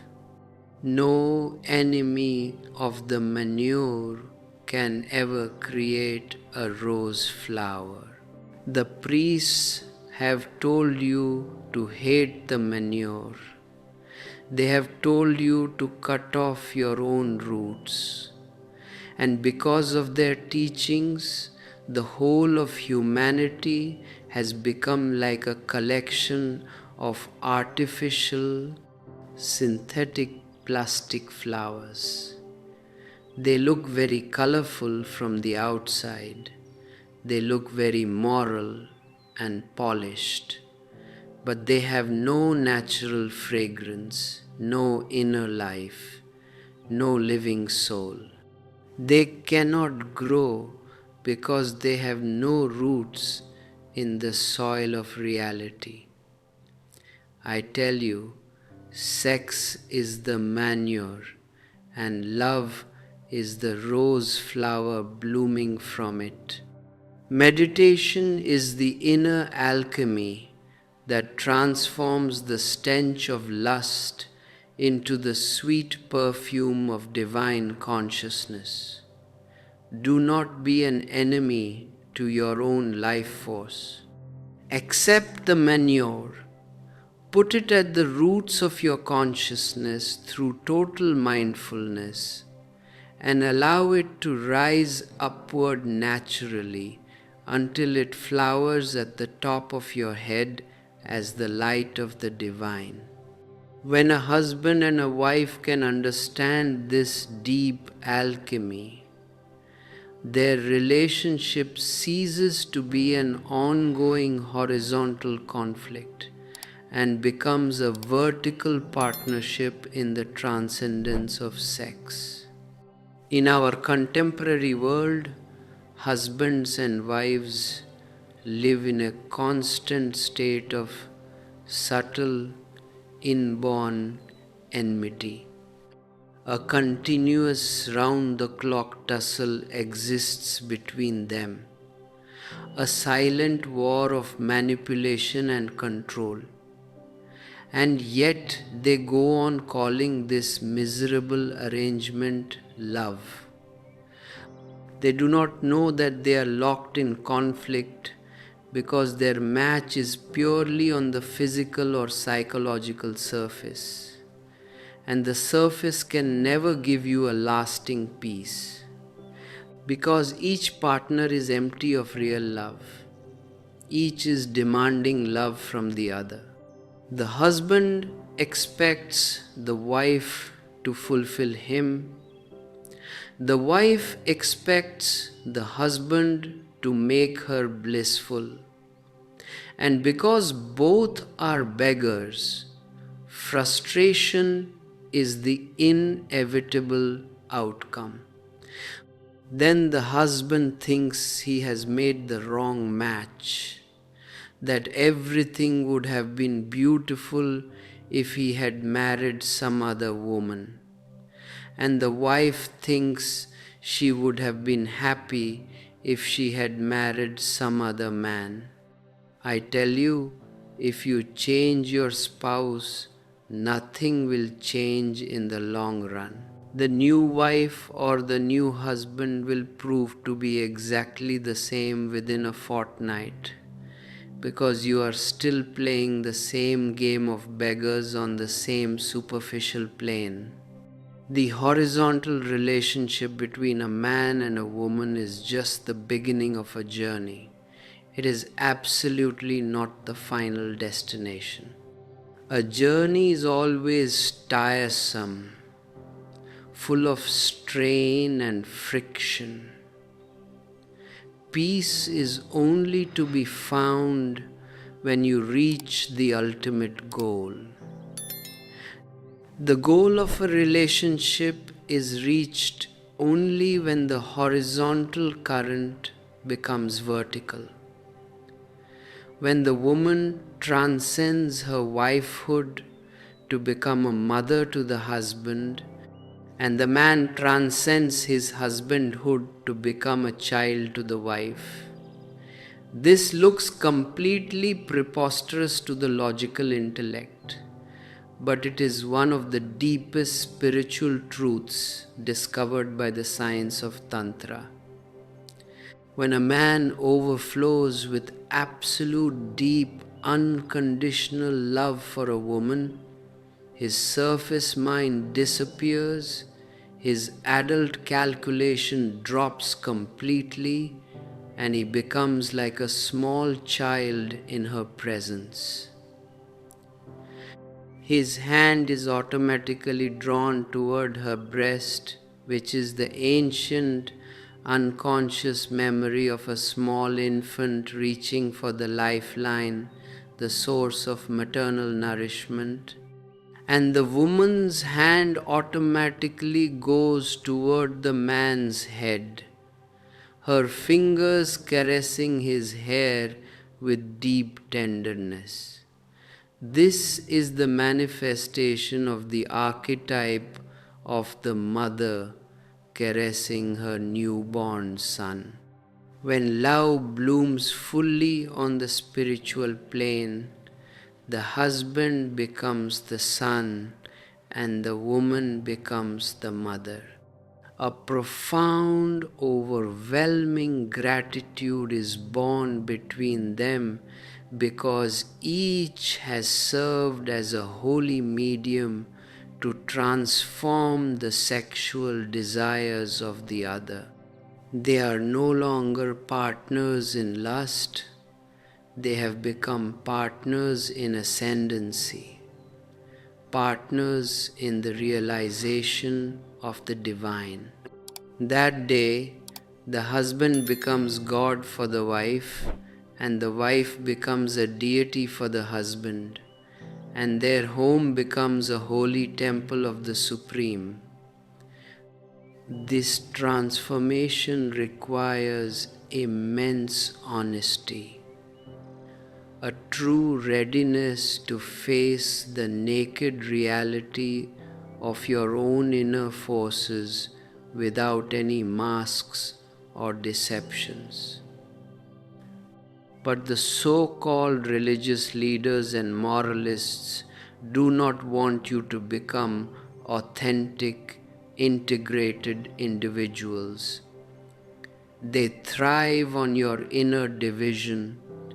They prosper on your subsequent guilt and neurosis. The preacher's entire profession depends on the continuation of immorality and inner conflict, just as a doctor's livelihood depends on people falling ill. A doctor treats patients outwardly, but inwardly he hopes people continue to catch diseases. Because if everyone becomes perfectly healthy, the doctor will be out of business. The moral preacher is in exactly the same class. The more people are riddled with guilt, the more they are obsessed with hidden sins, the higher the preacher's pulpit grows, because then there is a continuous need for him to deliver sermons, to distribute rules, and to exploit your fear of hell. If humanity becomes natural, integrated, and centered in the inner law of being, the profession of the priest will completely evaporate from the earth. That is why they are mortally afraid of plain, honest talk about the science of sex transformation. They want you to remain blind, because a blind man will always need a guide, and the guide can go on exploiting him forever. But I tell you, knowledge is power, and the knowledge of your own primary life energy is the greatest power available to you. Do not live in the dark valley of ignorance any longer.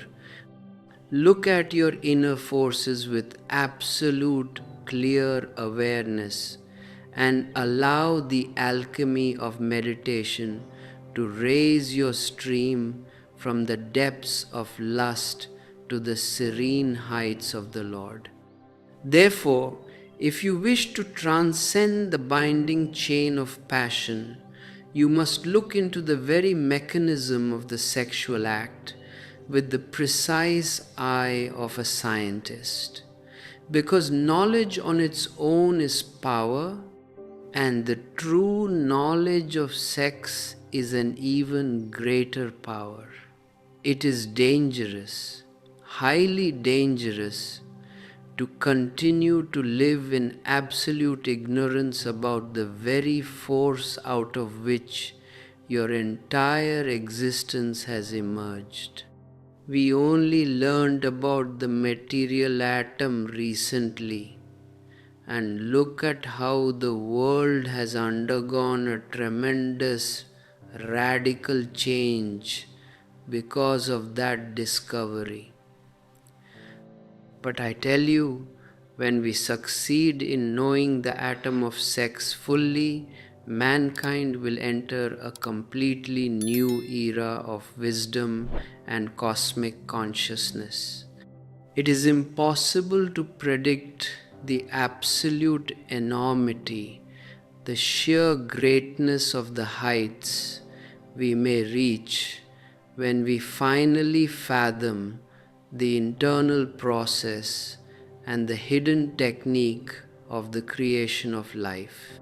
But one thing can be stated for certain: sex is the most mysterious, the most profound, the most precious, and at the same time the most accursed subject on the face of the earth.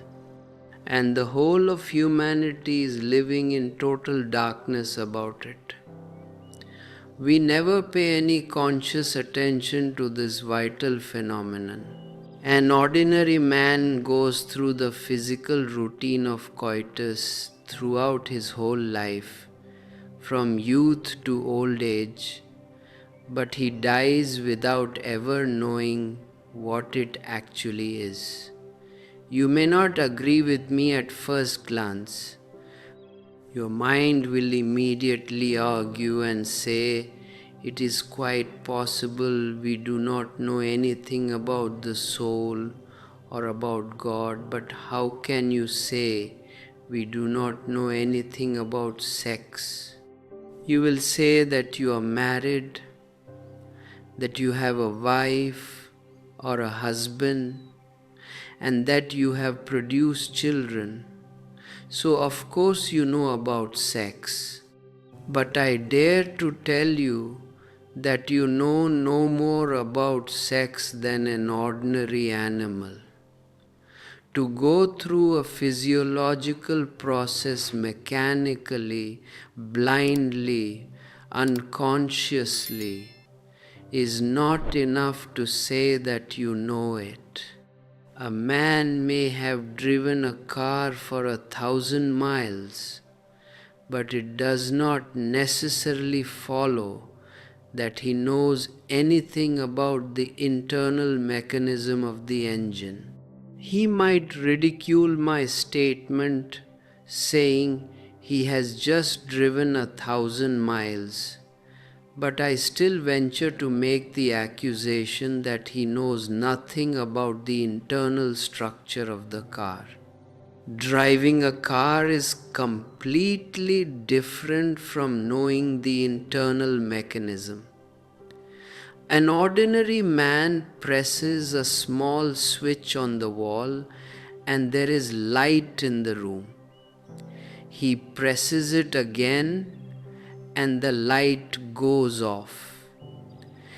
He has done it innumerable times throughout his life. He can say that he knows all about electricity because he can switch it on or off at his will, and we will say that he is a fool, that even a small child can turn a switch on and off, that absolutely no real knowledge of electricity is necessary for that act. Anybody can marry, anybody can produce children. It has absolutely nothing to do with a true meditative understanding of sex.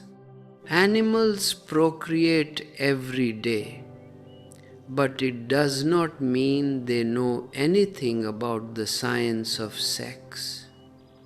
The absolute truth of the matter is that sex has never been studied scientifically by humanity. No true philosophy or comprehensive science of sex has developed because everyone lived under the false delusion that he already knew about it. No one has seen the dire need for a scripture of sex, a manual of transformation.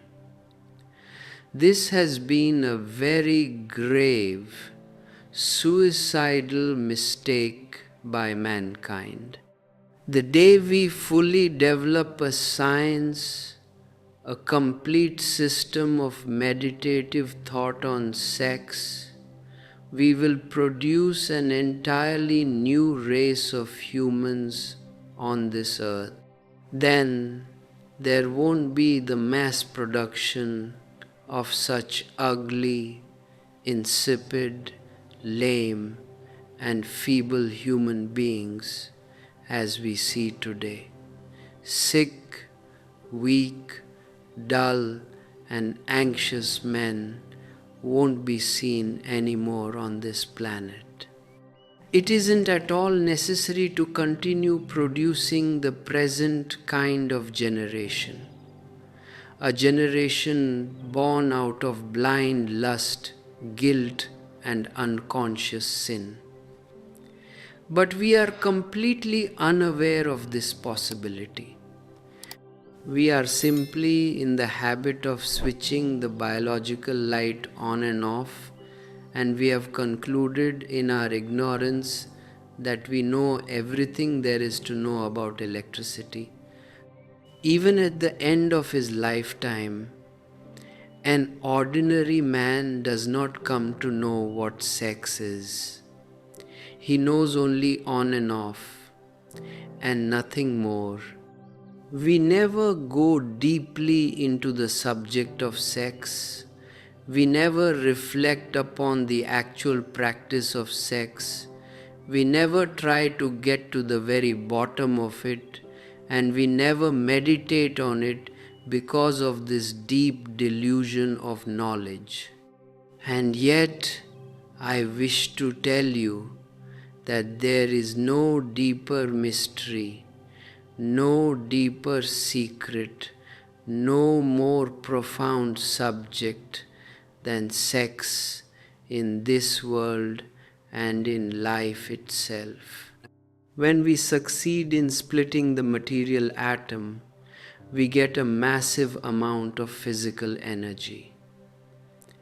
Sex is the spiritual superatom. It is the atom of your life force. Rare are those persons who, retaining the clear impressions of many past lives, are able to understand fully the art of sex, the strategy of sex, or the knowledge of the intricacies of sex. These rare souls are the only ones who can attain to the stage of real, authentic celibacy. To a person who knows the complete reality of sex, the full implications of sex, sex becomes completely useless. He simply passes through it. He transcends it because the energy has found a higher path.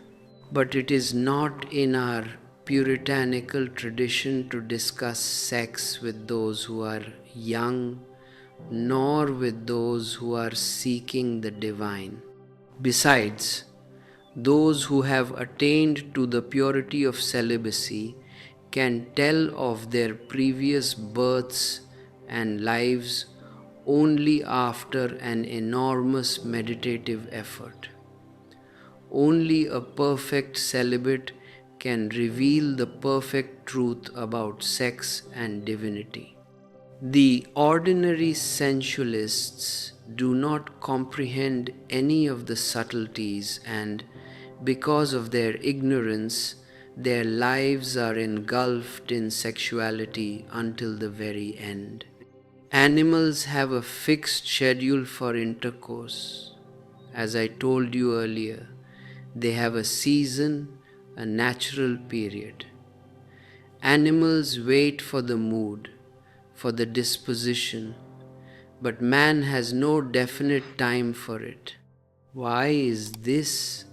It is because the animal exists at a deeper, more instinctive layer of sex than man, whereas man has made sex a mental obsession. Those who have researched sex deeply, those who have gone into the very roots of it, those who have meditated upon life's manifold experiences, have deduced one of the most revolutionary laws of nature. They have observed that if coitus lasts for only 1 minute, a man will desire it again on the very next day. But if it can be prolonged consciously for 3 minutes, he will not think of sex for a week to come. Furthermore, they have observed that if the sexual act can be prolonged through deep relaxation for 7 minutes, a man will be so free of sex that no thought of passion will arise in him for the next 3 months. And if the period of coitus can be extended consciously to 3 hours, a man will be free of sex forever. He will never desire it again in his whole life. But man's ordinary experience is generally of a single moment's duration, a frantic, convulsive release, and it is difficult for him even to imagine a period of 3 hours. However, I reiterate to you, if a person can remain in the coital position, can remain in that deep surrender, in that complete submergence for 3 hours, then one single act of intercourse is enough to free him from sex for the rest of his life. It leaves behind such an extraordinary experience of contentment, such an absolute experience of bliss, that it lasts a lifetime. After perfect coitus, there remains no barrier to the attainment of real, authentic celibacy.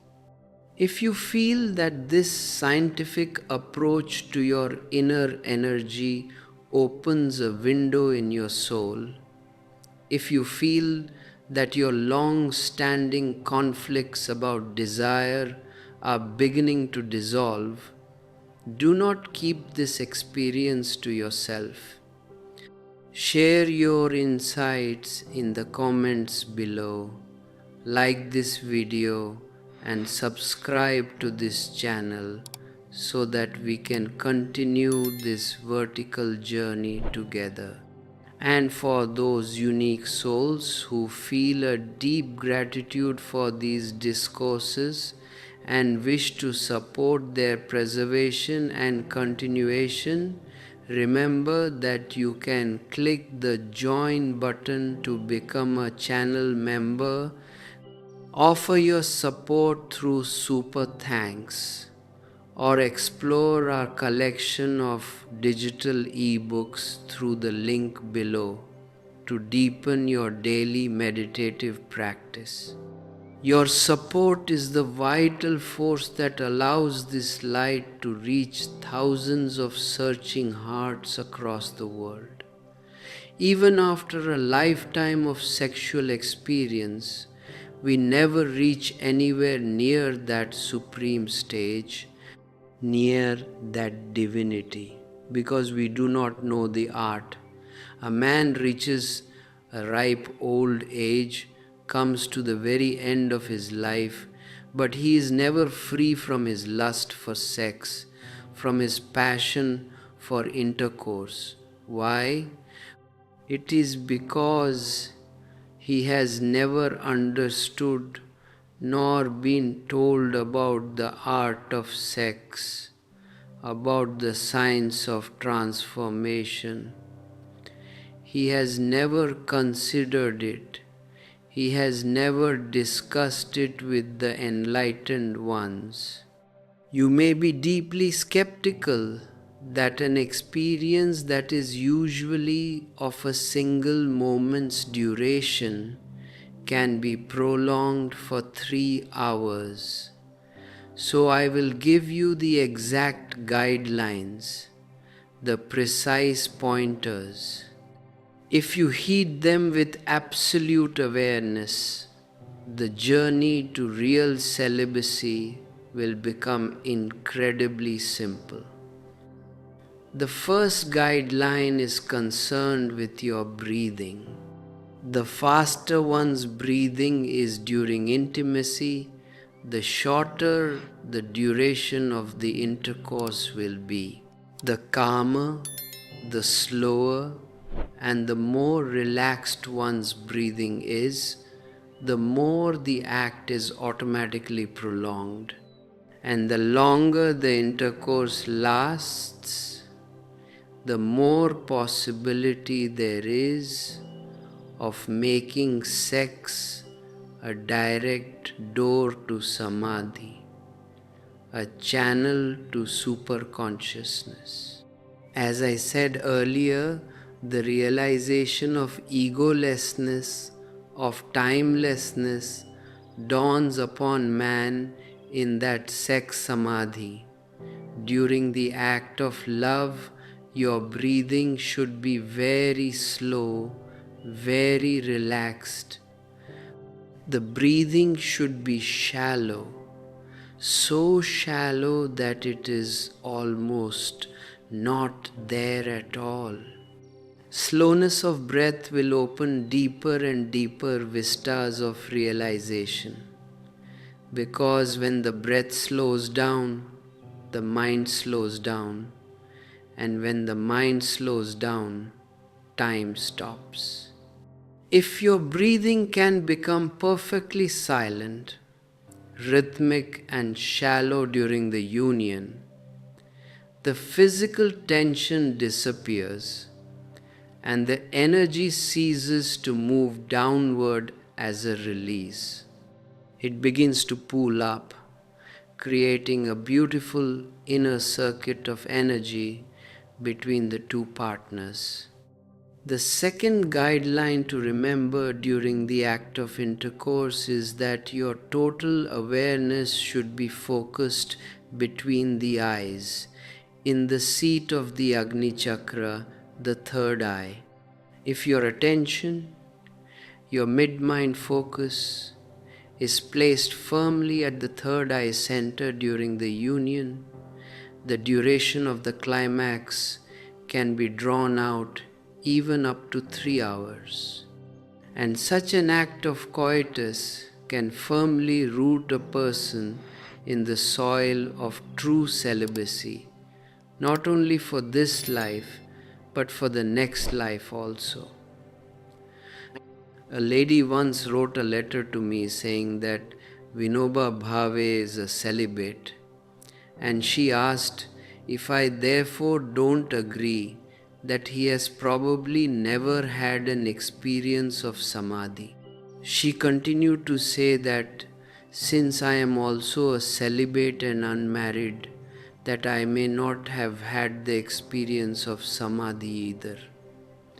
If that lady is present here, I wish to tell her that neither Vinoba nor me nor anybody else for that matter can realize the true stage and the cosmic significance of celibacy without the real experience of sex.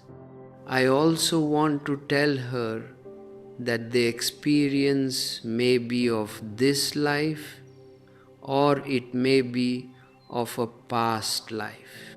One who attains to celibacy naturally in this life owes it entirely to a deep, profound coital union in a previous life and not to anything else. This is the only scientific explanation. If a man has had a profound meditative experience of sex in a previous life, he will be born free of sex in this life. Sex will not disturb him at all, not even in his wildest imagination. On the contrary, he will be surprised at how other people behave about sex. He will be amazed that people are so mad for sex.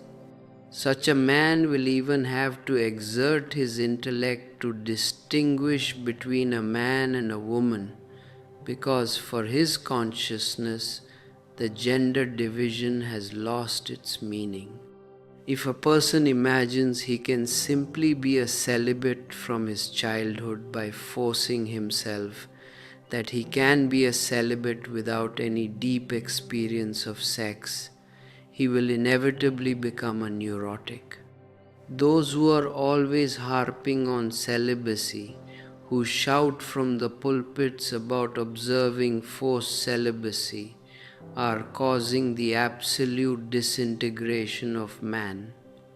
Nothing more than inner division, hypocrisy, and madness can come from this forced containment. Celibacy can never be imposed from the outside.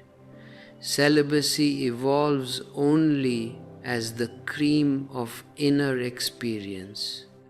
Brahmacharya, celibacy, is the natural result of a serene, profound, and total experience, and that experience is of sex.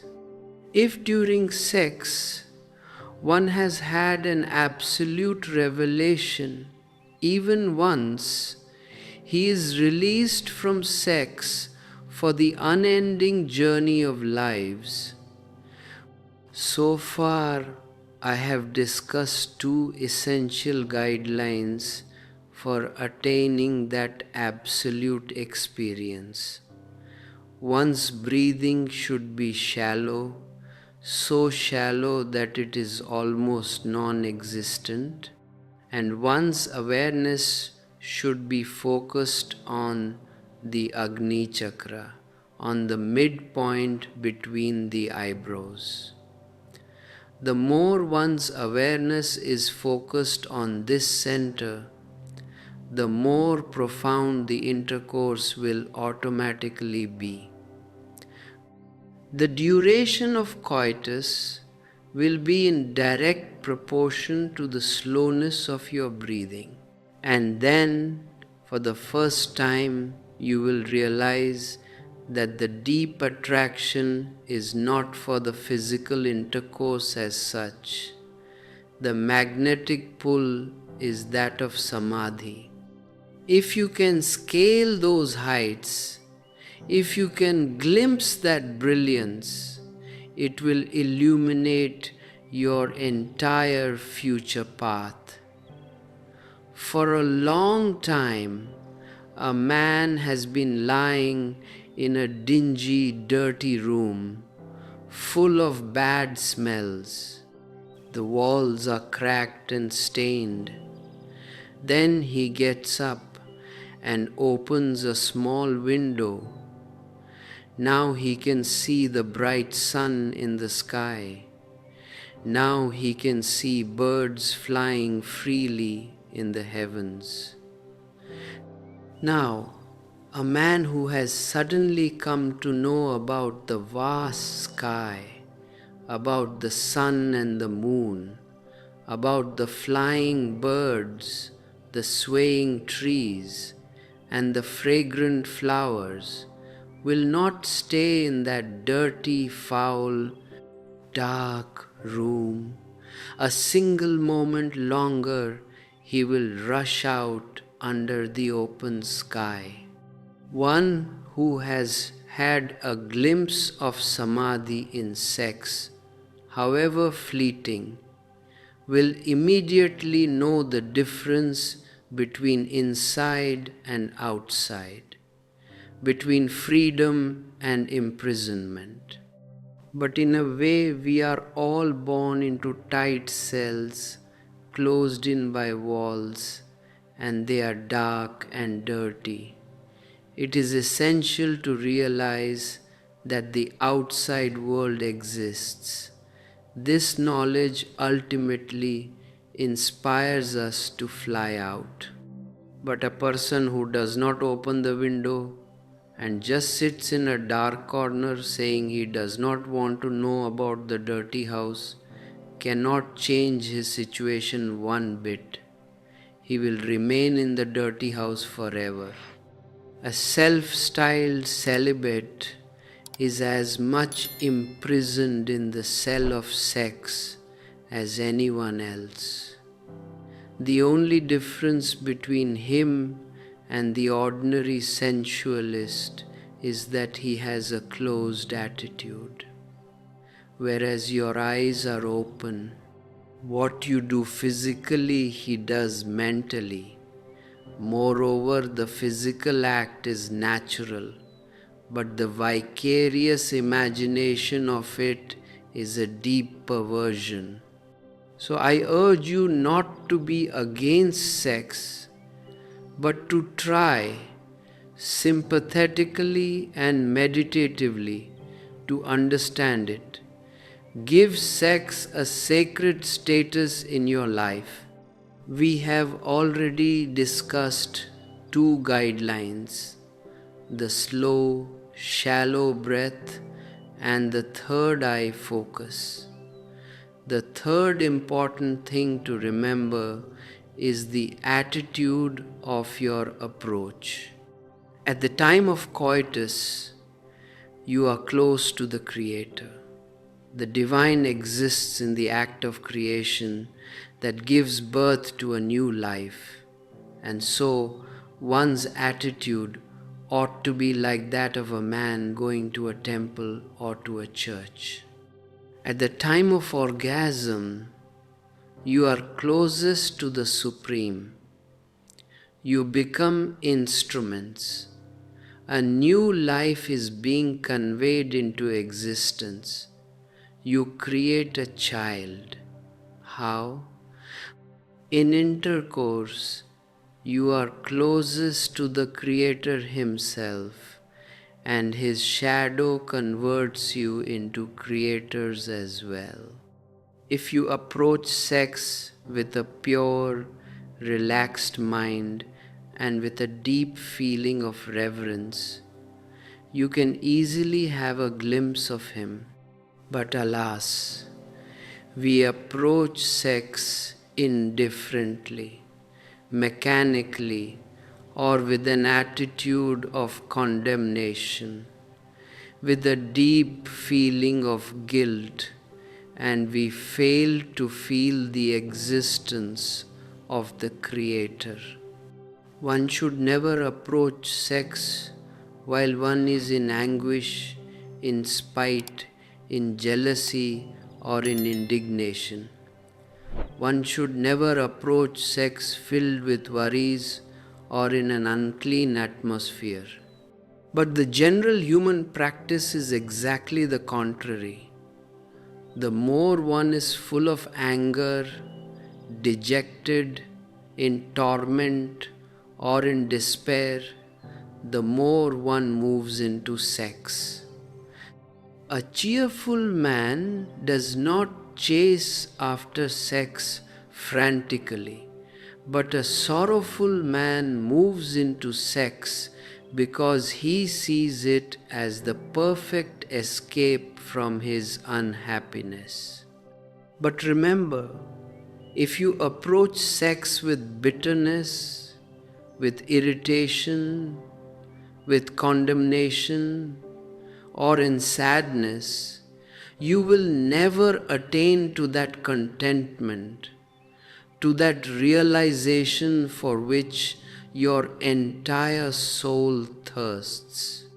I urge you to approach sex only when you are cheerful, only when you are full of love, and last but not least, only when you are prayerful. Only when you feel that your heart is full of joy, peace, and deep gratitude should you think of having intercourse. A man who approaches intercourse like this can attain sublimation, and the ultimate realization, even once, is enough to free one from sex forever. With one single meditative experience, you can break through the barrier and enter the periphery of true samadhi. A child emerging from its mother's womb is in great distress. It is like a tree being uprooted from the soil. Its whole being yearns to rejoin with the mother. Its attachment to the mother means its life, its vitality, its nourishment. It has been uprooted and it clamors to go back, for now it has been severed from the lifeline. An infant is cut off from his world when he comes out of the mother's womb, and now his soul, his whole being, wants to reunite with the mother, with the source. This longing for reunion is the thirst for love. What else do we mean by love? Everyone wants to indulge in the give and take of love. Everyone wants to reunite with the stream of life, and that unity comes in its primary form in the consummation of the sexual act, in intercourse, in the joining of a man and a woman. Sex is nothing but the re-experience of the original unity. The coupling of a man and a woman has a very deep significance. The ego evaporates in this assimilation of Evo human beings.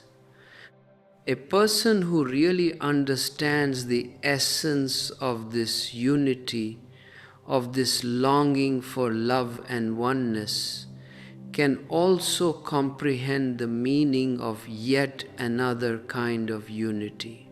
A yogi unites, an ascetic unites, a saint unites, a meditator unites. A person is also united in intercourse. His identity merges with that of the other person, and they become one. In samadhi, a person unites with the whole universe and becomes one with it. In sex, there is a temporary merging of two persons, whereas in samadhi, a person loses his identity completely and becomes one with the universe. A meeting between two persons is bound to be temporary, but the union of a person with the universe is eternal. Any two people are finite beings, and hence their union cannot be infinite, cannot be everlasting. And there is the rub, there is the limitation of matrimony and of physical love. We cannot remain united forever. We come together for a single moment of ecstasy, but again we have to separate. The separation is painful, and so lovers are in a continuous state of despair. The other person seems to be the cause of this feeling of dejection, of this sense of aloneness, and irritation erupts in the relationship. Knowledgeable people will say that two people have two basically different identities, and that they can meet temporarily but cannot remain fused forever, even spiritually. That it is out of this unquenchable passion that a conflict arises between lovers, and that one starts despising the other. That tension, strife, a feeling of alienation, and even a feeling of hatred creeps in, and that it is because one imagines the other is probably unwilling, and so the merger is not complete. But no individual can be blamed for this incompleteness. Human beings are finite beings, and their merging can only be finite as well. Their merging cannot be forever on the physical plane. The eternal fusion can only be with the divine, with existence itself. Those who have realized the subtlety of intercourse can imagine if a moment's union with a finite individual can bestow such bliss, what the outcome of the meeting with the eternal must be like. But the average man cannot even imagine that peak of ecstasy. It is stupendous, ethereal, beyond words. It is bliss eternal. Suppose you are sitting in front of a small candle, trying to imagine the difference between the light of the candle and the light of the sun. The attempt at comparison is absolutely hopeless. A candle is such a tiny thing, and the sun is so immense, about 60,000 times bigger than our earth. Although it is 93 million miles away, it heats us, it scorches us. So how can we possibly estimate the difference between the dim light of a candle and the light of the sun? But no matter what the astronomical figure may be, it is mathematically possible to calculate the difference because both are within the range of human cognition. The difference can be ascertained, but it is impossible to assess the differential between the ecstasy of orgasm and the eternal bliss of samadhi. The sexual meeting of two temporal beings is frantic. In uniting with the universal, one loses oneself completely, like a drop dropping into the ocean. There is no way to compare them, no unit to measure the magnitude of this union. Would anyone hanker after sex after touching this cosmic bliss? Would anyone even think of this fleeting pleasure after one has attained the eternal ocean? A single glimpse of the eternal convinces man that sensual pleasure is meaningless, that by contrast it is madness.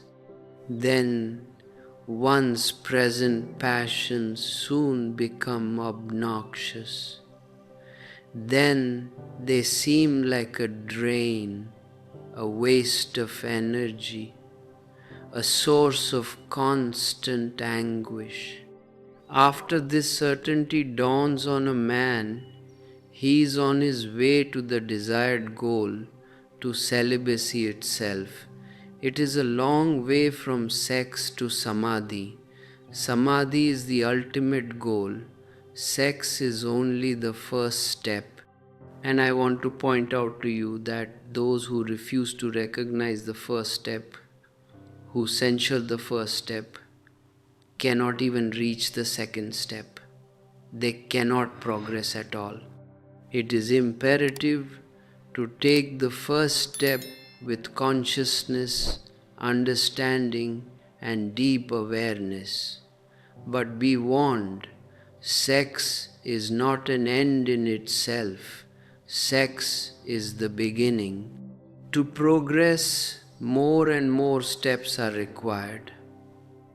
But mankind's biggest drawback has been its disinclination even to take the first step honestly, and yet it aspires to reach the last. A man despises the first rung and yet is ambitious to grasp the top rung of the ladder. He has no experience of the light of a candle, and yet he wants to claim the splendor of the sun. This is impossible.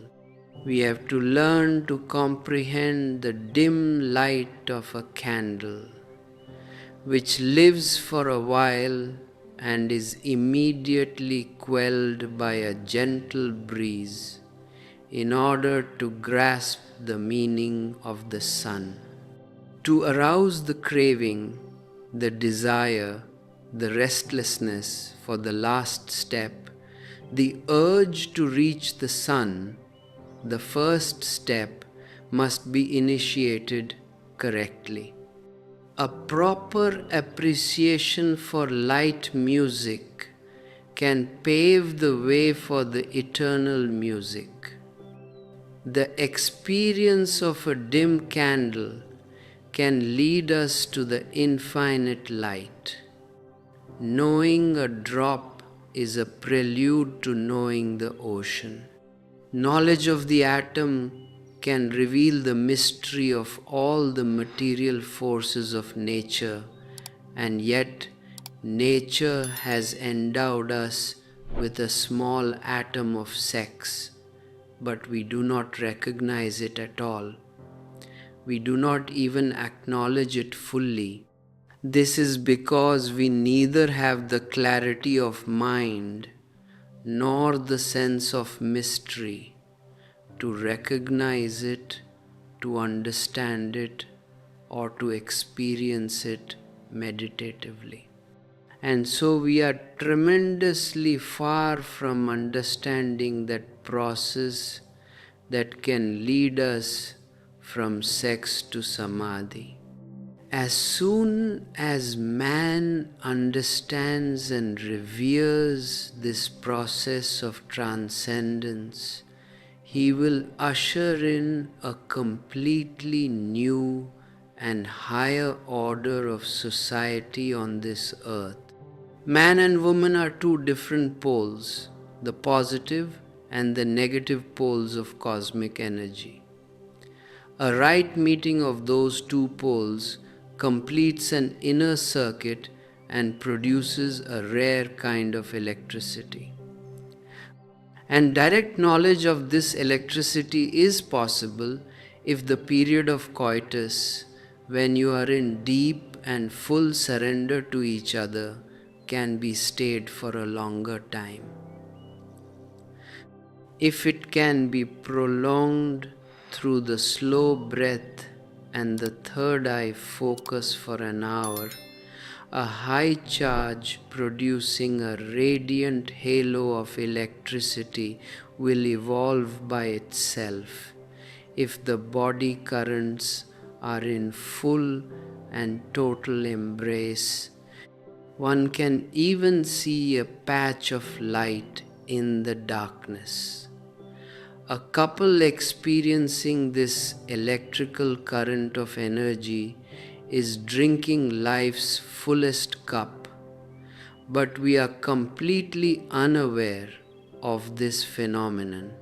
We find such talk very strange because we don't believe in what we haven't experienced, because this is outside the realm of ordinary, hurried experience. But I say, if you haven't encountered this experience, you should think about it. You should review your life, especially the chapter on sex from ABC.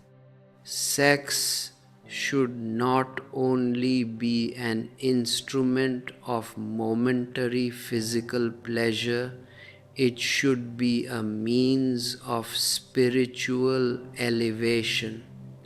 Sex is a logical, cosmic process.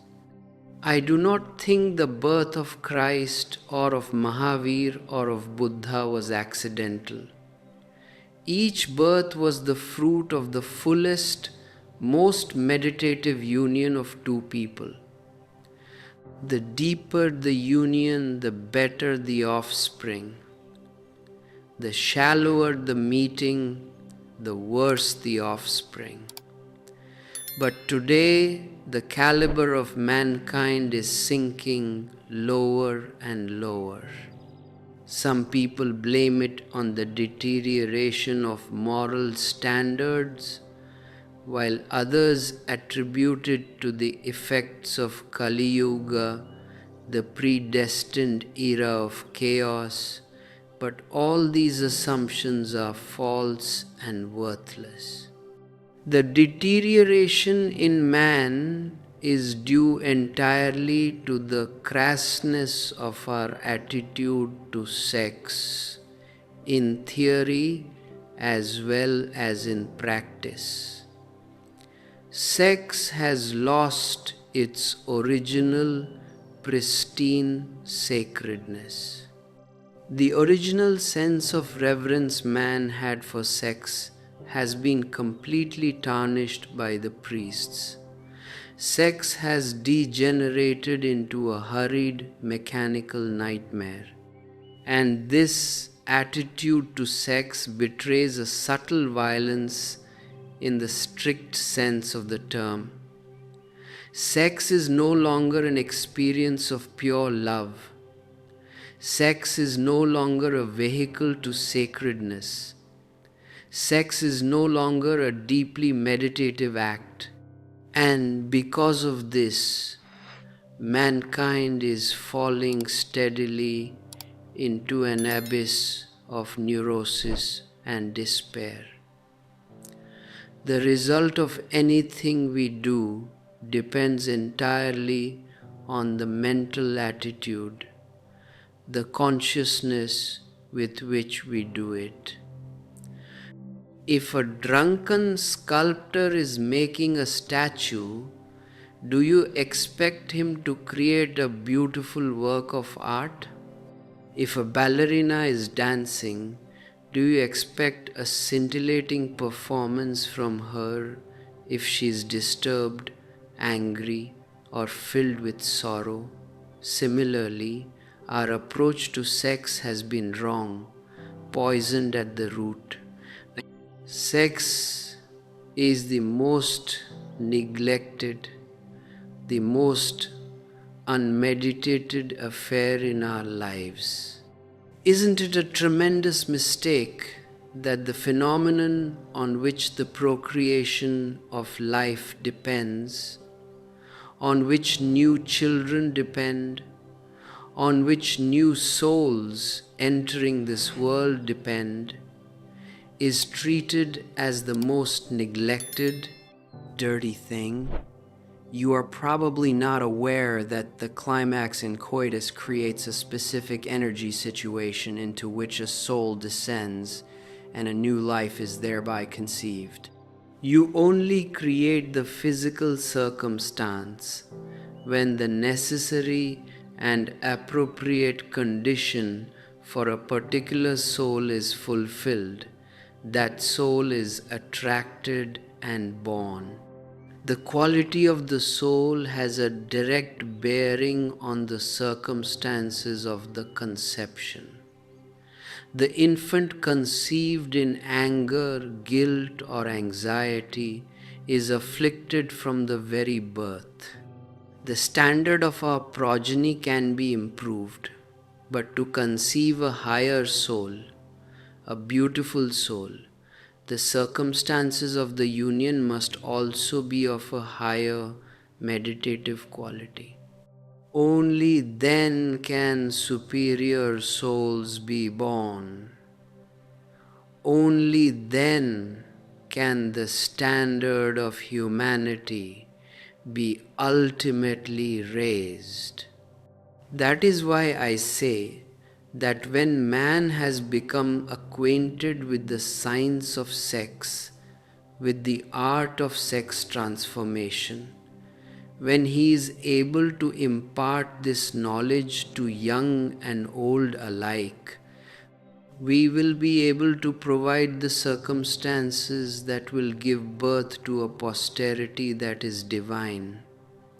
Such a world can be created, such a posterity can be sired, And once this internal atmosphere of deep reverence, total relaxation, and meditative prayerfulness is established within you, the focus of your inner attention can naturally settle upon the Agni Chakra, the third eye center located exactly between the two eyebrows. You must understand the deep metaphysics of this center because the third eye is the absolute steering wheel of your life force.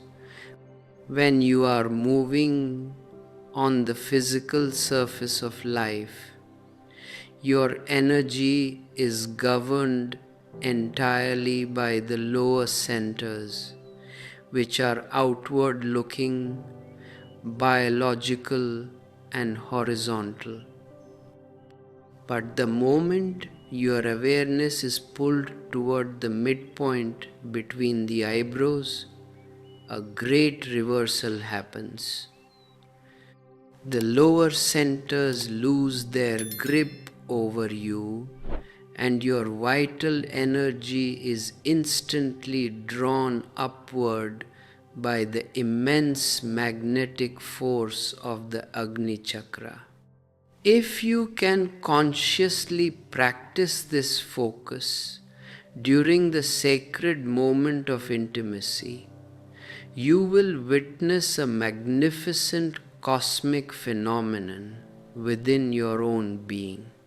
The raw biological current of sex energy, which usually rushes downward to find a quick convulsive release, is suddenly captured by the vertical current of the third eye. It begins to ascend through your spinal column like a brilliant column of light, filling your entire head with a radiant, ethereal vitality. Through this conscious focusing of attention on the Agni Chakra, the ordinary physical climax is transformed into a state of prolonged sex samadhi. The frantic haste of biology completely disappears because time itself has ceased to move for your consciousness. As I have told you before, the duration of this sublime union can be drawn out even up to 3 hours if your breathing remains shallow and your focus stays fixed firmly at the midpoint between the eyes. Imagine the depth of bliss. Imagine the immensity of the contentment that settles upon your soul when you can remain fused as one with your beloved in a silent, thoughtless eternity for 3 hours together. One single experience of this magnitude is more than enough to shatter your old, perverted sexuality forever. It leaves behind such a profound, revitalizing satisfaction that your mind will never again chase after sex frantically on the physical surface. The hunger is gone because you have tasted the ultimate nectar. The beggar has completely disappeared because he has found the infinite treasure hidden within his own house. This is how a person becomes firmly rooted in the soil of true celibacy, of real brahmacharya, not only for this present life, but for all the lives to come. True brahmacharya is not the dry, cold, forced containment taught to you by your blind priests and moralists.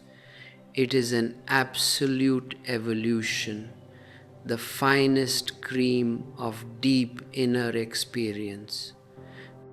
It is the complete spiritualization of your primary life force.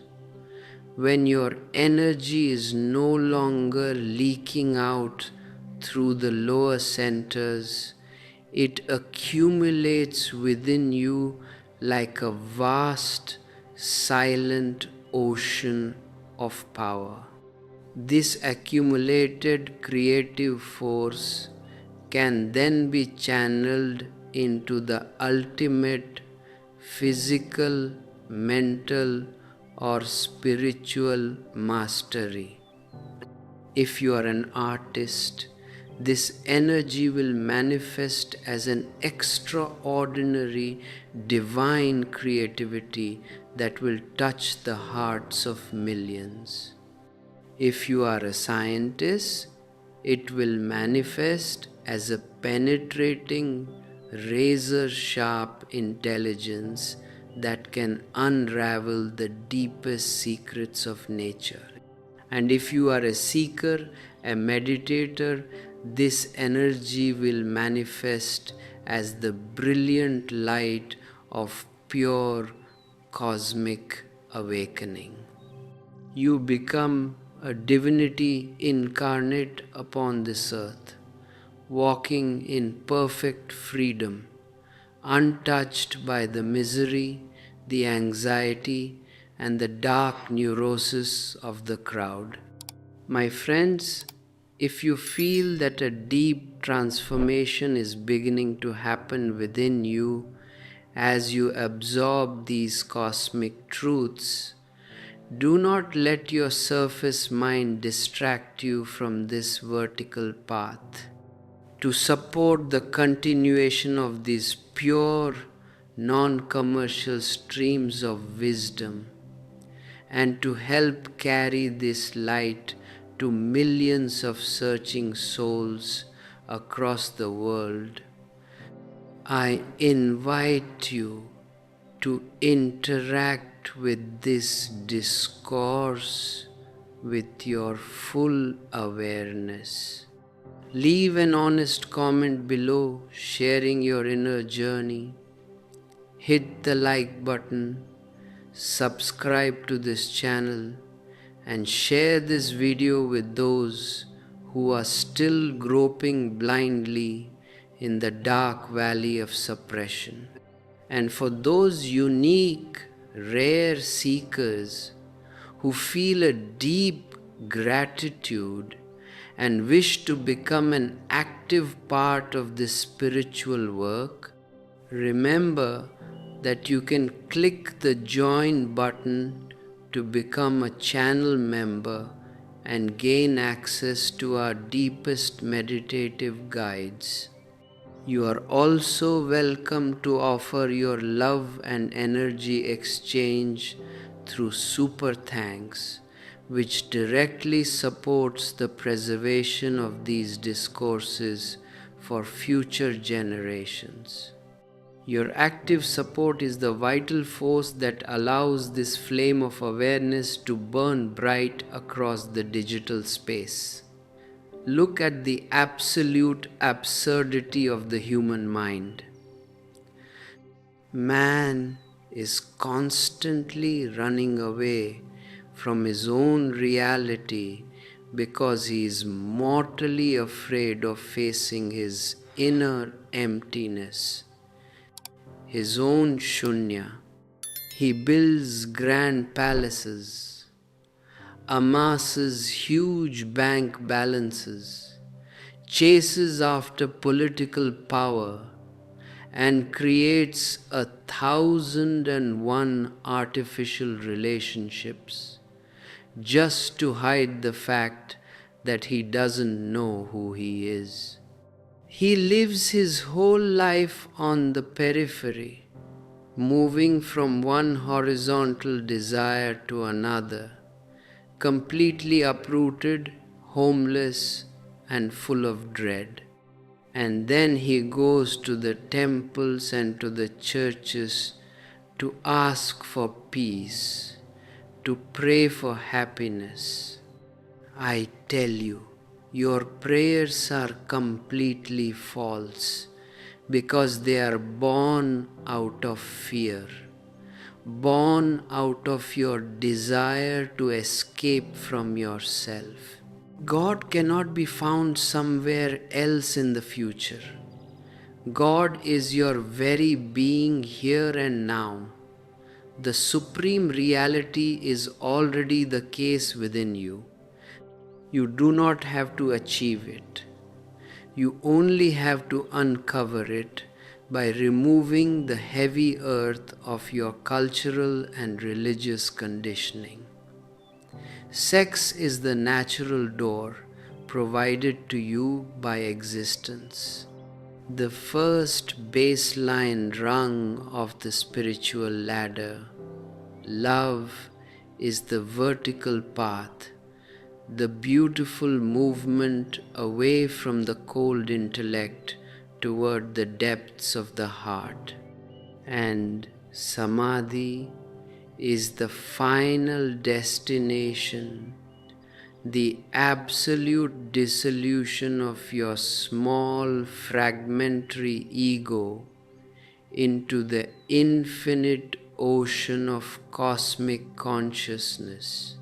If you deny the first step, if you censure and condemn sex out of false holiness, you can never reach the final peak of existence.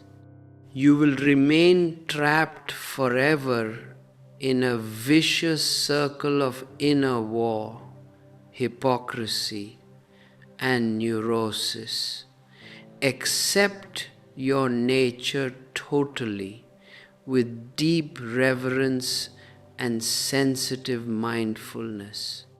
Let the black coal of your raw desire be heated by the fire of your intense meditative awareness until it transforms silently into the brilliant diamond of pure divinity.